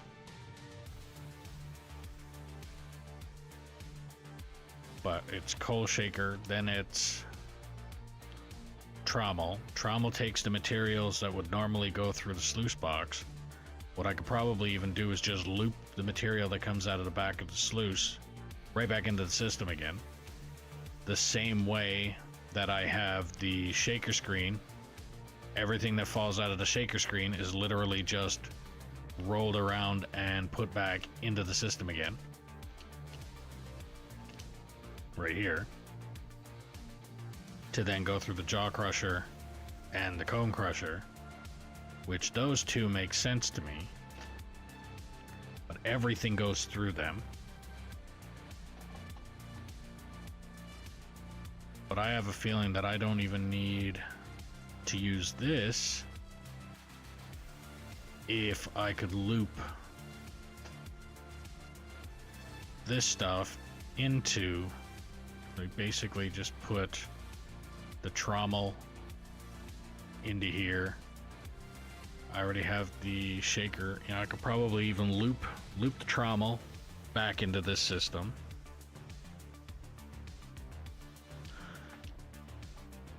So that everything can go into here, and then I could put the... Yeah, fuck it. It's way too much. Too complicated. Just talking about it and thinking about it, I'm getting tired.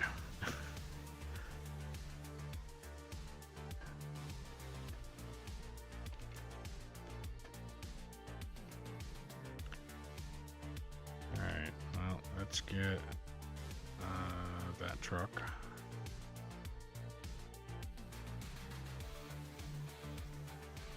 Yeah, park this truck down the bottom. Get the loader down there. Clean up.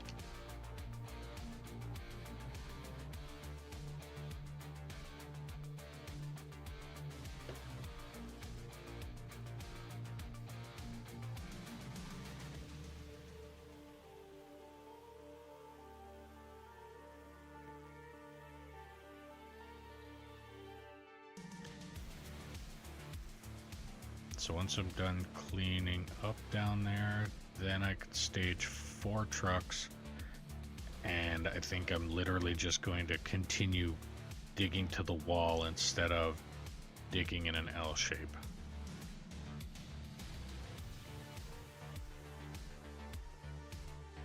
Because right now, once I'm done cleaning this up, I'll be able to take the full truck. I'll take a full truck and be able to stage it next to the ramp, and I can continue that process kind of like the way I was doing it before. For those of you who've been around here a little bit, when I'm up top, when I was up top and I was basically fill a truck, and once that truck was full, then I would move on to the next truck, fill it, and I would just keep on rotating in empty trucks and keeping the full trucks here.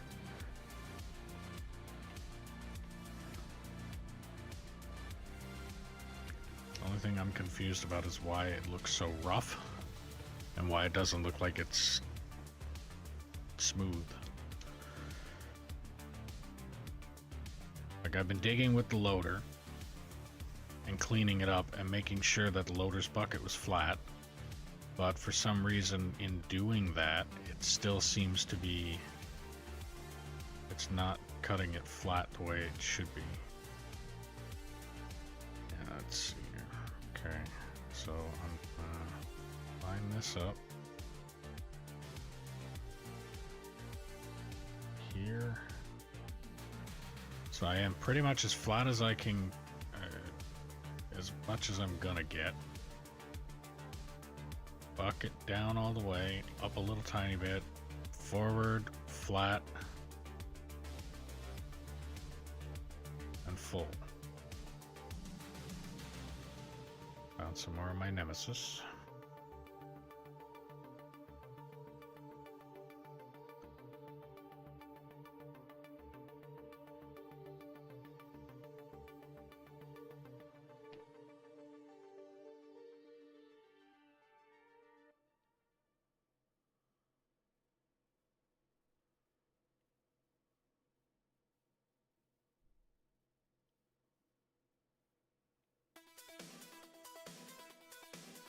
Now there's something not even.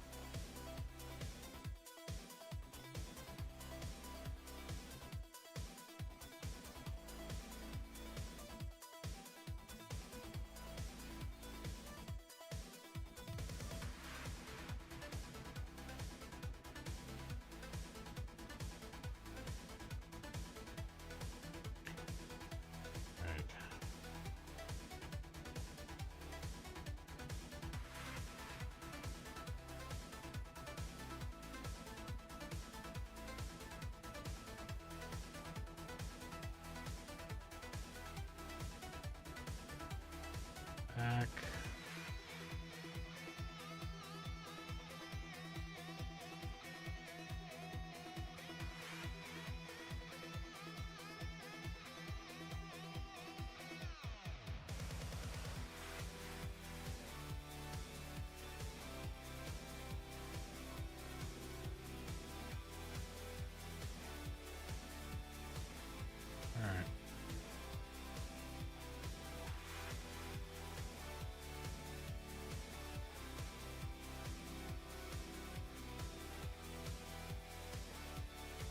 Good. Alright, well, if you're new to the stream, welcome. Make sure you like, follow, subscribe, ding the notification bell, do all the things you gotta do depending on what platform you are watching me on. If you're on Twitch and you have Amazon Prime, you can link your account and get a free subscription to your favorite streamer, or me. The benefit of that is you don't have to watch ads. If you're watching me on YouTube, clicking that thumbs up button helps push the channel out to more people. Why am I going downhill here? Something not right here. Okay. But yeah, if you're on YouTube, clicking that thumbs up button helps push the channel out to more people. There's also a link for merch in the description below if you want to help out the channel a little bit more. Every little bit helps and every little bit is appreciated. If you're wanting to play on this map with me, all you have to do is drop a comment saying that you're interested and I'll do what I can to get you the server info. All that I ask is that you be 18 plus, operate truck and or roller until deemed competent or prove you are not a troll, and then we can move you up from there. Do not feel obligated to be on here for the entire duration of the stream. If you want to be on here for a half hour, then you be on here for a half hour. If you want to be on here for the full duration of the stream, then you can be here for the full duration of the stream. It is completely up to you.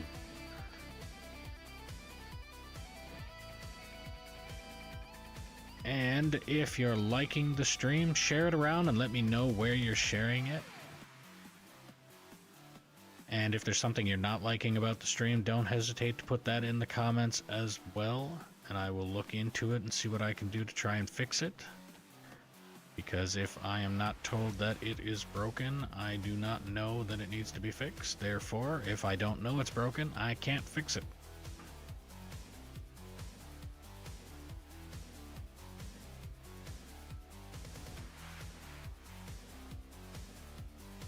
Alright, I think that little corner over there is a dip. I think I got a problem going on over there that I need to correct.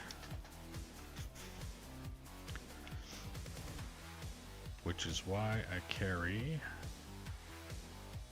a whole lot of tailings in my pocket.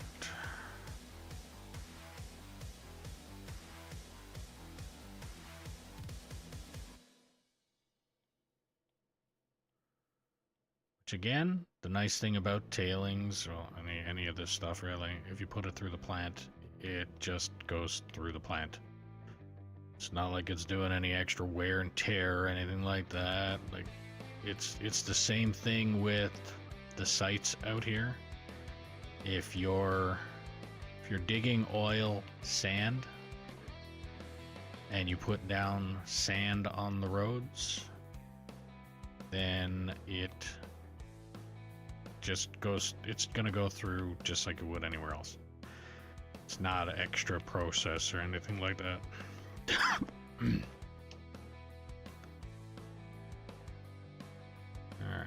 well, I'm on the somewhat flat ground.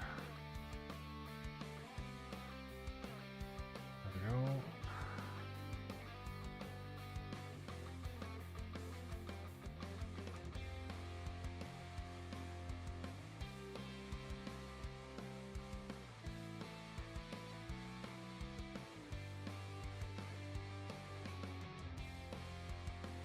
So I think what I'm gonna do, I'm gonna dig up the side closest to that wall first. Make sure that it's nice and as smooth as I'm gonna possibly get it. and then I'm gonna dig from there towards this wall and possibly have to fill in the hole that I got going on here.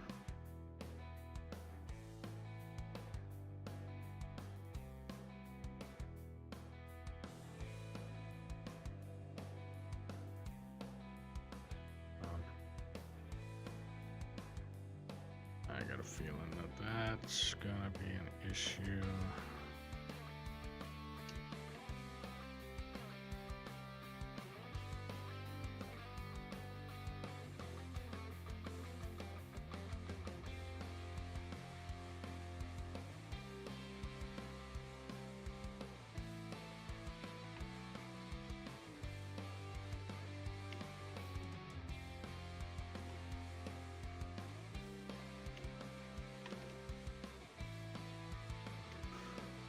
One of these days I'm gonna look up another playlist.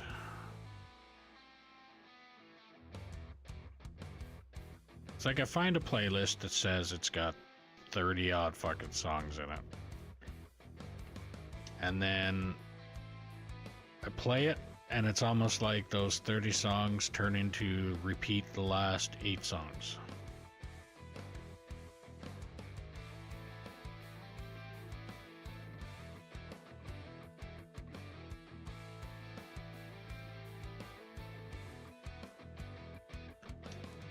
That's not gonna work either.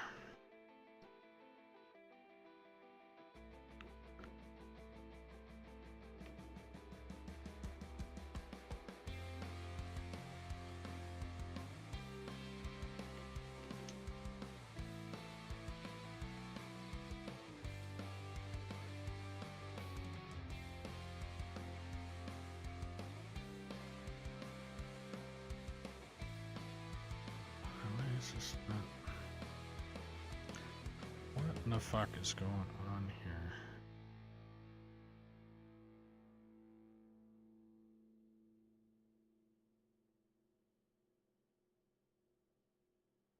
Down, up, level, forward.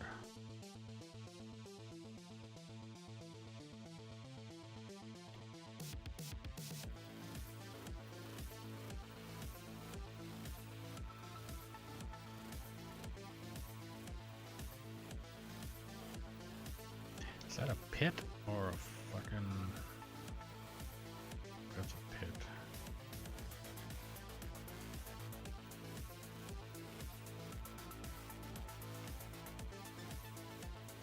It's also a pit.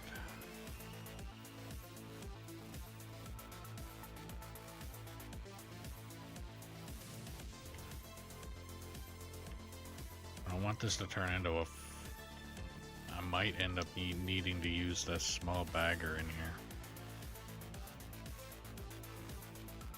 As much as I don't want to.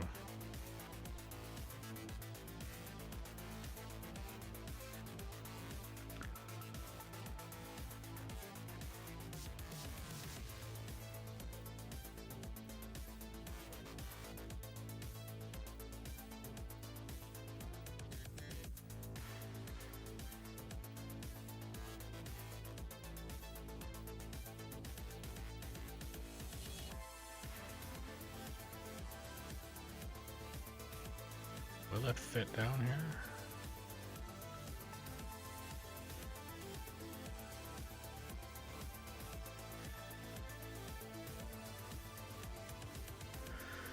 Alright, let's see if that small bagger will fit down here. If it fits down here, I'm gonna end up using it. I want at least get the beginning of this clean, flat. Kind of like I can start this. As long as the first bit of the surface is flat, I should be able to set it up. But in order to do that, I need that bagger first.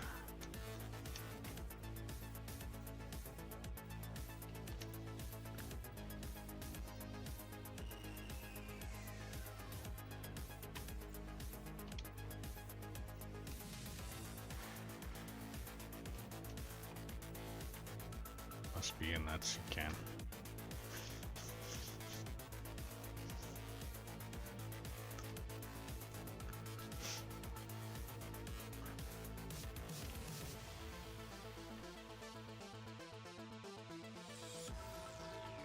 Alright, getting the final stage of the fiber internet done on Monday. We'll finally be able to play Call of Duty without insane latency spiking. Yeah. I'll have fun and good stream. See you next time. Heading to bed. Alright, have a good sleep, and thanks for stopping by.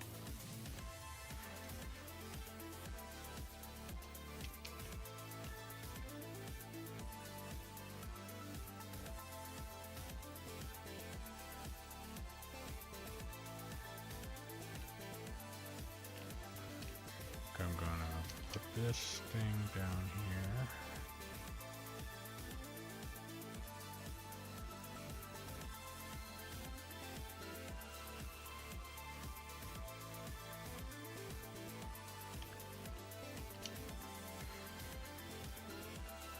I think I do have enough room to put this down here.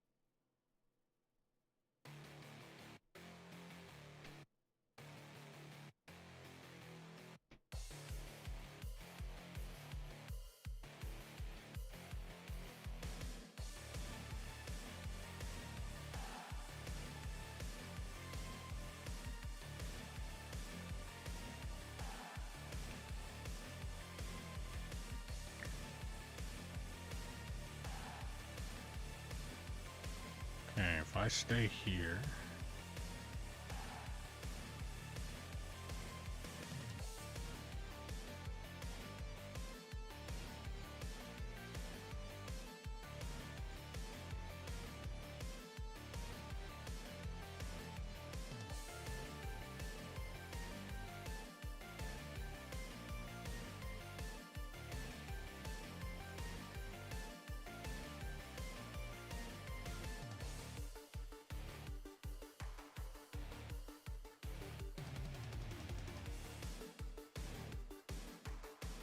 Okay. Gonna line it up with this.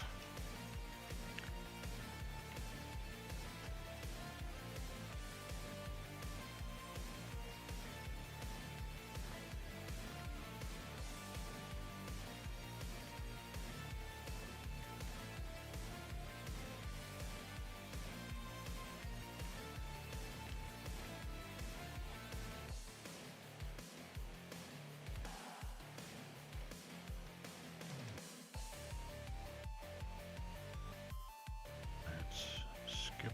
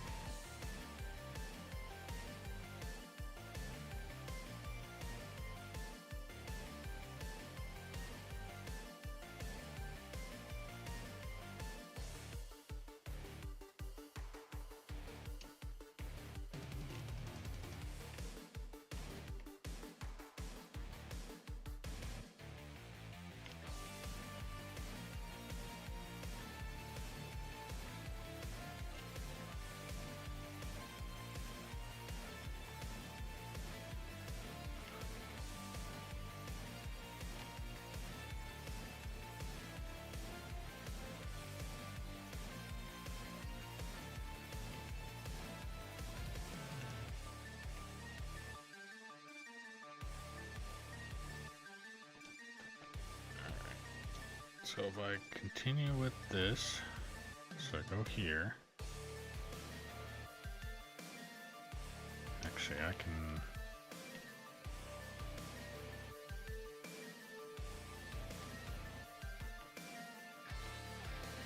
So if you're right at that one, get that one.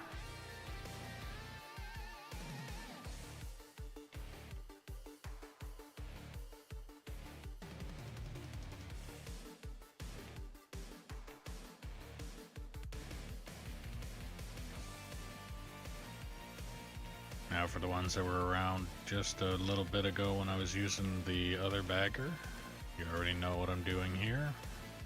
For those of you who don't, it's basically my measuring stick. So with the bagger, I move forward 2 of these. So I line up the front of the track like this one. I line it up with, I'm going to back it up a little bit here with this, but I line up the front of that track with this line, and then when I move forward to this line. And then when I do the full sweep, then I move forward to this line. And I continue that process until I am where I am trying to be. Actually, I'm going to take that off for now. I'm going to back this up just a touch. Right there.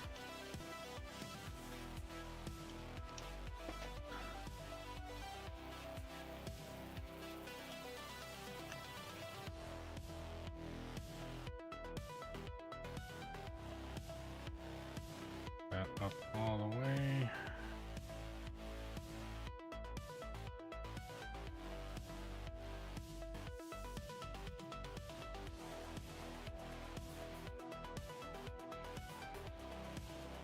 That there.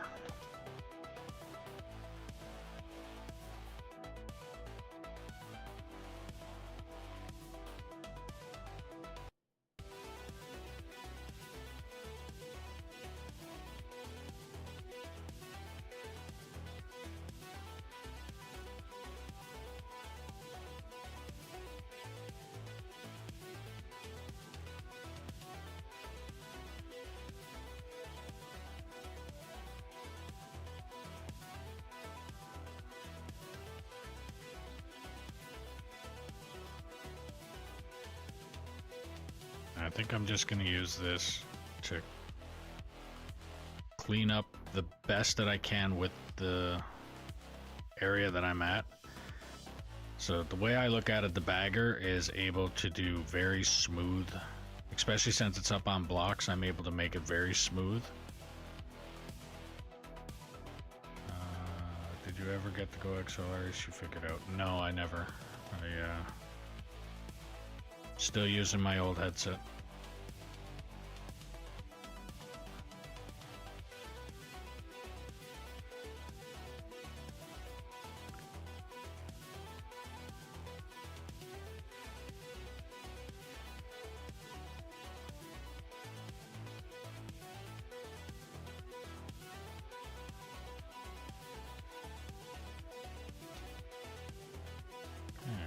I got that sitting there.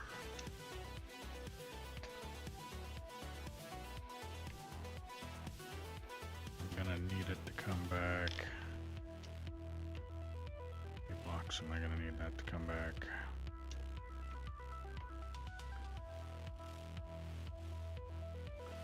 One, two.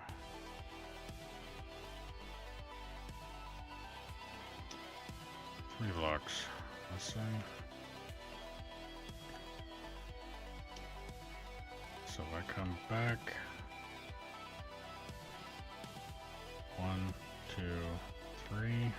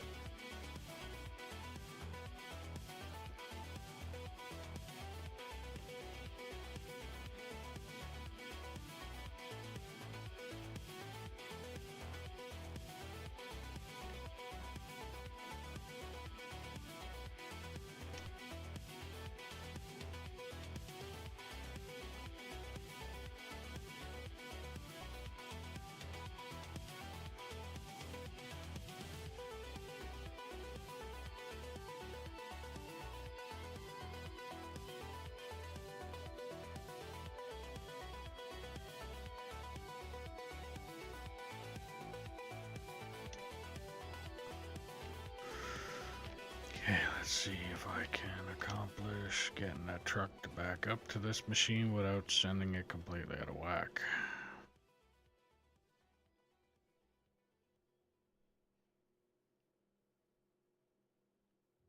Like that, sending it out of whack.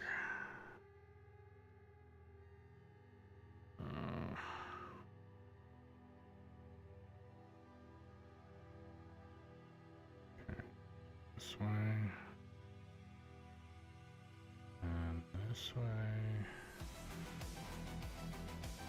This way. And then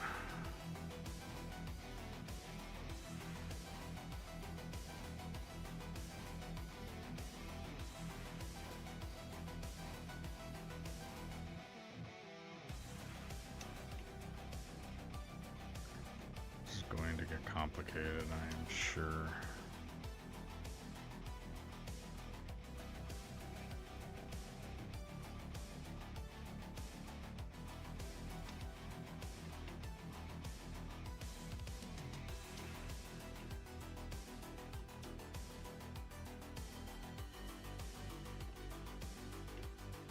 I feel like I'm probably gonna end up smacking shit with that counterweight. Looks of things.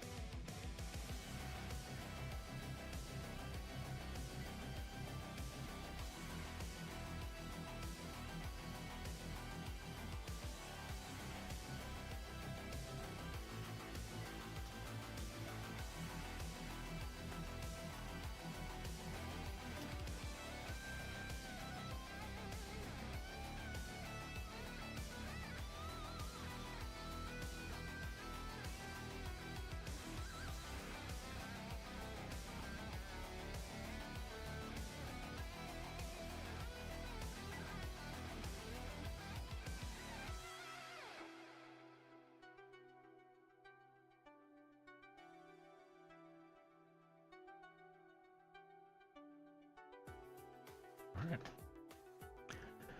But yeah, no, yes, I'm faded. I never got that Go XLR issue fixed. I'm still using my old headset. There's apparently a lot of rerouting I have to do and configuring, like, yeah, pile of crap. Instead of just wishing that there was a way that I could just plug it in and say, yes, I'm USB instead of audio jack, and then let the computer do the work. But if you're new to the stream, welcome. Make sure you like, follow, subscribe, do all the things you gotta do depending on what platform you're watching me on.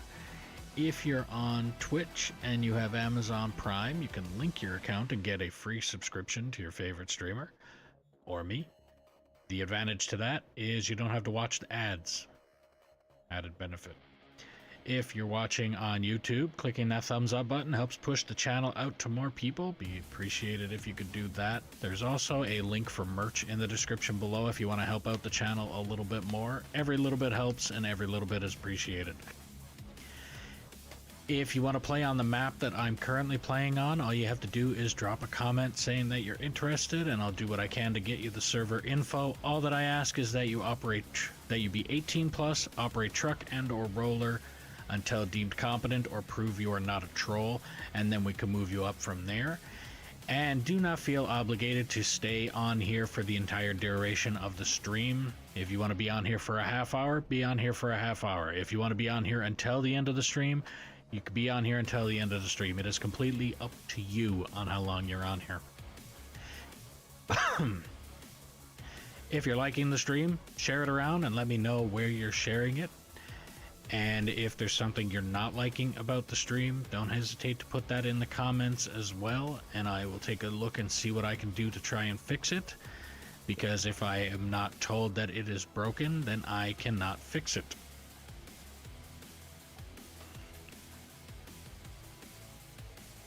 Alright, let's see, is this going to continue to fill, or is this done?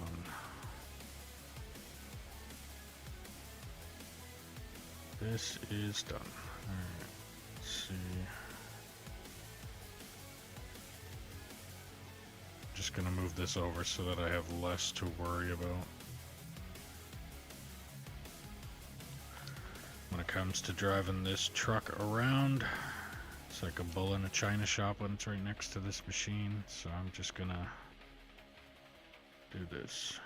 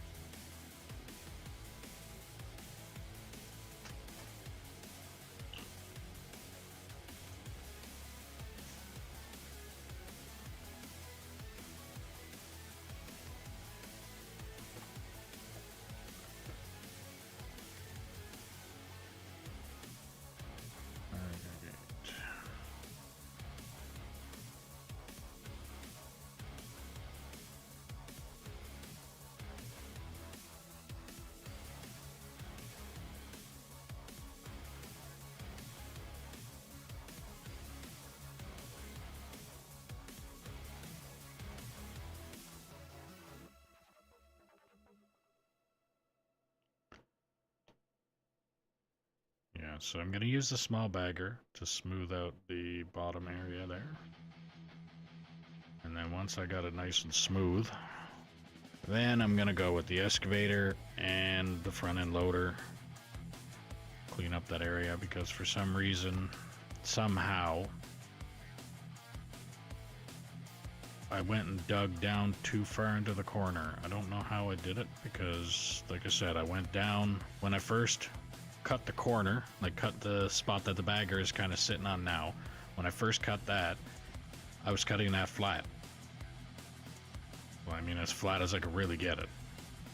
And then whenever I went to dig forward towards the excavator, the machine was saying that it was on a flat surface. And I put the bucket down until it was level, like the line was straight across. And somehow it magically ended up digging a fucking hole. So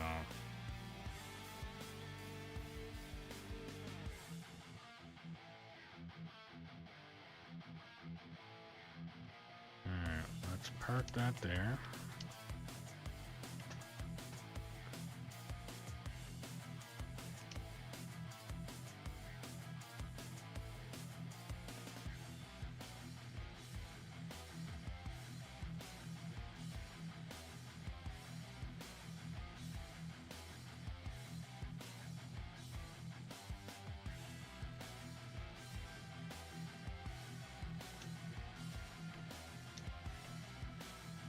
Truck backed up.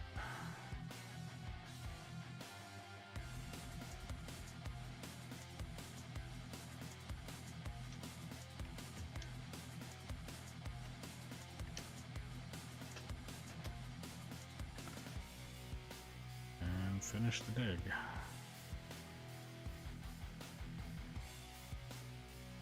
So again, like I said, what I'm doing right now, I'm establishing a flat surface. So I get that flat surface, then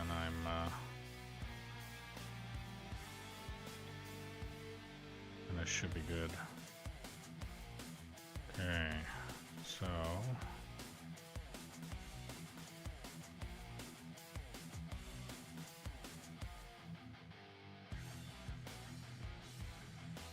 $53.50 looks like a good enough number for me.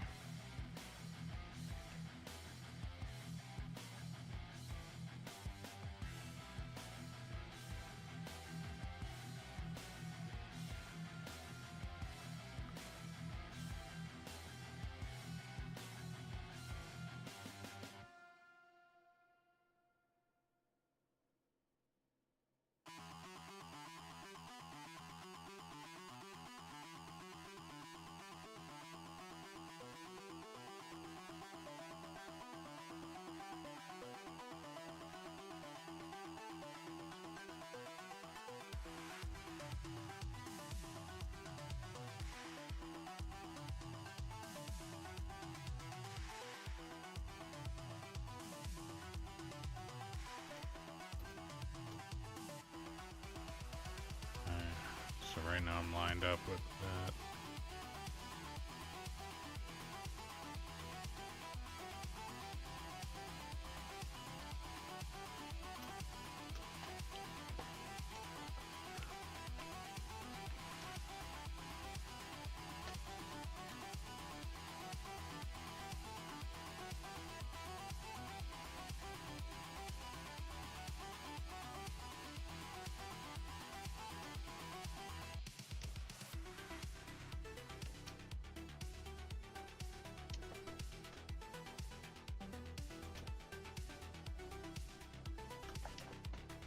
Pretty sure it's because that truck touched it.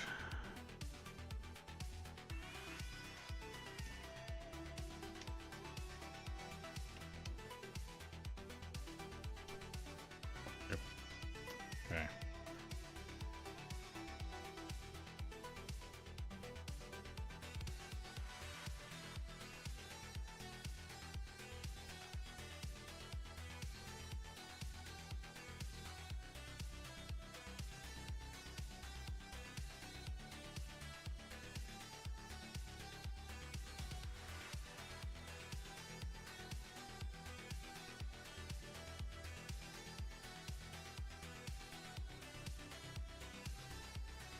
So I have to move forward basically twice the amount of this machine.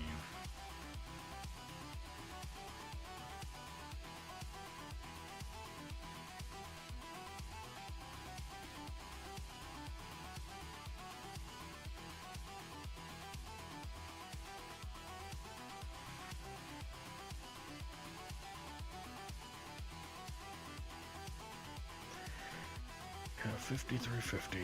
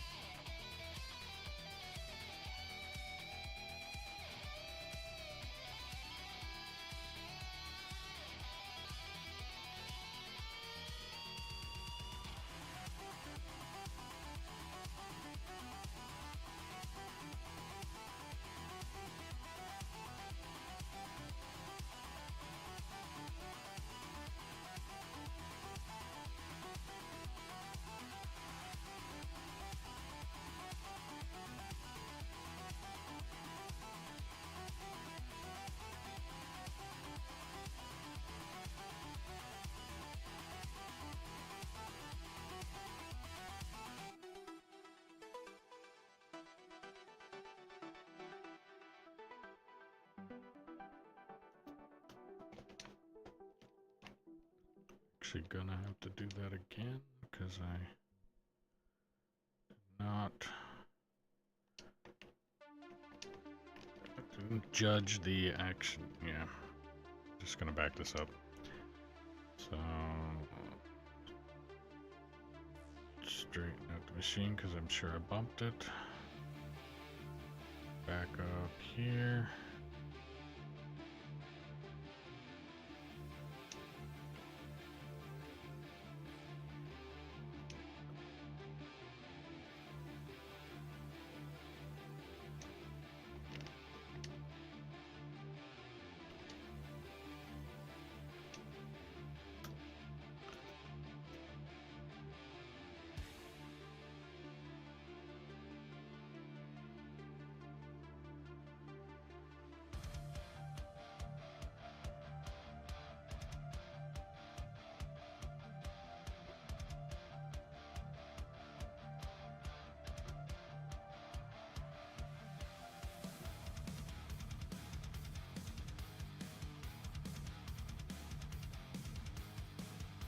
Oh, this machine's gonna be one block at a time. That's right. I forgot about that.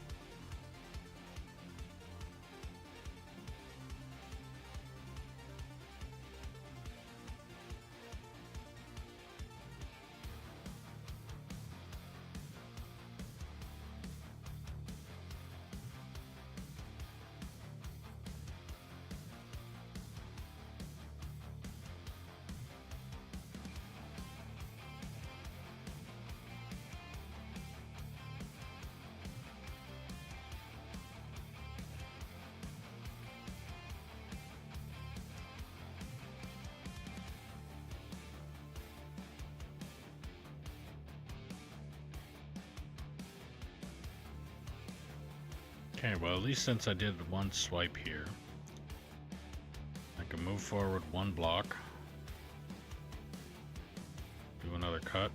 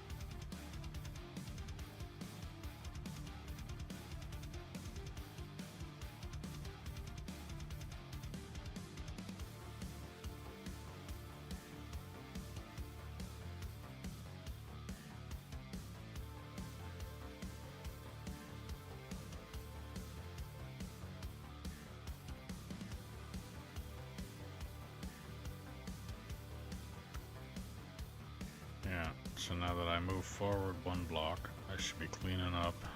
Yep, that works better. So I'm cleaning up the track that I left in the middle.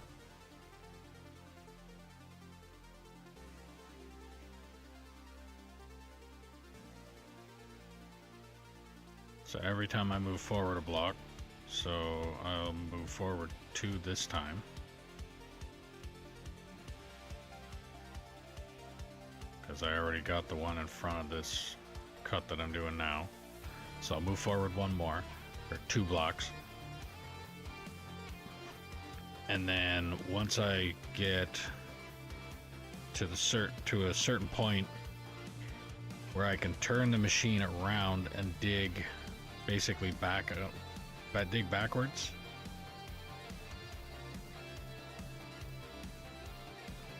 I don't know how I'm gonna do that either, because I'm not gonna have enough room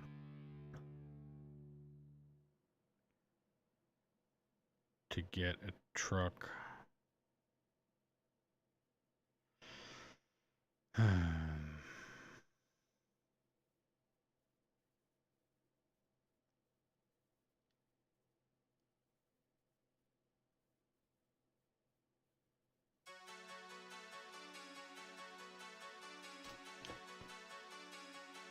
Actually, I'm gonna be pretty much done this corner now. Anyway, right there. Snap close. Actually,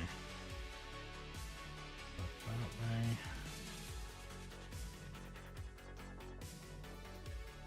So I'm gonna move forward 2. So 1, 2.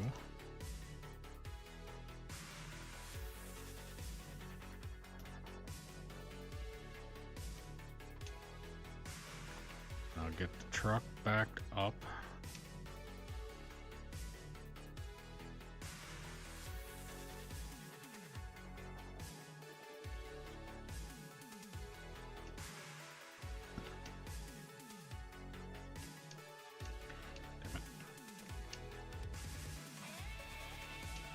Once the dirt makes it into the back of the truck, it becomes the back of the truck.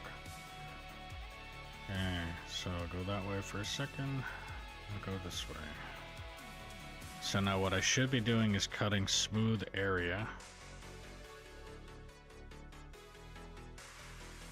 at the height that I'm trying to get to.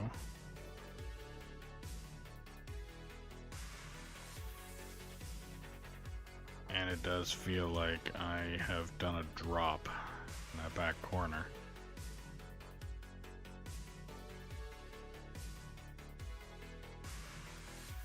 $53.50 is what I was aiming for, and now I'm hitting it.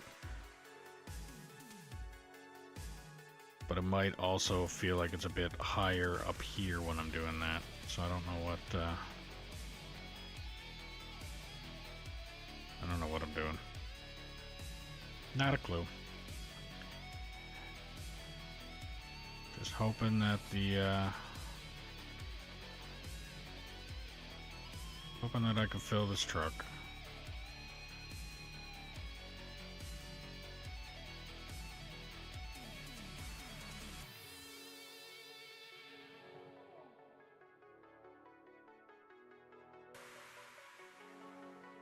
So like I said, I'm moving forward 1 block at a time. So I'm lined up with the one that cuts in right now. I'm gonna line up with the next one.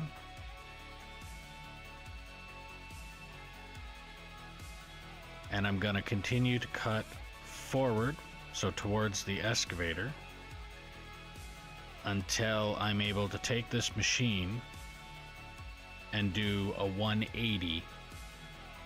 Once I can reach, basically once I can reach where the back tires are of the haul truck that's sitting there.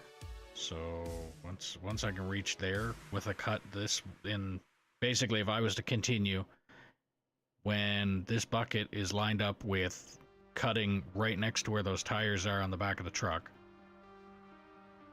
then I'm good. At that point, I think I will call it good, and I will be able to, actually, no, I won't. I won't call it good, because I want to make sure that it's nice and smooth.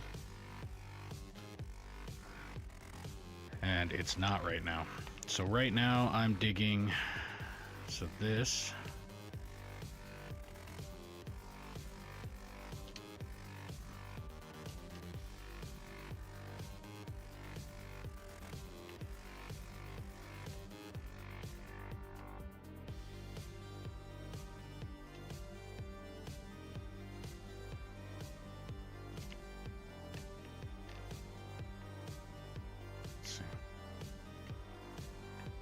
might be able to make it work.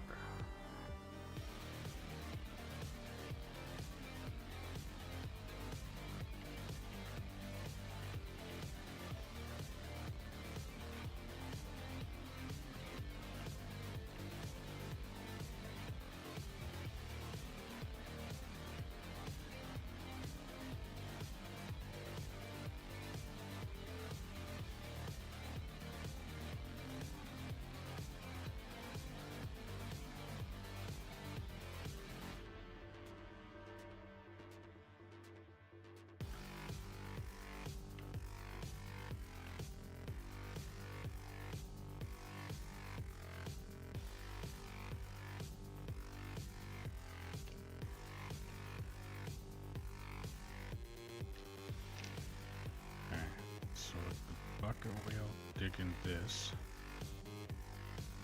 This is pretty much smooth.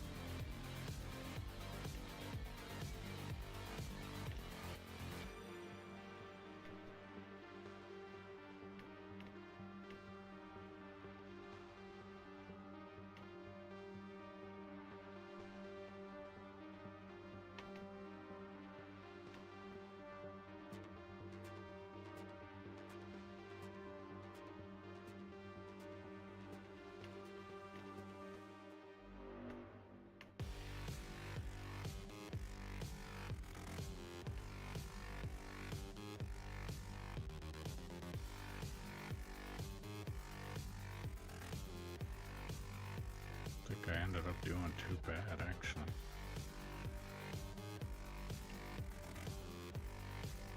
I'll get a couple more cuts.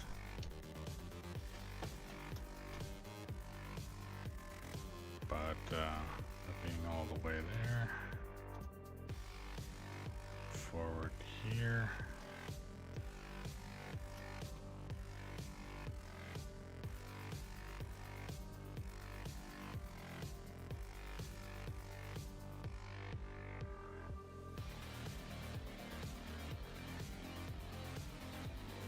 I'll do one more cut here. I'm pretty sure that cut's gonna hit a couple of these spots here. That'll give me the height that I'm looking for there. Might hit over there a little bit.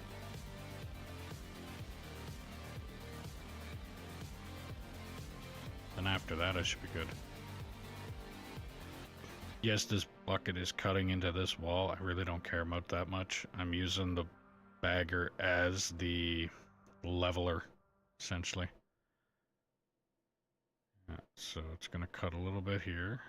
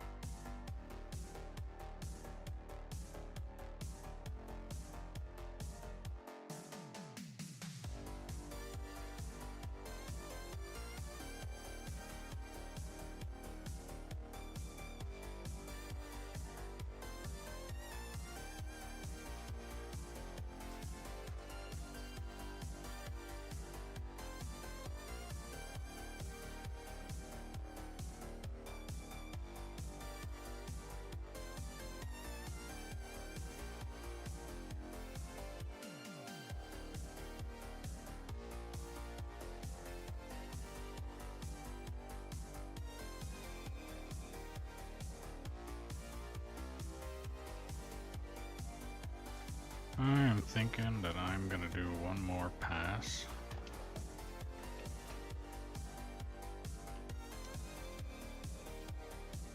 Actually,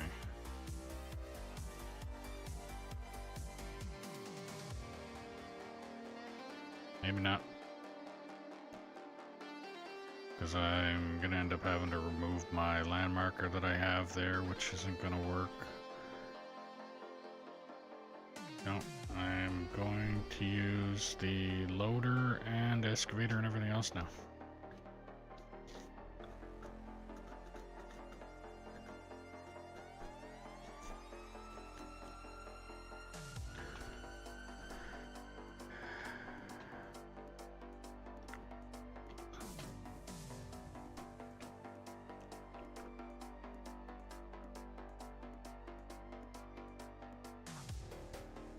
Yep, I'm gonna use the truck,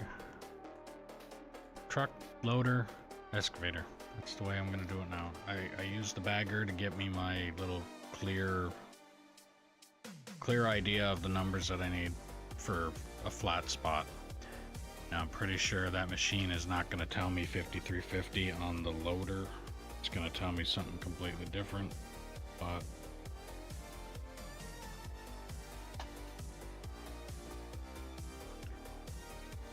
I could probably, shit, I think that I might use that. I could do it that way.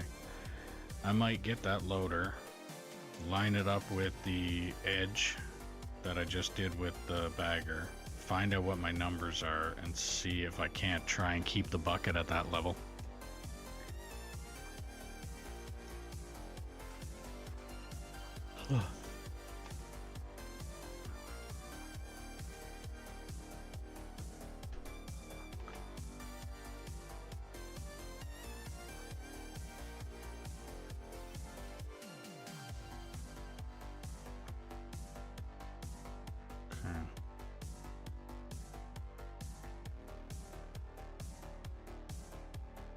So I didn't drop that corner down too far. Thinking about it.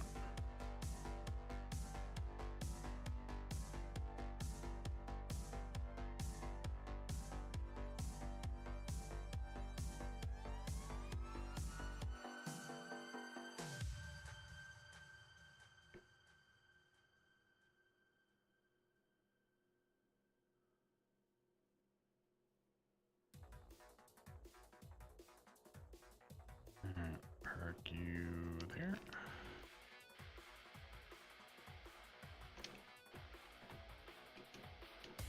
Pick you up. And all of the blocking.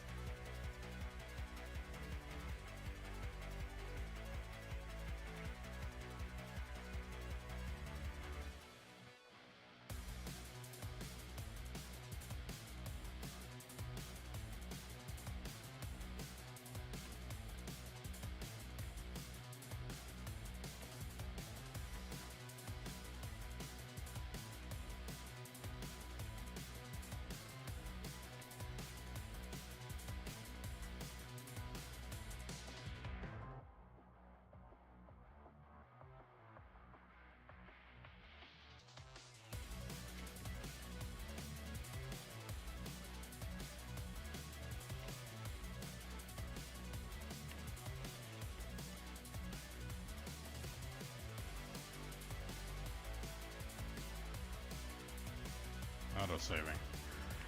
Alright, well, if you're new to the stream, welcome. Make sure you like, follow, subscribe, ding the notification bell, do all the things you gotta do depending on what platform you're watching me on. If you're watching me on Twitch and you have Amazon Prime, don't forget you can link your account and get a free subscription to your favorite streamer, or me. If you're The added benefit to that is you don't have to watch ads. Those pesky commercials that seem to cut in every time something important is just about to happen. That commercial decides to kick right on in there. If you're watching on YouTube, clicking that thumbs up button helps push the channel out to more people. And in the description below, there's a link for merch if you want to help out the channel a little bit more. Every little bit helps and every little bit is appreciated. If you want to play on the map that I'm currently playing on, all you have to do is drop a comment saying that you're interested, and I'll do what I can to get you the server info. All that I ask is that you be 18 plus, operate truck and or roller until deemed competent or prove you are not a troll, and then we can move you up from there. And do not feel obligated to be on the server for the entire duration of the stream. If you want to be on here for a half hour, be on here for a half hour. If you want to be on here for the rest of the stream, then be on here for the rest of the stream. But it is completely up to you on how long you are on. And if you're liking the stream, share it around. Let me know where you're sharing it. If there's something you're not liking about the stream, don't hesitate to put that in the comments as well. I will take a look into it and see what I can do to try and fix it. But if I don't know it's broken, I can't fix it. So do that what you will.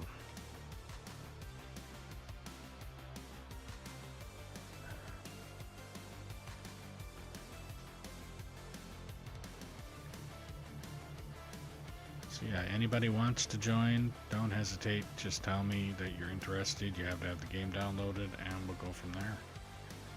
But what I'm hoping to do here now is get a good chunk of this material removed. But I will be staging the trucks.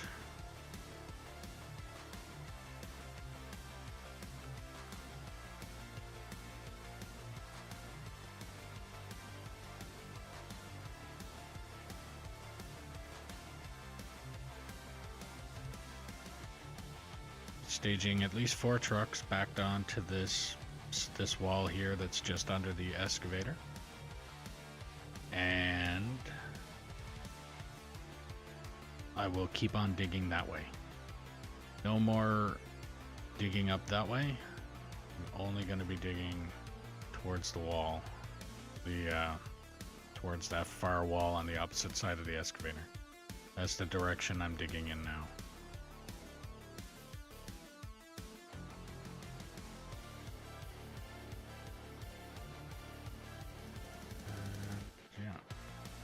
Grab this scoop here. I could probably grab a couple more scoops to the left of the bucket here now, but I'm not.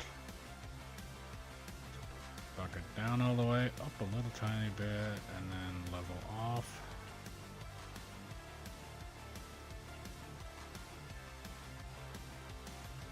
We are good. Then I'm gonna grab another bucket on the other side of that where the front end of the excavator is pointing, and then grab a scoop or 2 from there. And then I should have everything cleaned up for material down this way. This truck isn't even going to be close to full, so then I will just stage it as the first truck here, where I'm probably going to stage it right where I'm about to dig out here.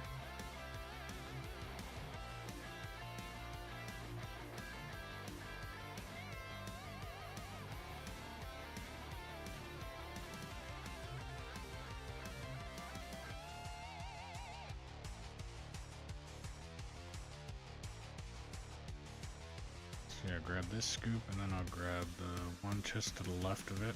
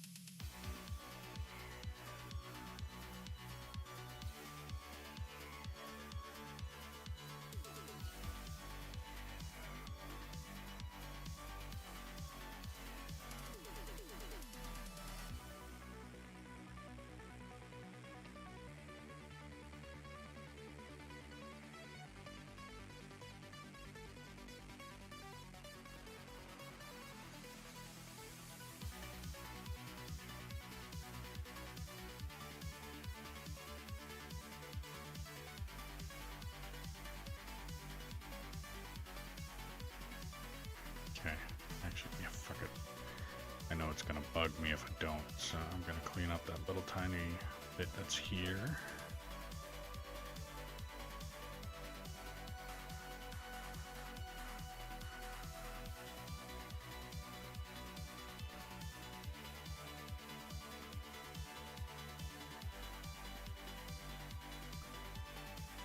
And the next one that's there next to that other hole that I kind of caused with the dynamite.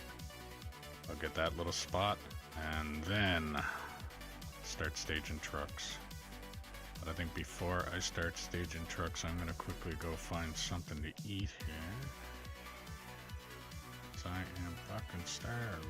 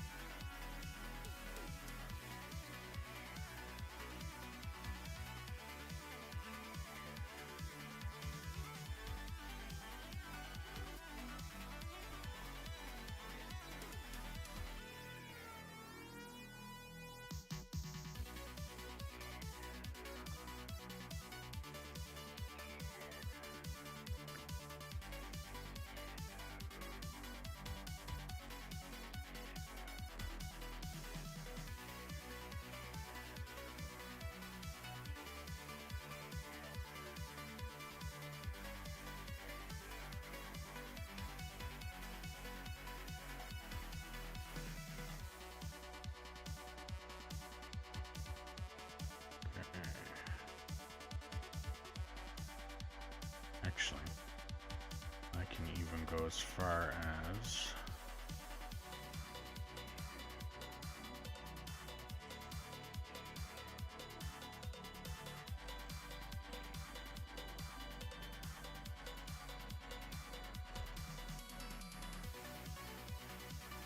leaving this here.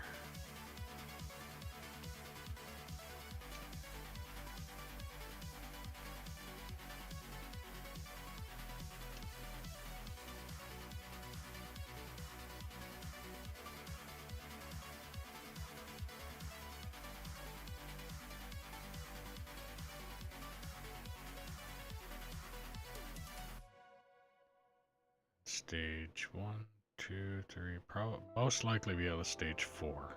Hoping I could stage 4.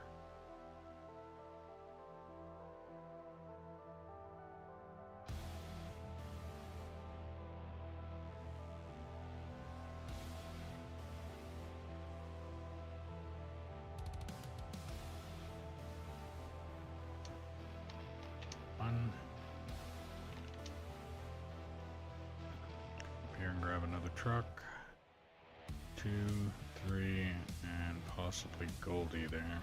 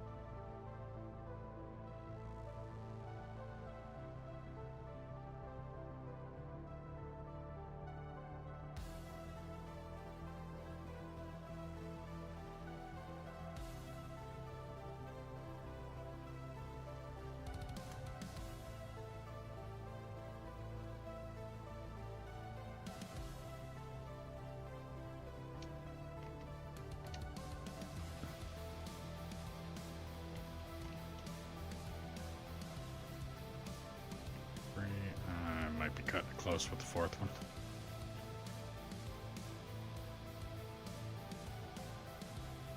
I'll try.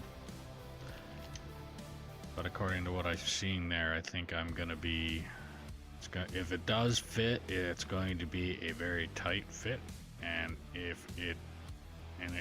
most likely what I'm seeing there, I don't think it's going to fit.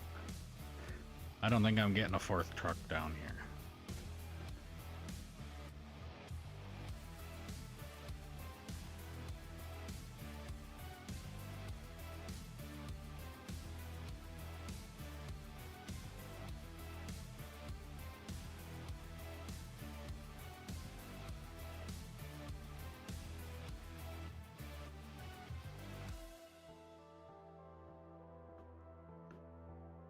I think that's going to be a very tight fit. I'm going to try anyway, but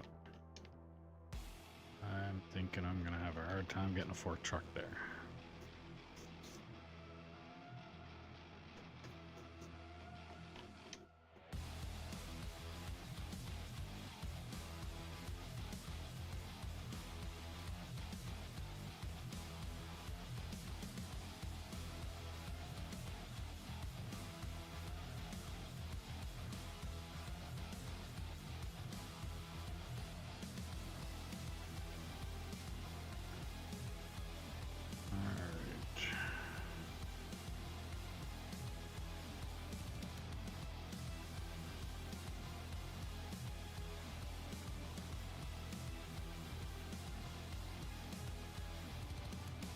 Let's try.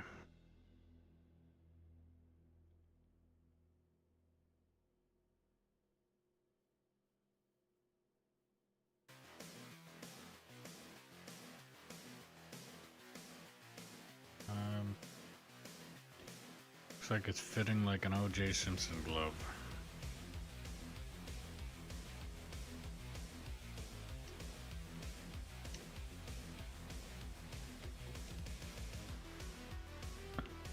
Okay. Alright, I got them staged. I will be right back.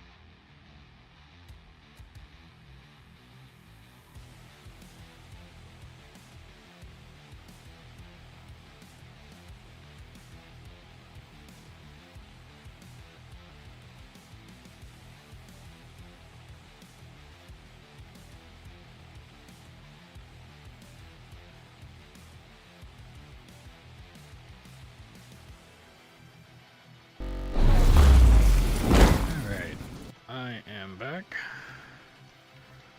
Long enough to... I'm going to set up this machine.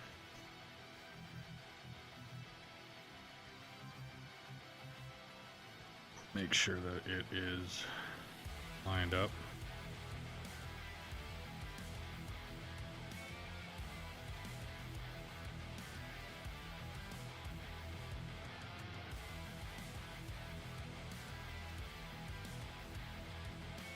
Now, get a couple scoops, probably fill this truck. Oh, I'm gonna get a massive lag thing.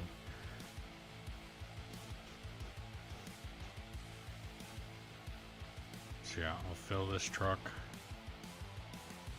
Maybe even try and fill the laggy truck that's sitting here.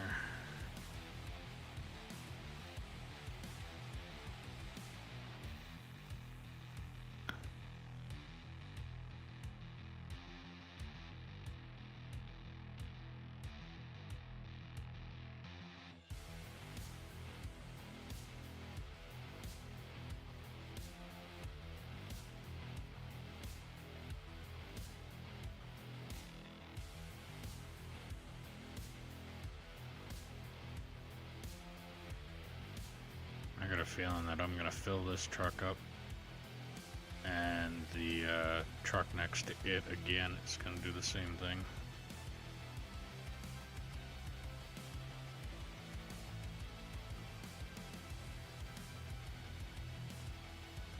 As I got a feeling is gonna happen. If it doesn't, then I'm just gonna grab the one that I've nicknamed Glow Stick, so the one on the left. Neon colored truck. I am going to grab that truck and just pull it ahead. That way this lag thing doesn't continue.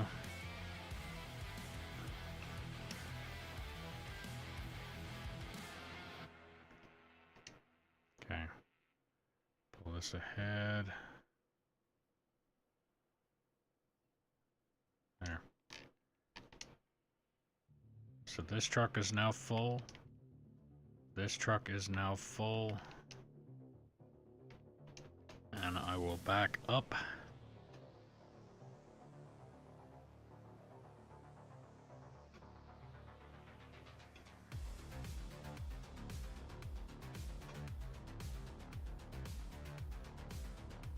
Start filling the white one.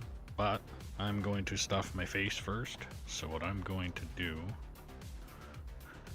I eat and process of that, I will do this.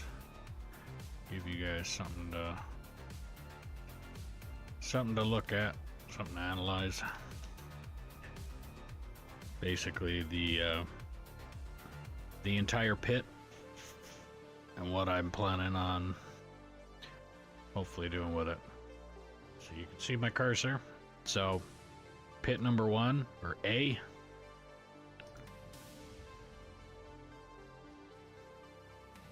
and you can't see my cursor now.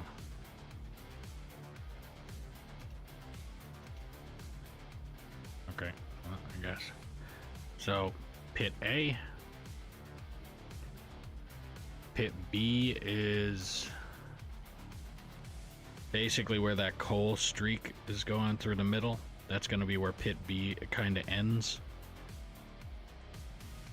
And then pit C is going to be all of this combined, but it's going to end over where that satellite dish is over there. And it's going to go across, and then the ramp comes down and follows it.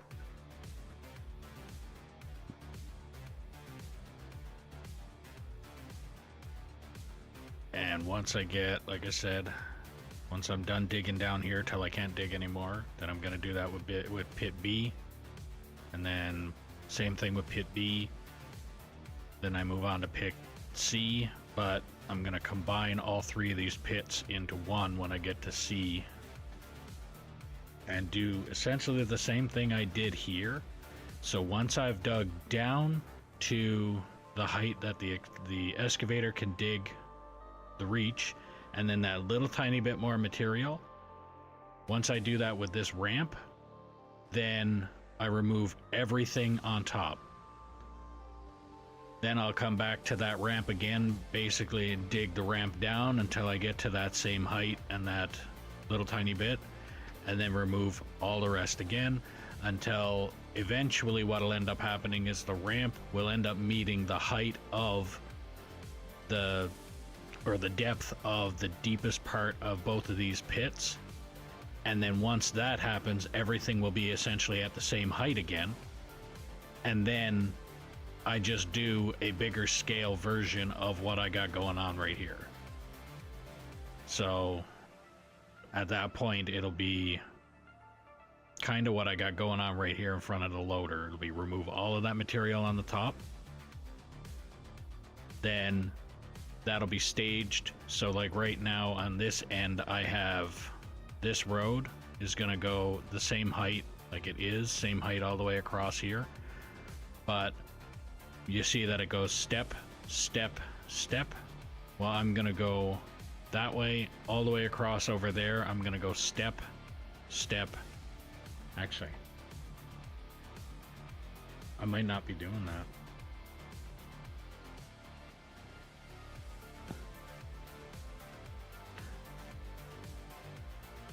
I might try and do a step a little bit farther back behind where the satellite tower is. I might do one step there, leave it that way, and then that'll be it, because everything else is going to be stepped down from here. So I might just leave a, actually I'll probably do that. So like I said, my original plan where that satellite tower is basically draw a line from that satellite tower to where that first barricade is on the top next to the dump. You draw a line there. On the left side, I'm gonna leave alone, and on the right side, I'm just gonna dig down. So that's the plan. So what I'm gonna do now is I'm going to go to the basically I have it set as a video recording screen where it takes everything off of my scene so you don't see me. And then I'm gonna stuff my face with pizza pops. And then once I'm done eating, I'll be back to digging that down there. So, be right back.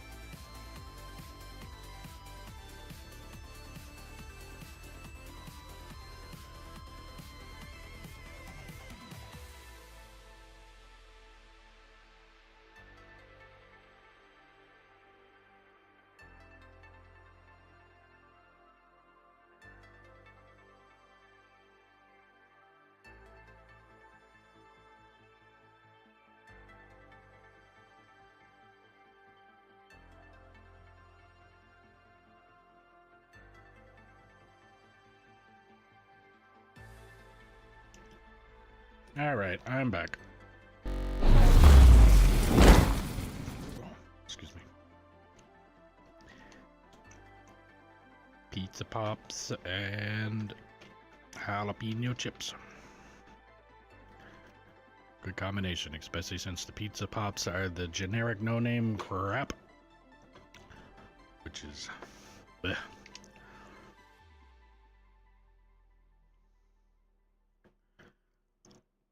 They are not the best, let's just say that.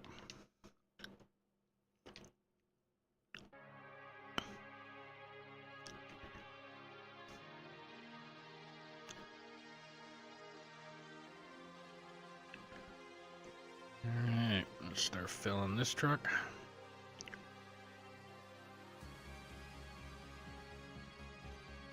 I will be a lot closer to filling that truck up here in a second.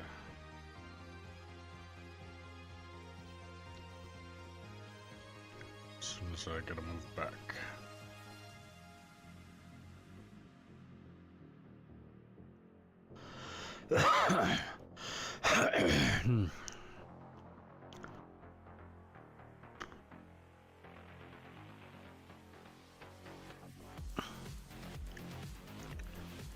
But yeah. Now it faded when I went and tried to fix the problem. The only thing that I managed to do was end up with less sound of the in-game, like the in-game sound. I ended up with less sound in my headphones now than what I had in the first place. As the only thing that I managed to do when trying to configure my USB headset. I'm thinking what I'm probably gonna have to do is try and clear up another USB port, or make another USB port. So I'm gonna have to probably split one, and hopefully that will, because at the same time, even if I did fix the headphone issue, I am then unable to plug in this controller. And this controller, like, I don't have wireless capability. Not that I would ever want wireless capability, but I don't have it. So this controller has to be plugged in all the time through a USB port as well. So I'm thinking, in order to accomplish that, I'm gonna need to split a USB port. And one of these days I'll be able to get through a full sentence without actually sounding like William fucking Shatner.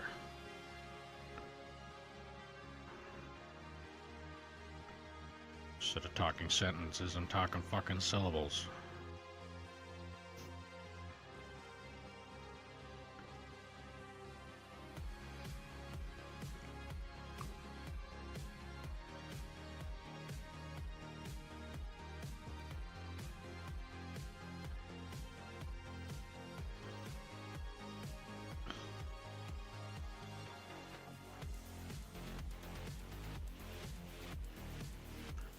But yeah, if anybody wants to do the research, it's literally a Go XLR Mini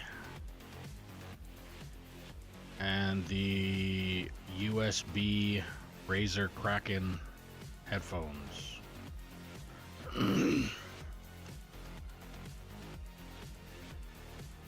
If you can find a quick and easy way to get it, if you can find the easy way to get it to plug in and work.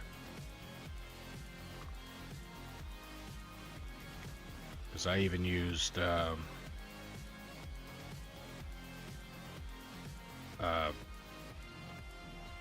what's it called? ChatGPT. I even used that, and it literally, as soon as I plugged in or punched in what it was that I'm having a problem with, the first thing it came up with is like, yep, this is a known issue.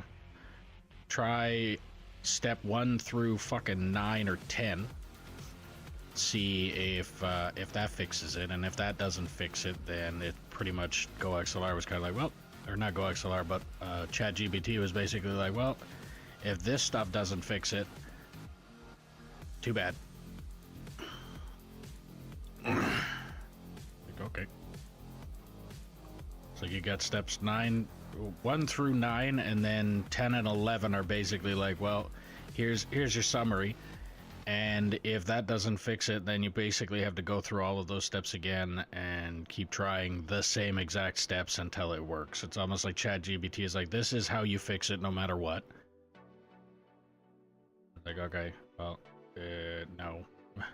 Because I'm not the most intelligent person on the planet, but I'm pretty sure I can figure out when when I get step-by-step instructions, I know how to follow them.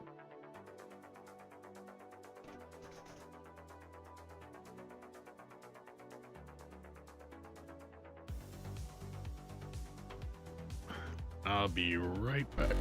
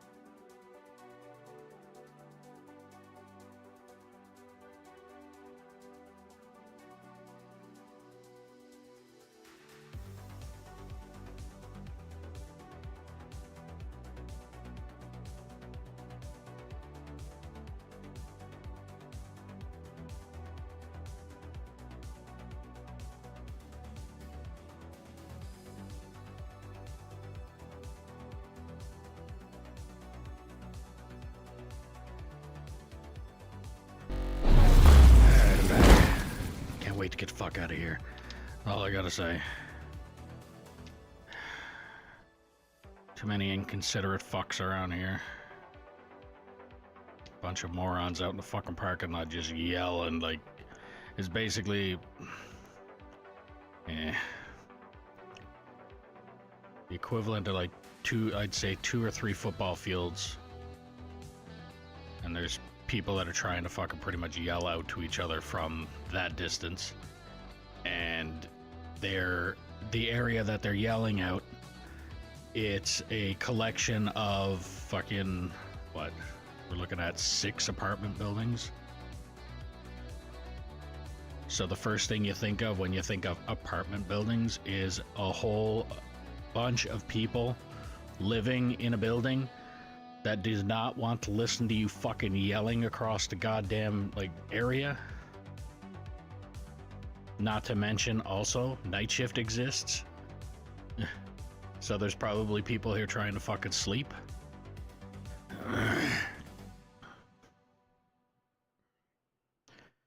Too many inconsiderate fucks.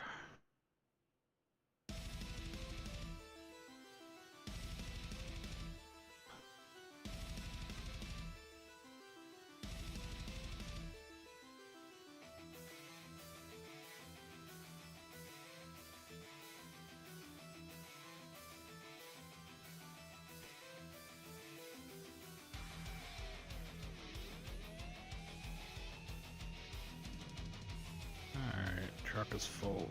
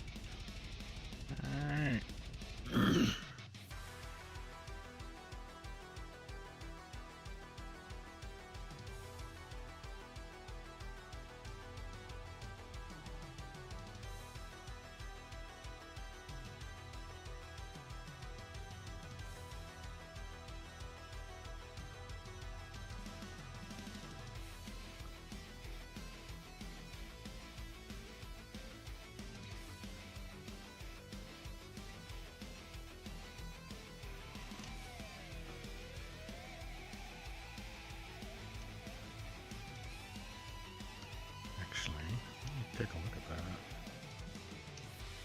Might be able to just pack that little bit in. Call that done.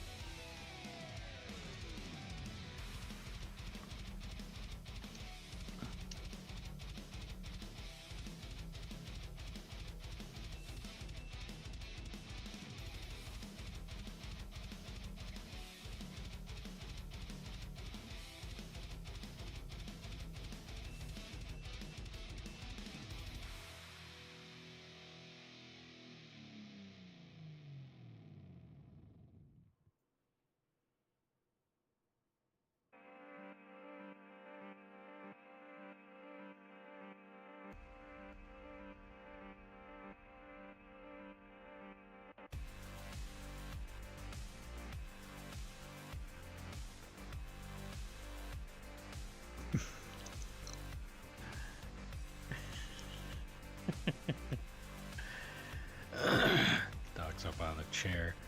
I had a blanket there. She's pushing it around like she's trying to turn it into a nest, and now she's just staring at me like, what are you laughing about? Go ahead. Go ahead, Cora.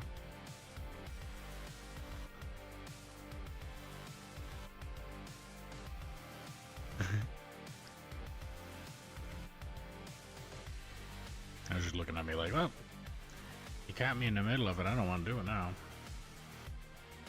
Little shit. You are. Little shit.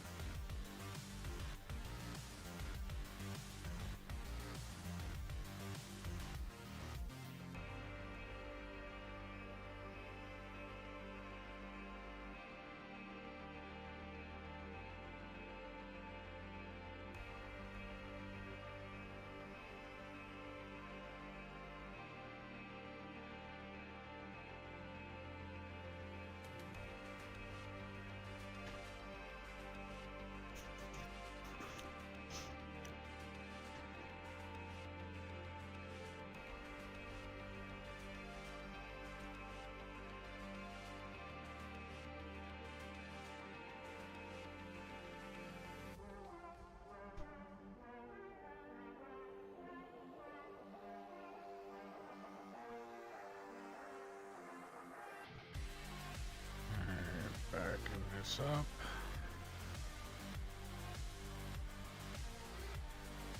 Close enough.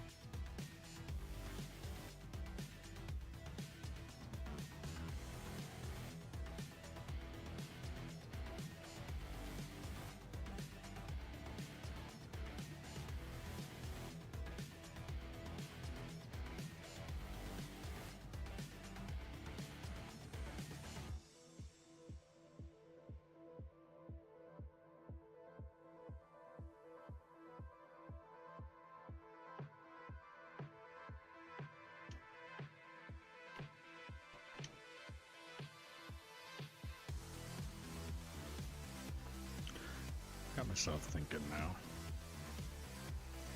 If I was to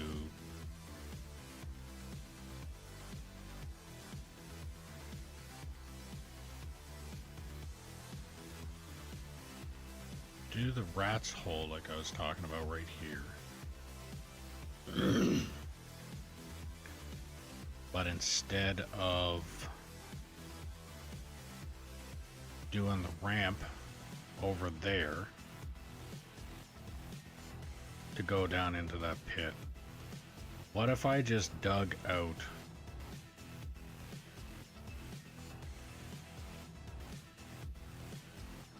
this pit as if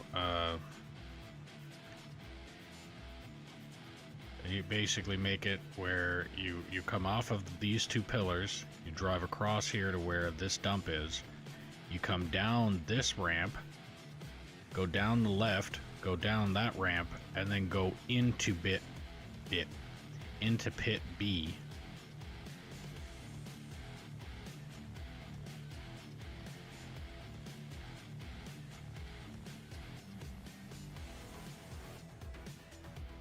And then once I get, because that'll make it even, give me a little more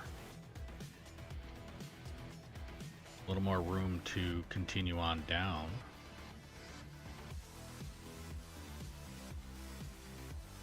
Because then at that point, the ramp will start here, work its way, so it'll literally be drive through this road, and then start going down.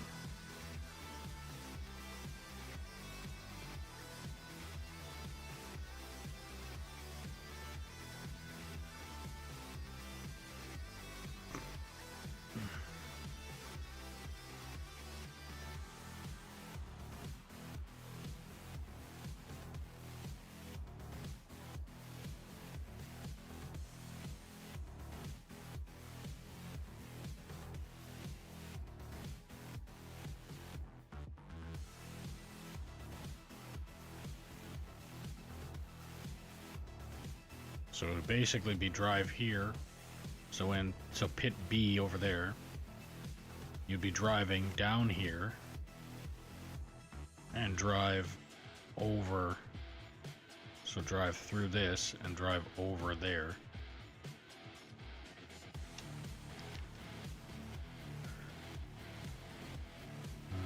Okay, so if I did this.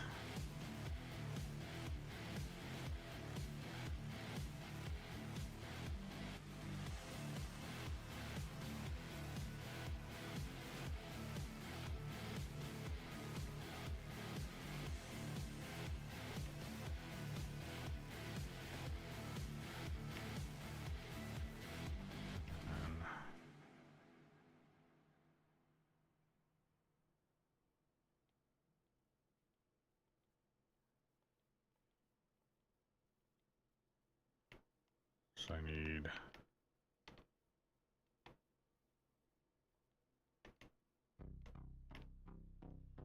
is that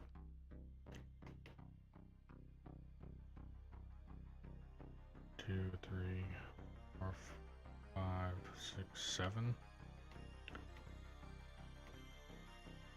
1, 2, 3, 4, 5, 6, 7. It's a little bit wider than the all truck road. Okay.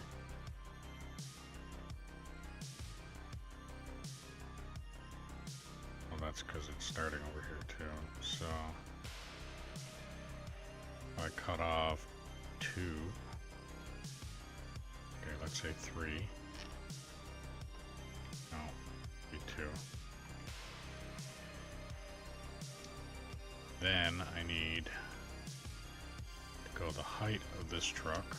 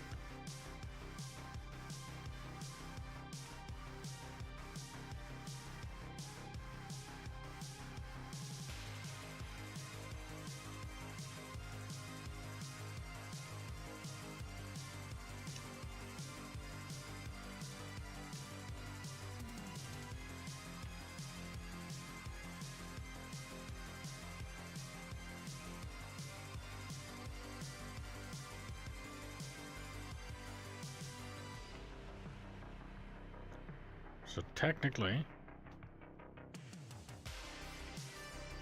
that right there, actually I'm probably gonna want, once I think about it, I think I'm gonna want that up one more. Because at no point am I gonna want that to be, like, I don't think it's gonna be perfect. Did I place a block right where I'm standing? I did.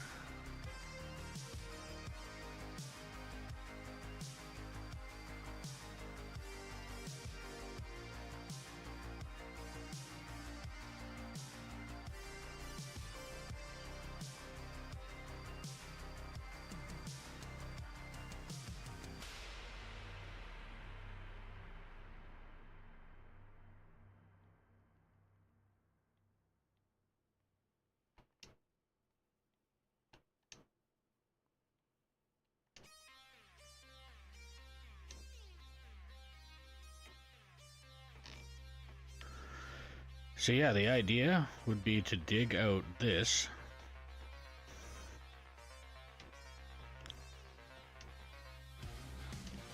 Let's get a better view of it.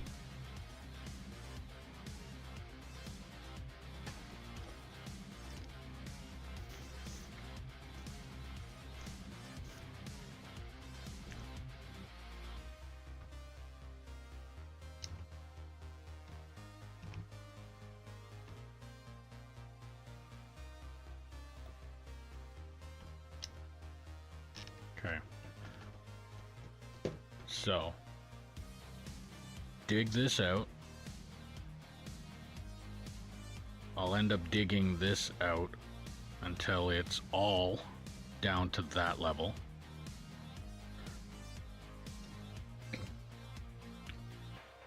So it'll look like this, but it won't have the ramp coming up and out of it from this point. This will basically start over here. And I'll dig out this pit. So I'll dig this tunnel from here to the other side. Then start the ramp. Once I start the ramp over here, then I'm gonna do the same thing as this, but it'll be as if let's say the tunnel on the other side over there was right here. So you come out, you go down, so you go down that way, you repeat this process here until you run out of space. And the thing is, when you run out of space here, you're going to be down way farther here.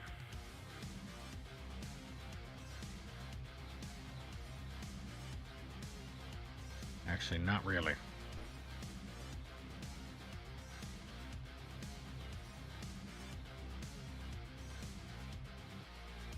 Yeah, actually. Because this wall, and then when I come this way, I can go all the way to the wall instead of all the way to the next ramp. So yeah, I'll be able to go all the way to the wall. That'll bring me down a little bit farther. And then go down, back, and then, yeah, okay. So I will be able to dig a little bit deeper in this hole than I will in this one, if I was to do what I'm planning and thinking of doing there. Now, I think what I might end up doing there, I might actually use the tunneling machine. And I might set it up to where I can place a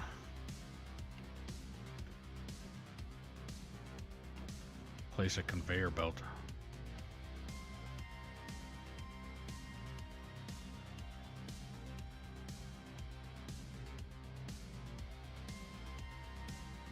Because that there,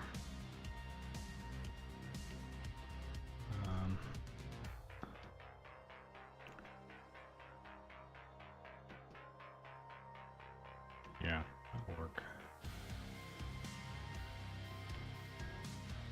Just wondering if I want to go up a little bit higher again. Right now I don't. Alright, well, I'm gonna leave that there just to give myself a little bit of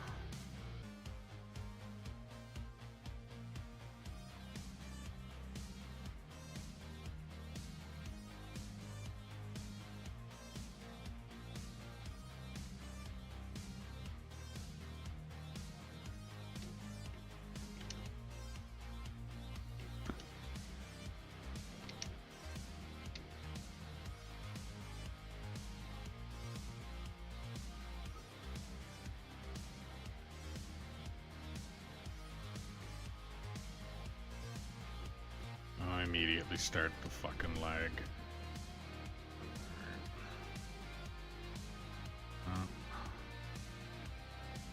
I don't even think I can actually reach that truck. No, I can't. I would if I didn't leave the lip like this. If that lip wasn't there, I'd be able to reach glow stick, but I can't.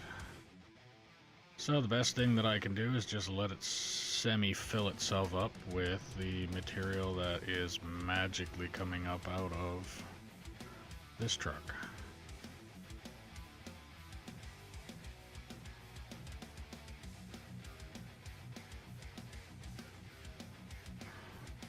Or solid stone.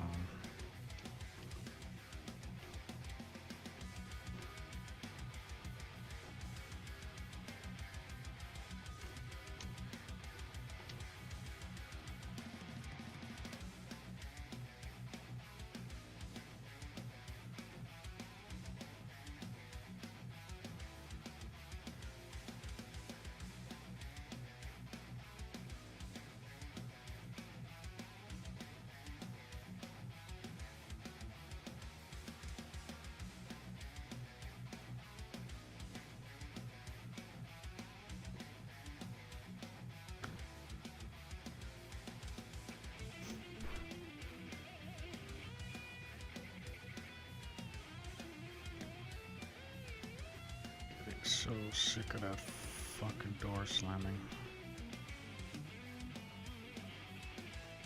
To the point where I will be sending the landlord a nice email. Which isn't gonna really be nice. It's gonna be a very angry email.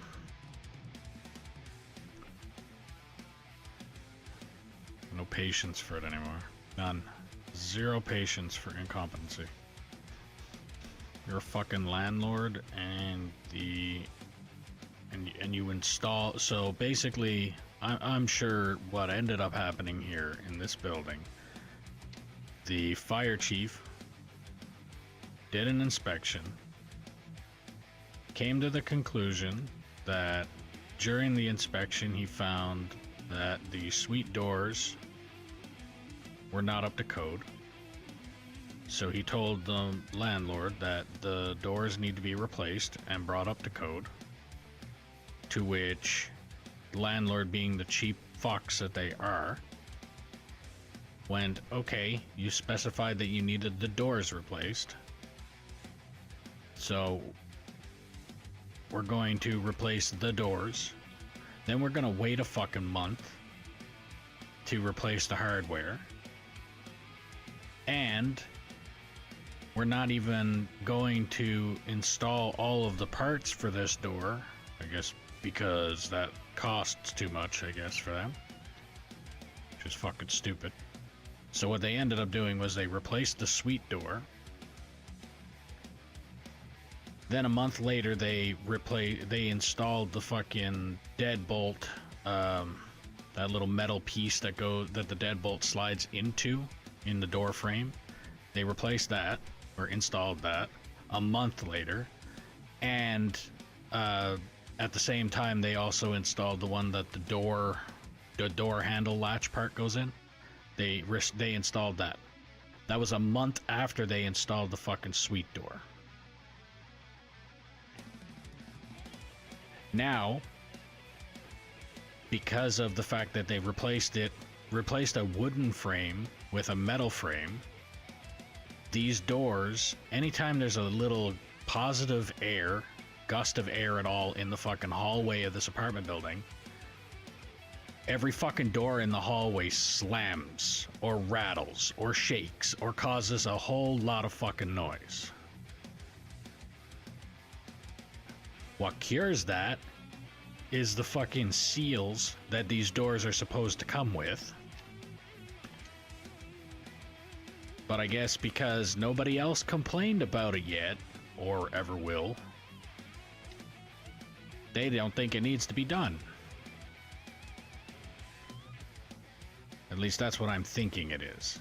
I'm thinking it's the fact that nobody complained about these doors fucking slamming, so who cares? let's save a few dollars on, instead of doing the job fucking properly and making sure that it was done right, let's save a couple bucks on the finishing parts and make sure that it was done properly. And who gives a fuck? That's the attitude that I'm getting from the fucking landlord here. 90% of the shit that's going on here, it's as long as the fucking rent is paid, who cares?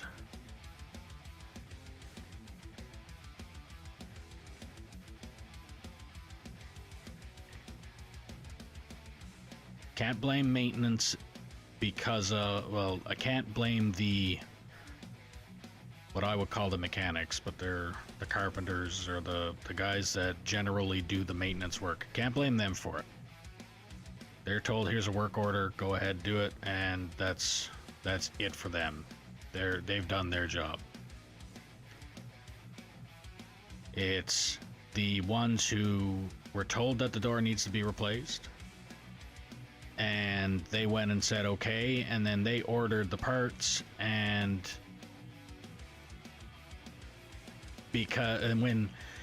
when you get a job and you order parts for something, you wait until all of the parts are in before you start the job.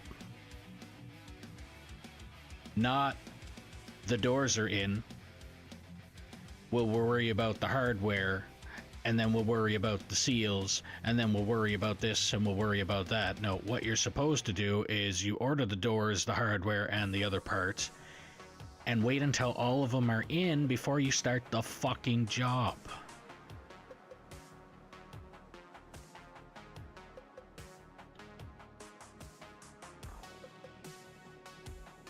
And if they want to pull the fucking, well, we hired the contractor, and the contractor was in on these certain dates, but the parts weren't in on the rest of them, it's like, okay, that argument doesn't work either.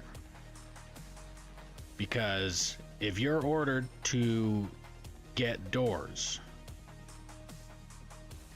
you order all your doors, you wait for the parts to come in, then you hire the contractor to put them in.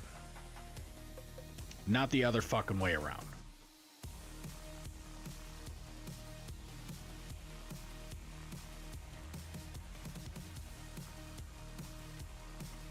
Like I said, I have no patience for this shit anymore. Especially just the incompetence. It's like you've got people that call themselves professionals. Farthest fucking thing from it at this point. They call themselves professionals. And then they go and do the most amateur fucking things possible. And because 90% of the people that live in this fucking apartment building, I mean, their last home was probably in absolutely no condition of what this place is. In comparison, this is a fucking 5-star fucking hotel in comparison to where they probably came from. So when they see this, it's like there's nowhere they're gonna complain about it. It's like, oh well, this is a whole lot better than what I had before. When in reality, what they're living in right now is still fucking, it's still shit. Either do the job fucking properly or don't fucking do the job at all. But I can understand why they can't just not do the job at all. I get that one, because like I said, at the same time, it's a fire code issue. But the way fire code works, if you get told by the fire department, for instance, that something needs to be done, they don't look at you and say that has to be done by this time or else. They look at you and say you have this time to come back with a response as to it's either done or what you're doing to make sure it gets done. So let's say, for instance, like what I was saying here in regards to the door itself. If it's fire code, and the problem that they're having right now is they don't have all the hardware, okay? Doors have not been replaced yet because we're waiting on hardware. And here's proof as to why they're waiting on the hardware. That's it. Simple. Done. They proved why the job is not getting done, and then if they're waiting on the hardware, then there's a good chance that there's a way that they can get basically have the paperwork state how long it should take before they get what they're looking for. And then the fire department, being the logical ones that they are, will be able to come back and say, okay, well, if your parts are in around this time, then you have a certain amount of time from that point to get it done. And if you have all of the parts in by then, there should not be any reason why you couldn't accomplish that. Again, problem solved. But instead, the fucking landlord is doing the whole, well, fire department told us to do it, we're just gonna fucking cheap out. Because I have a very good feeling that when I send a message that basically says that that I'm still waiting to find out why the doors are not done yet, they're gonna come back and say, well, they are. And that's when the argument is really gonna start. Two different reasons that I can say that they're not is because the people who installed the doors, they were the professionals that installed the doors, or the contractor that was hired. They told me directly that the doors are, minus the, like I said, the deadbolt and door latching part, the last parts that need to be installed are the seal around the fucking door. So we're waiting on that part. So at this point, I am going to be going in and being like, hey, why is the doors not done? And if they come back and say they are done, I will tell them, well, you're wrong. And the contractor that you guys used that installed the fucking thing said that there's still parts that are left to be done. And I know those parts that have to be installed are going to cure the problem of my complaint that I will be placing. Those doors should not be rattling in the fucking door frame anytime there's a positive air movement in the fucking hallway. So if somebody in another suite opens their door, they cause basically what I would call positive air. So when they open their door, all the other doors in the hallway shake and things like that. Also, they installed door closers, so the little hinges have a little spring that helps the door close. Those doors are slamming now because there's no rubber bumper there to prevent them from doing that.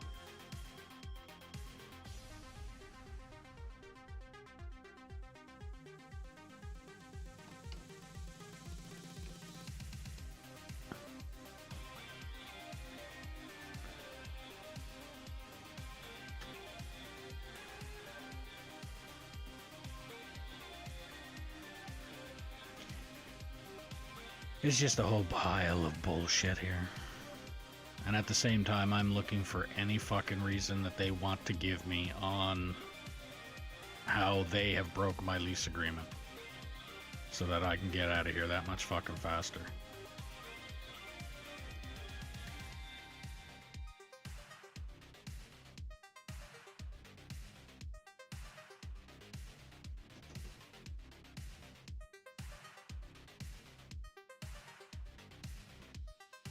Okay, actually,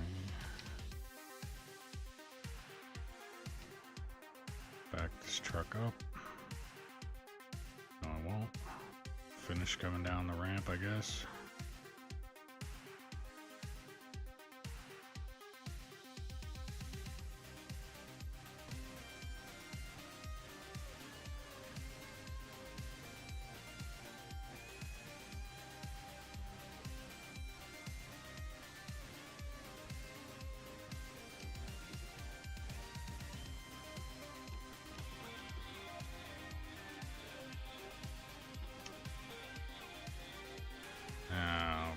because of the fact that that's not done over there.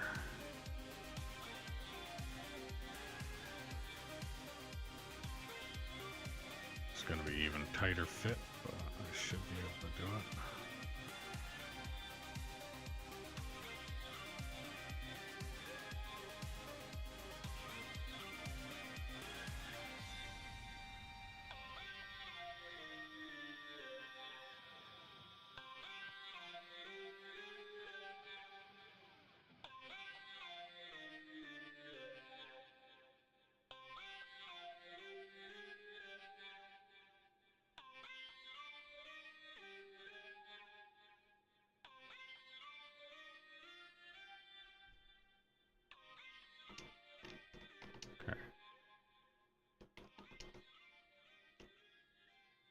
Place the bomb there and kaboom. Now everything's okay. So I'm going to finish with the dirt that's here.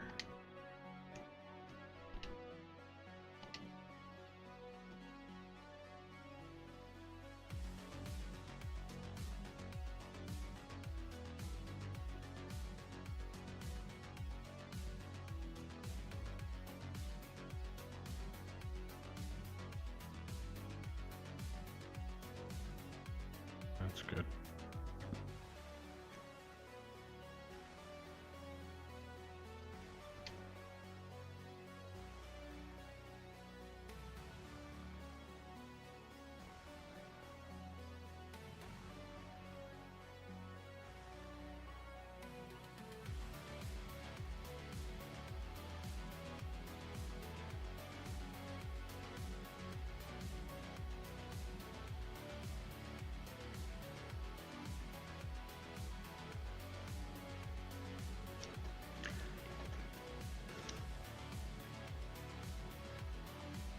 Actually, because I'm going to be cleaning this out anyway, I'm going to be leaving these trucks out of here, and it'll be easier if I take this one, and then the white one, and then glow stick.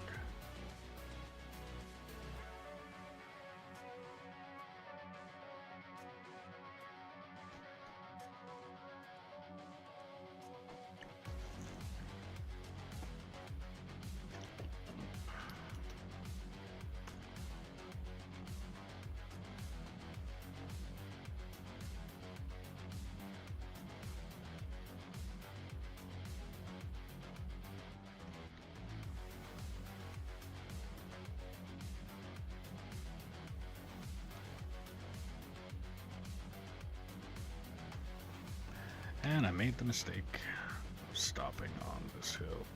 Oh, no. Okay, never mind. This ramp is pretty good.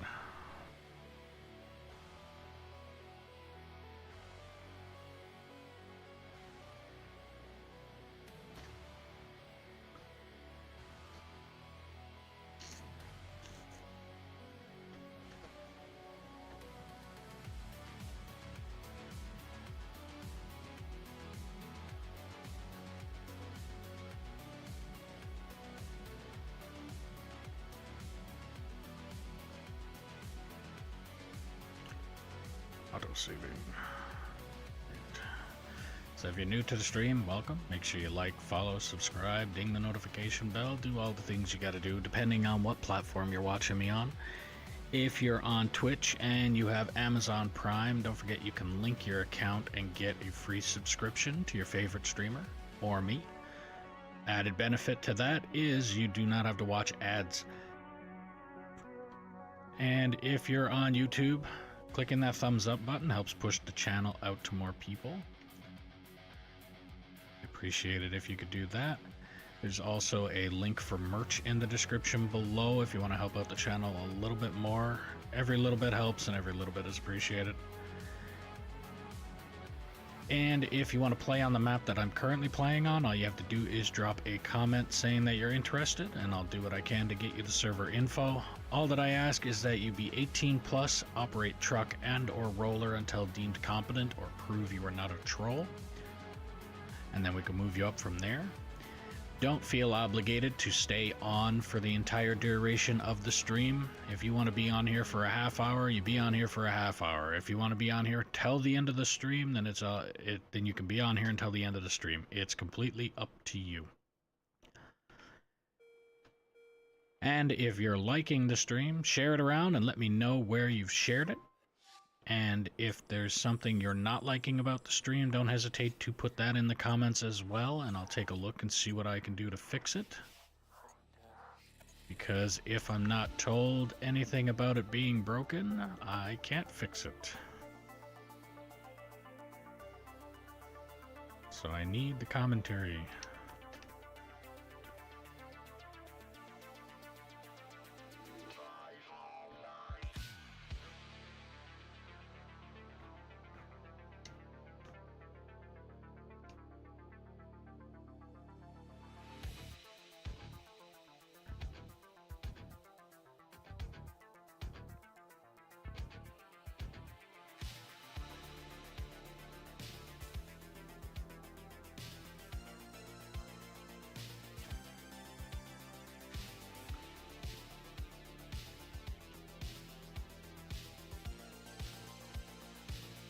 So, I think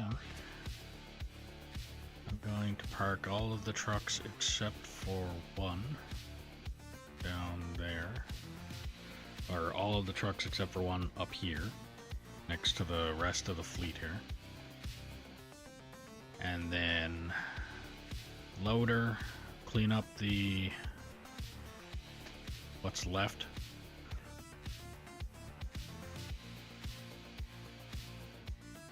And then we'll see from there. Because that truck is not full. Actually, I think I'm going to park this. I'm going to go down and grab that other empty one, and I'm going to park that up here with the rest of them. And then I'm going to leave glow stick down there and fill glow stick with the dirt that's going to be picked up from down there.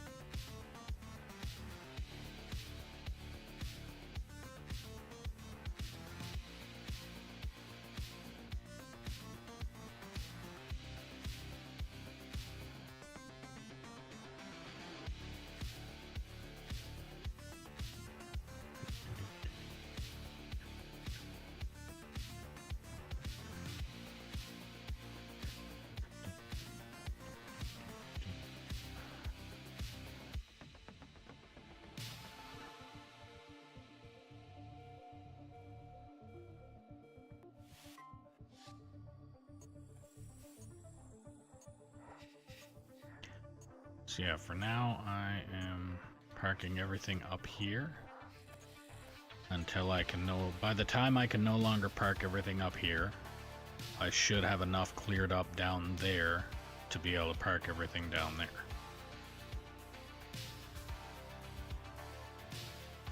Like I said, what I'm gonna do right now, I'm gonna park that here. I'm gonna grab the empty one, bring it up here. And then I'm going to park glow stick up there on the corner. Because I don't think... no, I don't think I have enough room. So I think what I'll do, I'll park glow stick right here on the corner of this. And,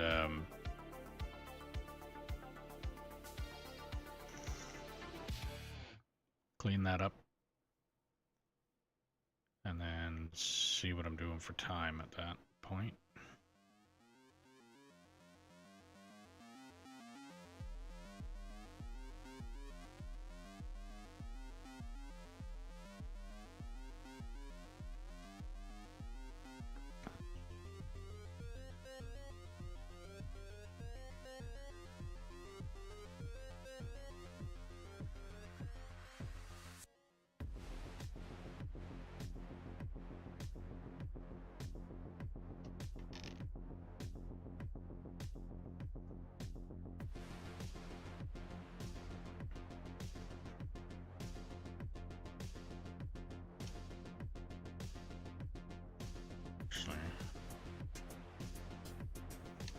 leave that there. But I will be right back.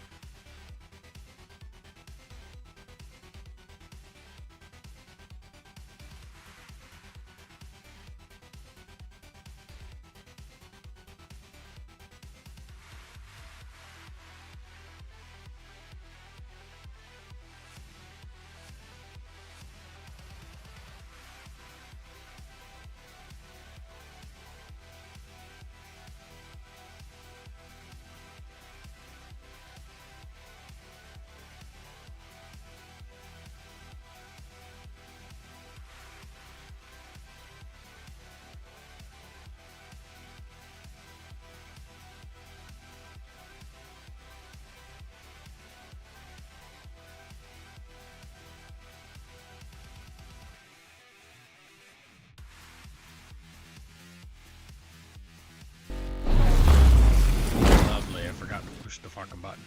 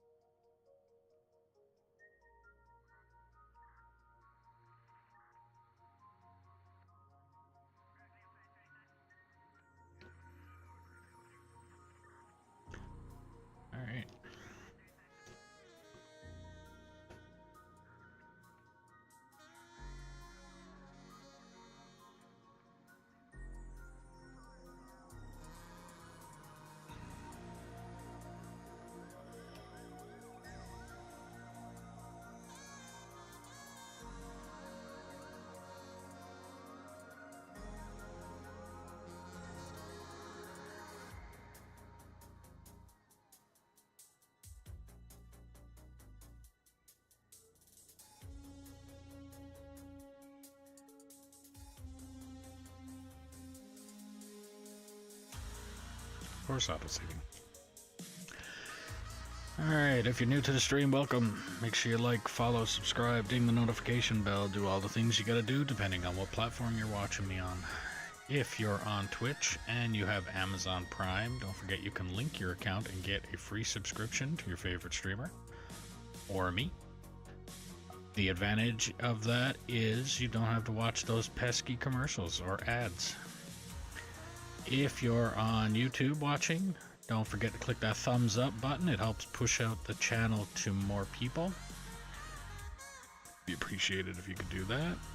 There's also a link for merch in the description below if you want to help out the channel a little bit more. Every little bit helps and every little bit is appreciated. If you want to play on the map that I'm currently playing on, all you have to do is drop a comment saying that you're interested, and I'll do what I can to get you the server info. All that I ask is that you be 18 plus, operate truck and or roller until deemed competent or prove you are not a troll, and then we can move you up from there.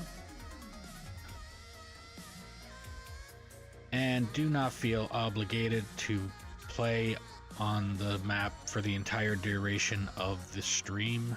If you want to be on here for a half hour, you can be on here for a half hour. If you want to be on here until the end of the stream, you can be there until the end of the stream. It's completely up to you on how long you're on here. And if you're liking the stream, share the stream around and let me know where you're sharing it. And if there's something you're not liking about the stream, don't hesitate to put that in the comments as well, and I will take a look and see what I can do to fix it. Because if I am not told that there is something broken, I can't fix it.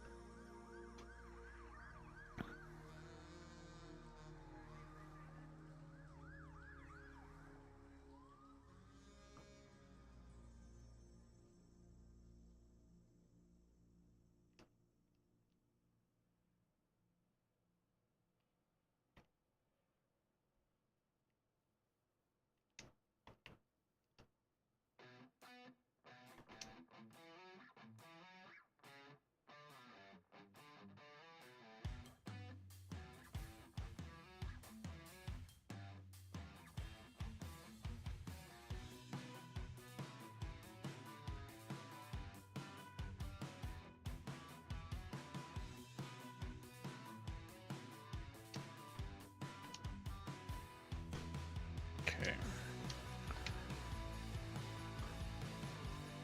I've got enough room in here now to be able to do this, so why not?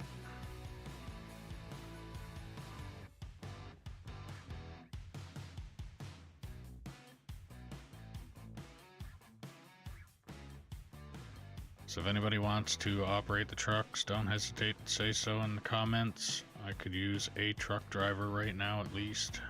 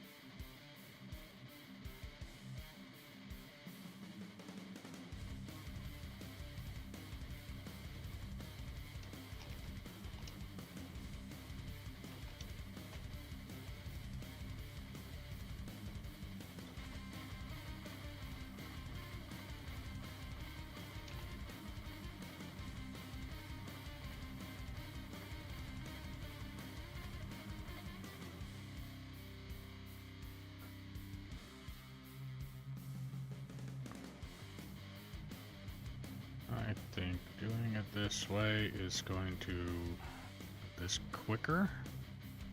I hope.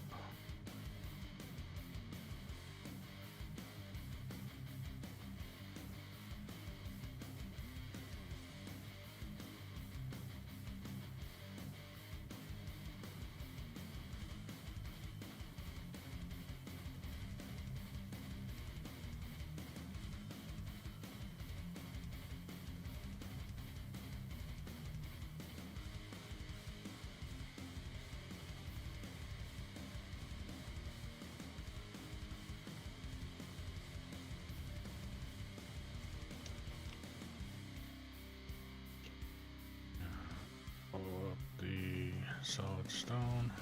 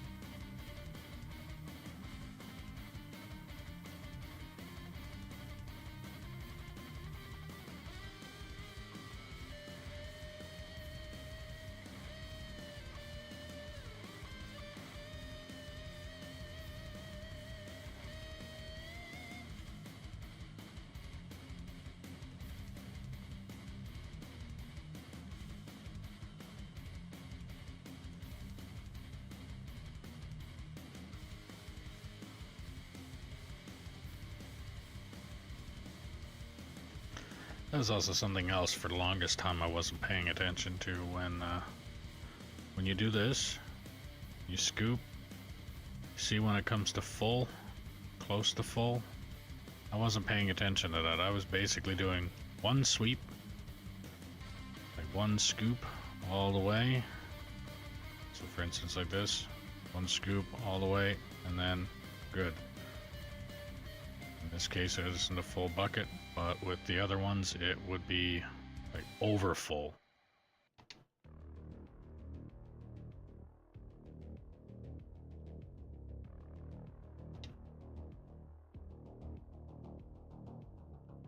So like this, scoop, full, dump. I wasn't paying attention to that. I was literally just going, okay, this is a scoop. So yeah, little things.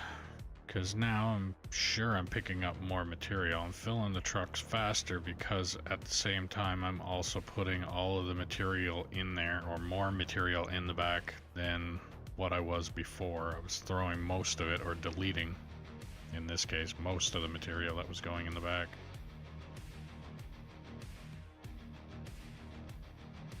Or that was supposed to go in the back, not what was going in the back.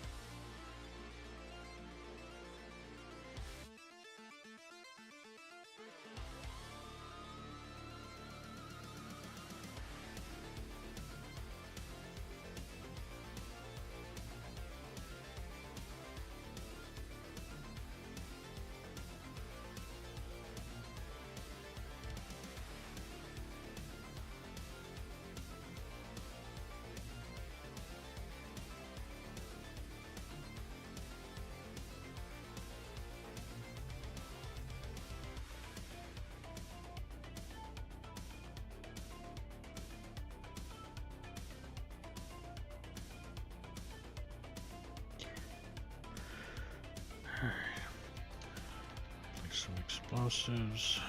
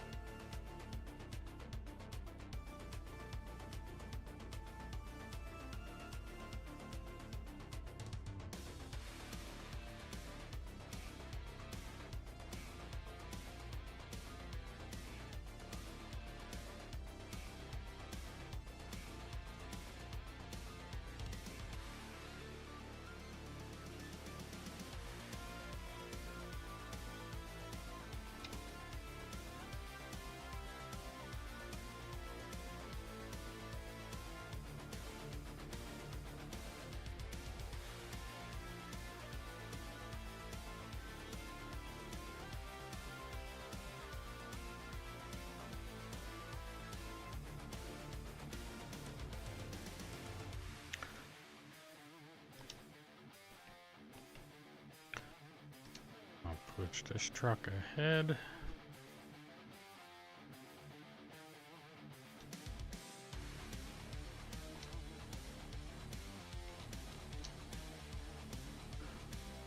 Grab another one. Back it up. Should be able to fill up a few of these.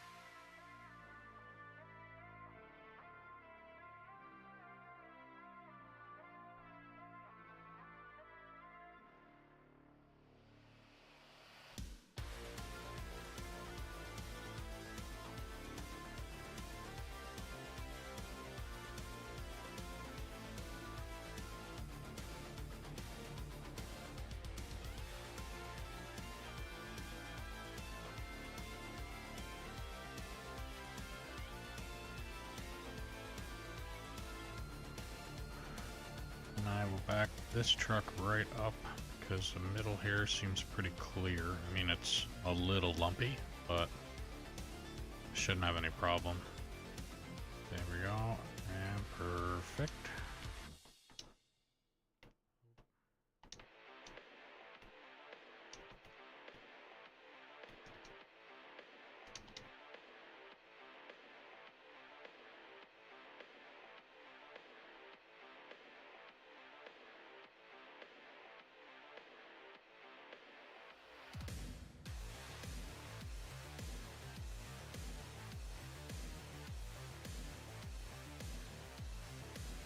But I also have a feeling that if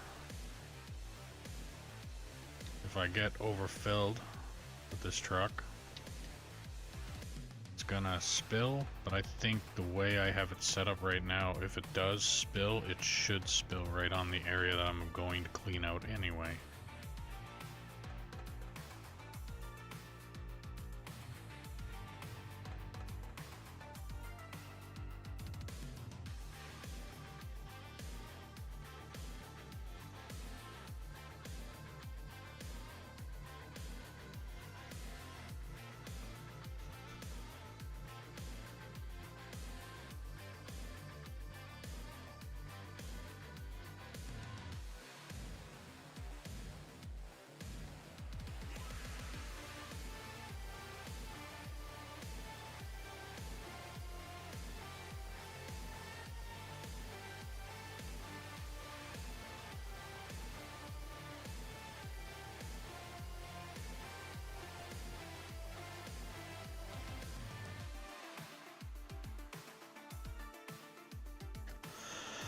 Alright.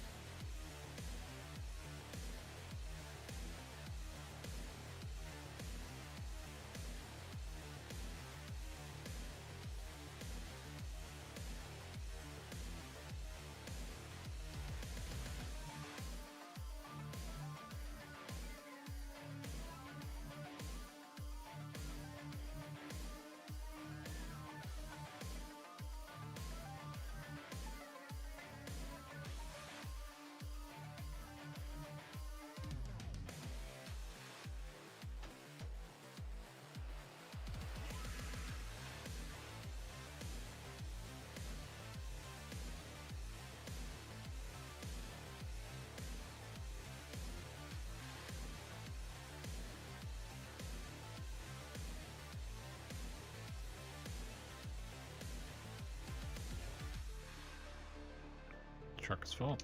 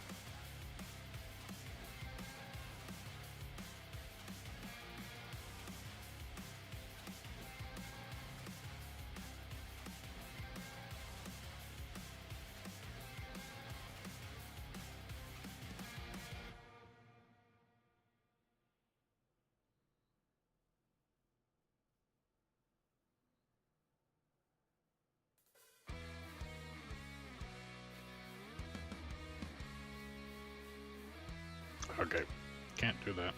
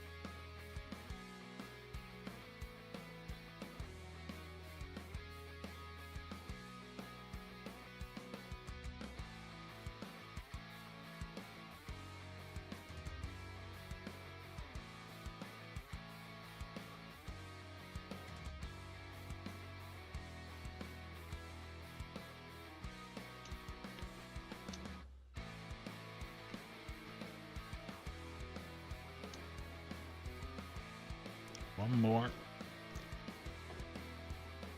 And empty them. And I would say by that time it will be...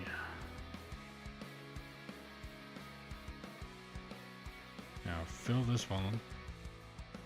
Probably empty them all. And then I think by that time I'll be close to my 8 hours on stream. Not to mention my stream has also died down to almost nothing, so...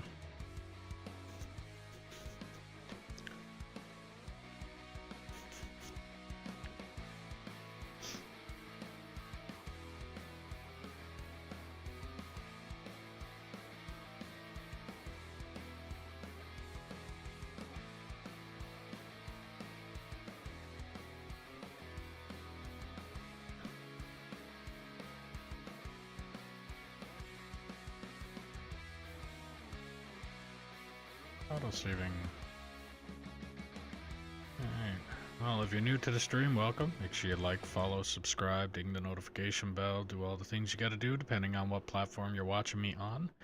If you're on Twitch and you have Amazon Prime, don't forget you can link your account and get a free subscription to your favorite streamer, or me.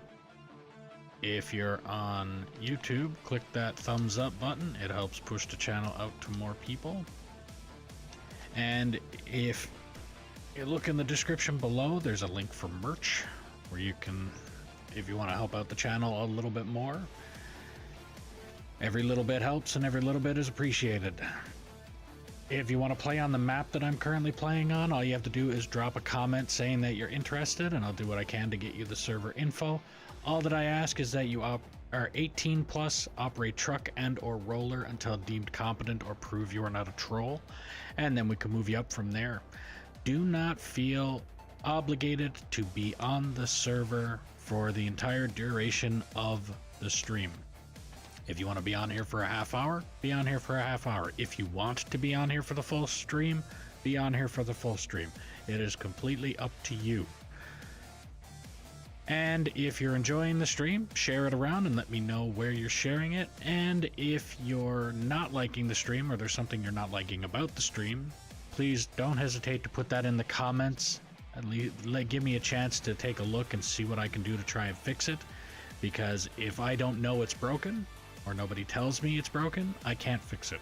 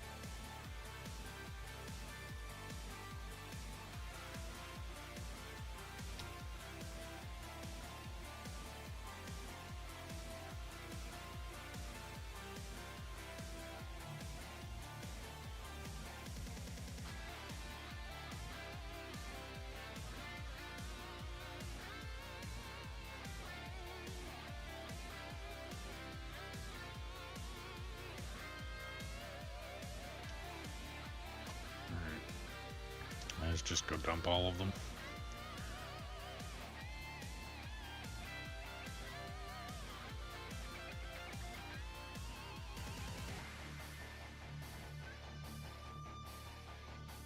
Because I am gonna have to park all of them up there again, except for one. Give myself a little bit of space with the loader to be able to spin around in there, so.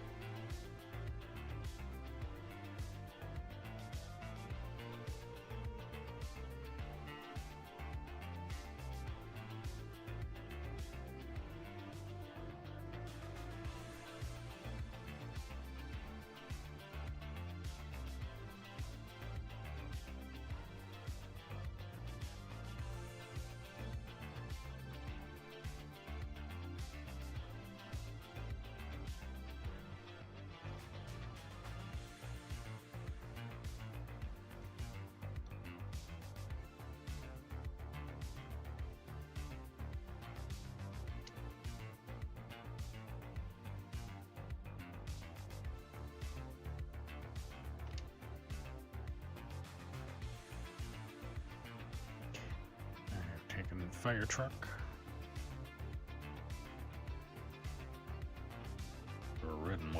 fire truck. Dump it, park it next to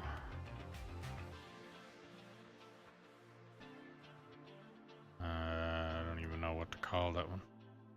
But yeah, parking it next to the one I just put up there. So I'll dump this and then dump those 4. I will probably leave glow stick down there for the loader to clean up. And then, like I said, I think by the time I'm done emptying these guys and parking that last truck down there, I would say I'll be really close to my 8 hours. Around that time, I think the wife will be just about ready to come home too, so everything will match up.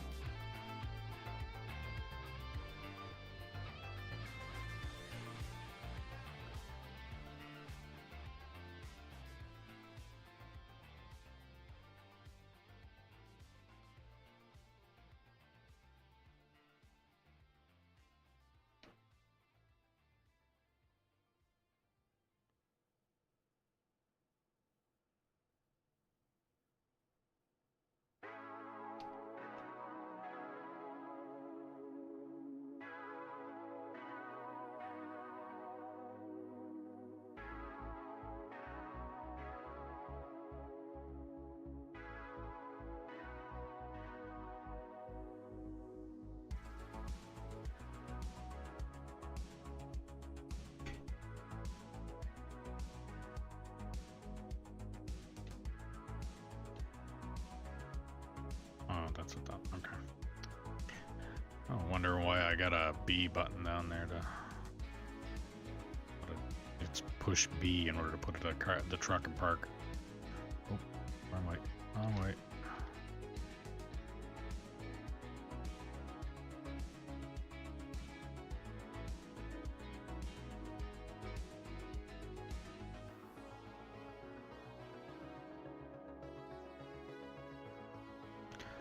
So right now I have enough room to comfortably park 5 trucks down here. Once I am done cleaning this up, I should have enough room to park 6, if not 7.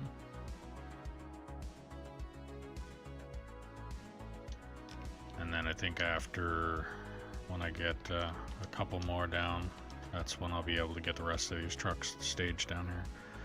And that's pretty much how I plan on doing this. It's literally come down here, so excavator, fill up the trucks, empty them, come down here with 1 truck, clean up this with loader, and then with 1 truck down here, and then once I have the area cleaned up, then I'll just start bringing trucks down one at a time, fill them, set them to the side, and load the next one. And eventually here I should have enough room, which I might even have enough room the next time around, to be able to leave empty trucks down here until eventually I will have all of the trucks down here, filling them up.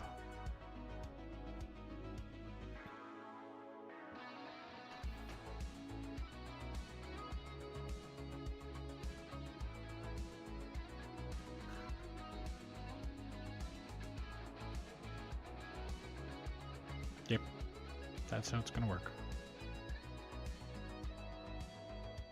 So I'll finish the line that I'm doing. So going from that wall to where the excavator is right now, cleaning up that. So once I'm done there, then the wall that glow stick and the truck behind it are pressed up against, that's where I will be digging next and working my way up to where all the other trucks are staged until I get all of that layer down, and then I start another ramp and do it all again.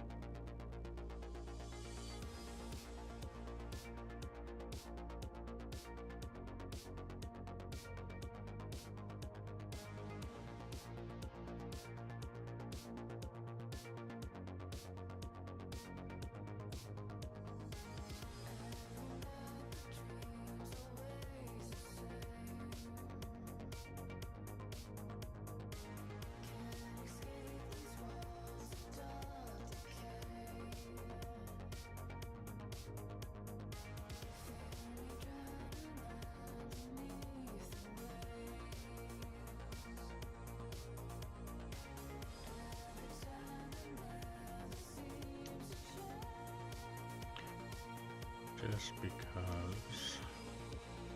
There go. There's one there.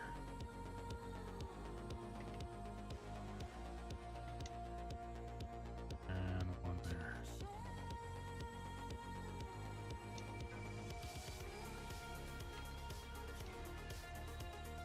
Okay.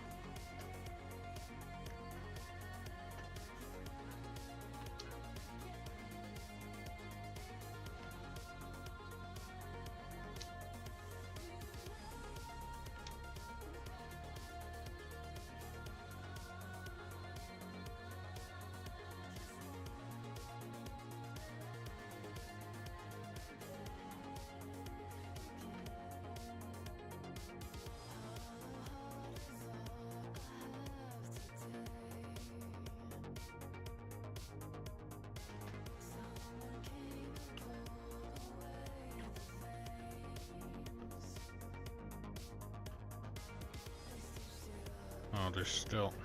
Fuck's sake. Alright, I guess I'll park this up there, and when I do, I'll come back and get that last spot right there that I completely. What did I get? I got one in the middle there, and then there was another one. Must have been over there somewhere. Because there's a spot right there that I missed. Solid stone shit.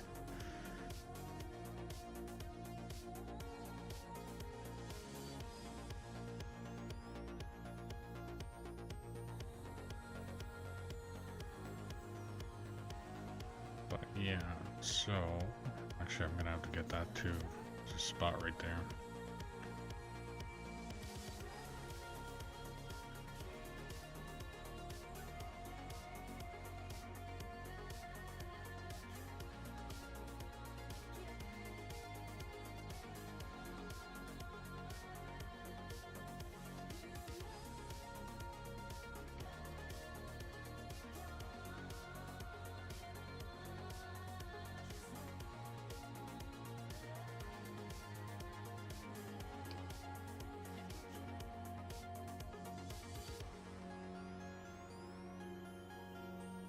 I do not know why I did that.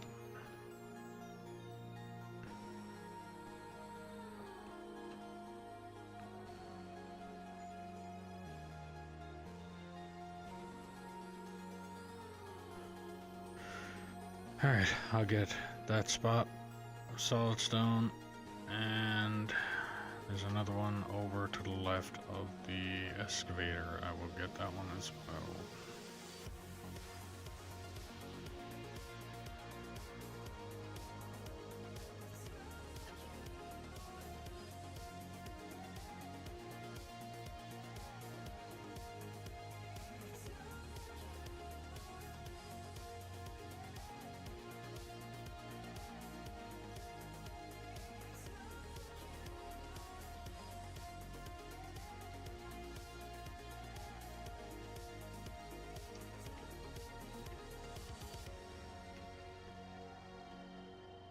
That one, and there's another one over here.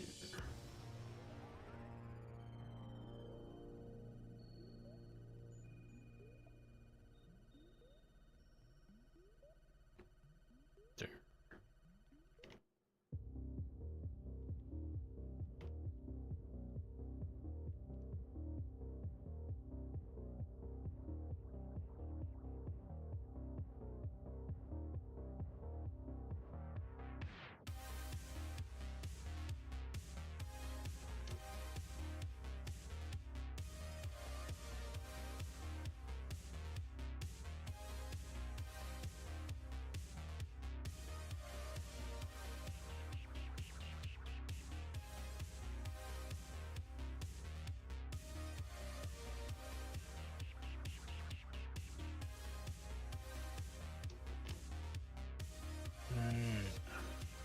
One more.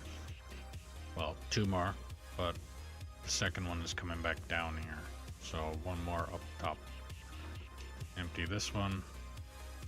Bring it up there. And then empty glow stick. Bring glow stick back down here. Probably park it where it's sitting now. maybe.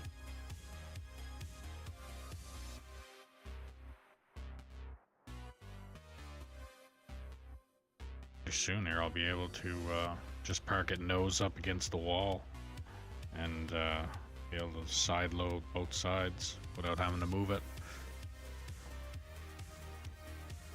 And then that'll be making my life a lot easier again.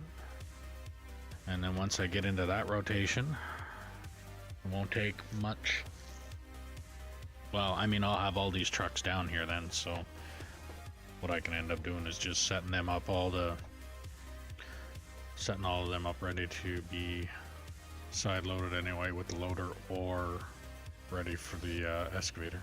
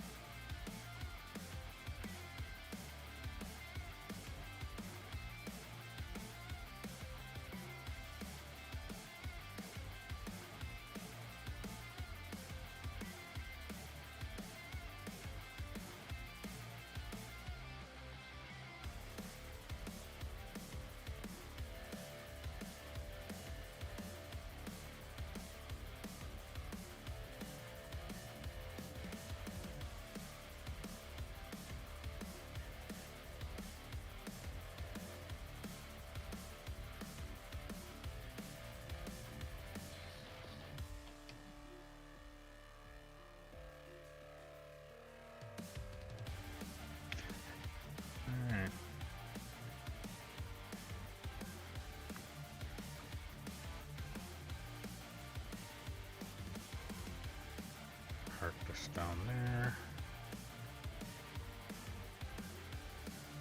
And start my little outro, basically.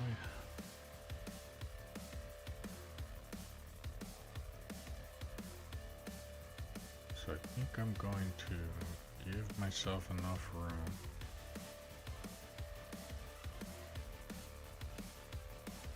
So if I park here,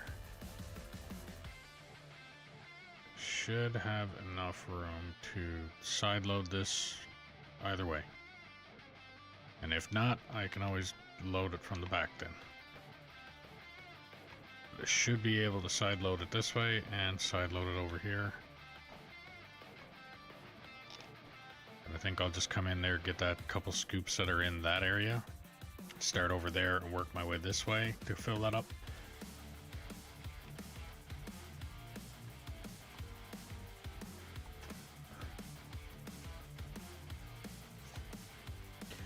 So tomorrow's plan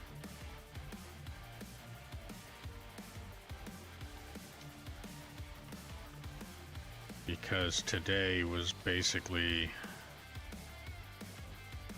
I think I had this much dug out this morning. So tomorrow I should get, I think tomorrow I'll wind up digging out this entire corner and probably end up starting on the digging this this strip out this way.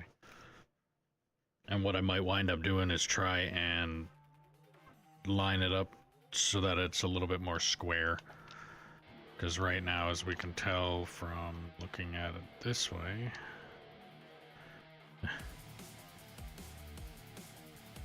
it ain't square.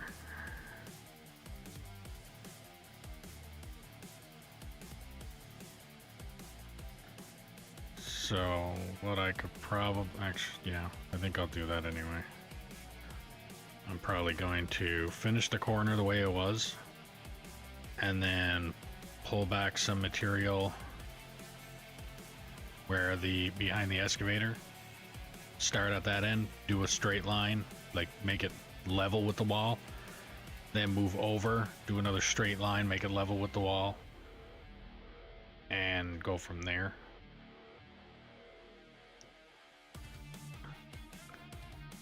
Because even if yeah, I don't have any way of getting actually I can do it this way. Okay, so basically I'm gonna keep doing this. It'll eventually probably get to the point where, actually I'll probably still end up getting this corner. So I'll get that corner dug out. This is gonna look a little weird.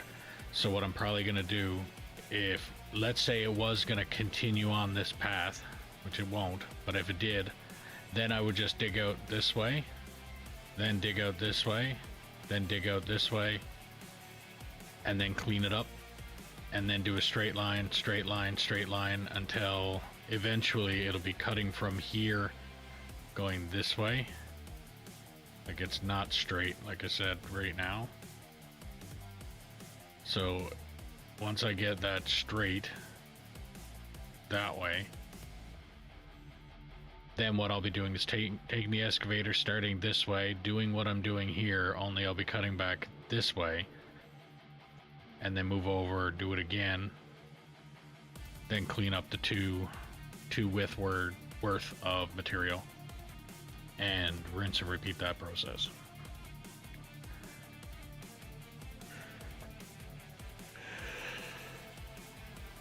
Should be good.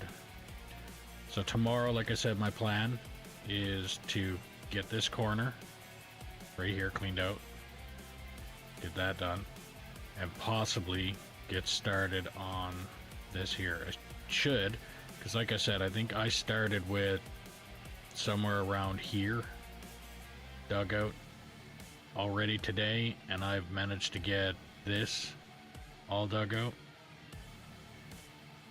So shouldn't be too bad.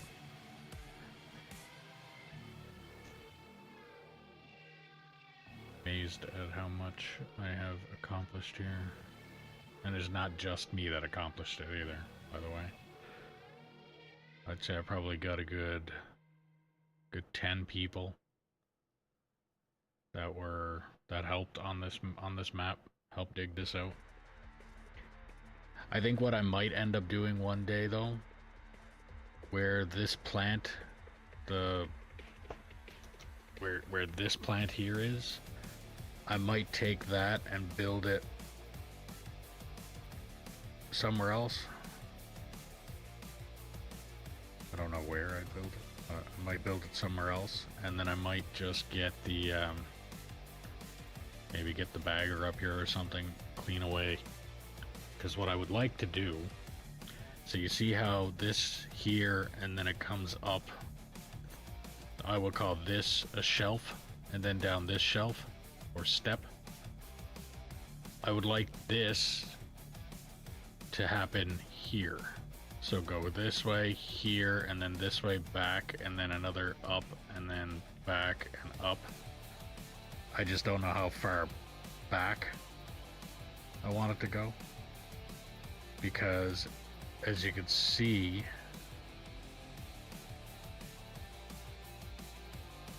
it's pretty steep, the hill that's behind.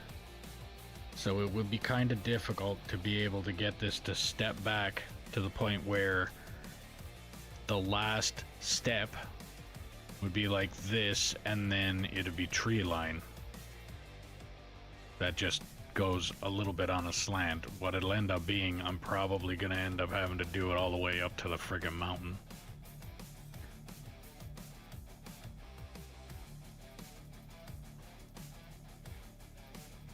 So yeah,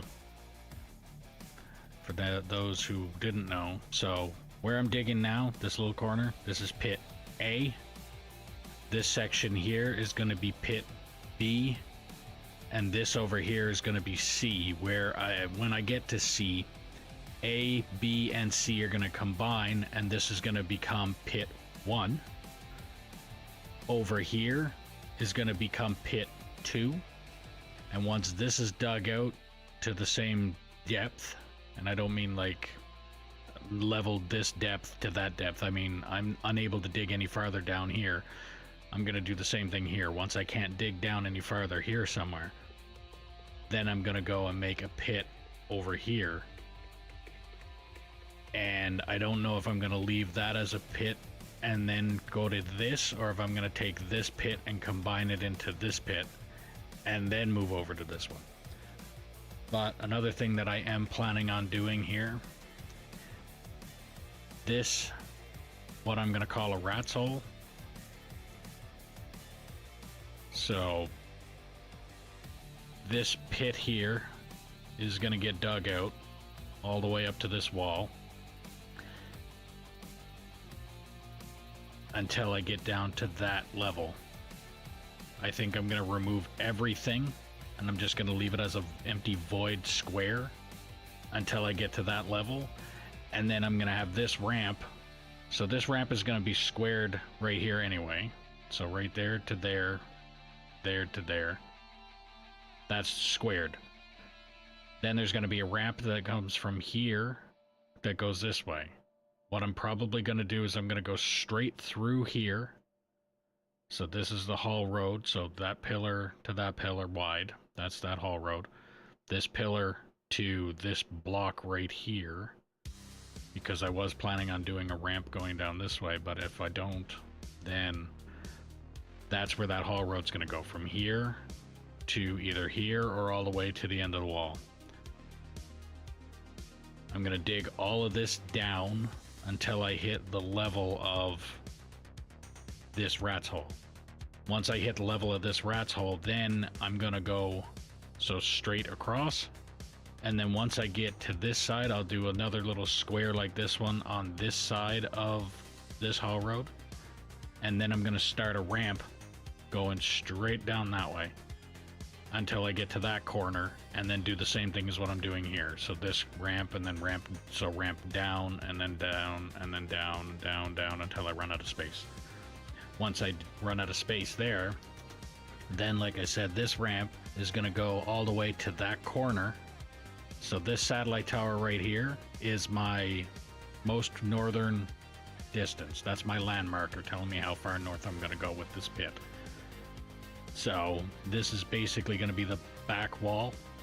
So the ramp goes to that wall, and then I do the same thing as what I'm doing here. So once I dig all of that out, then I go from there and go ramp down. Now what I'm going to end up doing here, kind of like what I've done here right now, I've made it down to, so like I said, excavator digs this deep, and then I left a little bit of material for the loader to clean. So what I'm going to end up doing is the same thing on every level that I dig with like the ramp. So the ramp is going to come down, and then it's going to be that much and a little bit, and once I get that much material to the ramp, then I'm going to clean everything from that at that level across, like what I'm doing right here right now. Then once I get everything, so that includes this road, and everything over here, so everything from here across. But I think what I am gonna end up doing, once I dig down as deep as I can go here, I have 3 little pylons sitting up here somewhere that Kyle put down. That's the end of pit B. So what I'm gonna do, once I'm done digging down here and I can't dig anymore, then I'm gonna clean off this material to those pylons going this way. Clean all of this material off on this shelf. Then remove this material to the back of that shelf. Then excavator work, cut this line across here, cut the line down that way, clean all of this material in here the same way I'm doing it here, and then probably do it again. And I think by the time I get to the second drop, like what I've been doing here, I think at that time I'll be reaching this level, and then what I'll do is I'll dig this tunnel through, and then every ramp that's on this side I'll just dig away, so that the only way to get into this pit will be through this pit. So I'm probably going to end up having this dump pulled out of here. Yes, it's going to take longer to get up to the dump, but I mean, at the same time, it's... if I really wanted to keep doing this kind of thing, then I might as well just take this pit, or take the belts. I might as well just put a dump down here, or put a dump right there, and literally just scoop everything up with the loader and dump it in there. Like, it defeats the purpose. So, like I said, what I'm gonna do, might even get rid of that dump here pretty soon. But what I'm gonna do is I'm gonna dig this pit as far as I can go, this pit until I hit this level, and then the top half of that is going to be just a square hole, and then the ramps are going to start from there until I can't dig down any farther. Then once I can't dig down any farther there, then I'm going to essentially combine all 3 of these together. And then once I'm done combining all 3 of them together, then I do pit 2, pit 3, and keep going that way. That's the plan, but again, like I said, plans change very frequently and quite often on this map. So tune in and you'll see the progress as it goes. But that is it for me today. Yeah. So if you're new to the stream, welcome.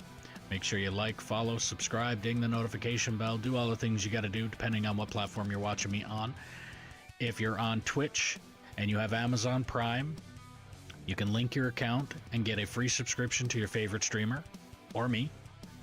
The advantage or perk to that is you don't have to watch ads. If you're watching me on YouTube, clicking that thumbs up button helps push the channel out to more people. And if you look in the description below, there's a link for merch if you want to help out the channel a little bit more. Every little bit counts and every little bit is appreciated. If you want to play on the map that I'm currently playing on, when I'm online, all you have to do is drop a comment saying that you're interested, and I'll do what I can to get you the server info. All that I ask is that you be 18 plus, operate truck and or roller until deemed competent, or prove you are not a troll, and then we can move you up from there. Do not feel obligated to stay on for the entire duration of the stream. If you want to be on here for a half hour, be on here for a half hour. If you want to be on here for the full stream, you can be on here for the full stream, but it is completely up to you. And if you're enjoying the stream, share it around and let me know where you're sharing it. And if you're not liking the stream or you're not liking something about the stream, don't hesitate to put that in the comments as well. And I'll take a look and see what I can do to try and fix it. But if I'm not told that there's something broken, then I obviously can't fix it. So if I don't know it's broken, I can't fix it.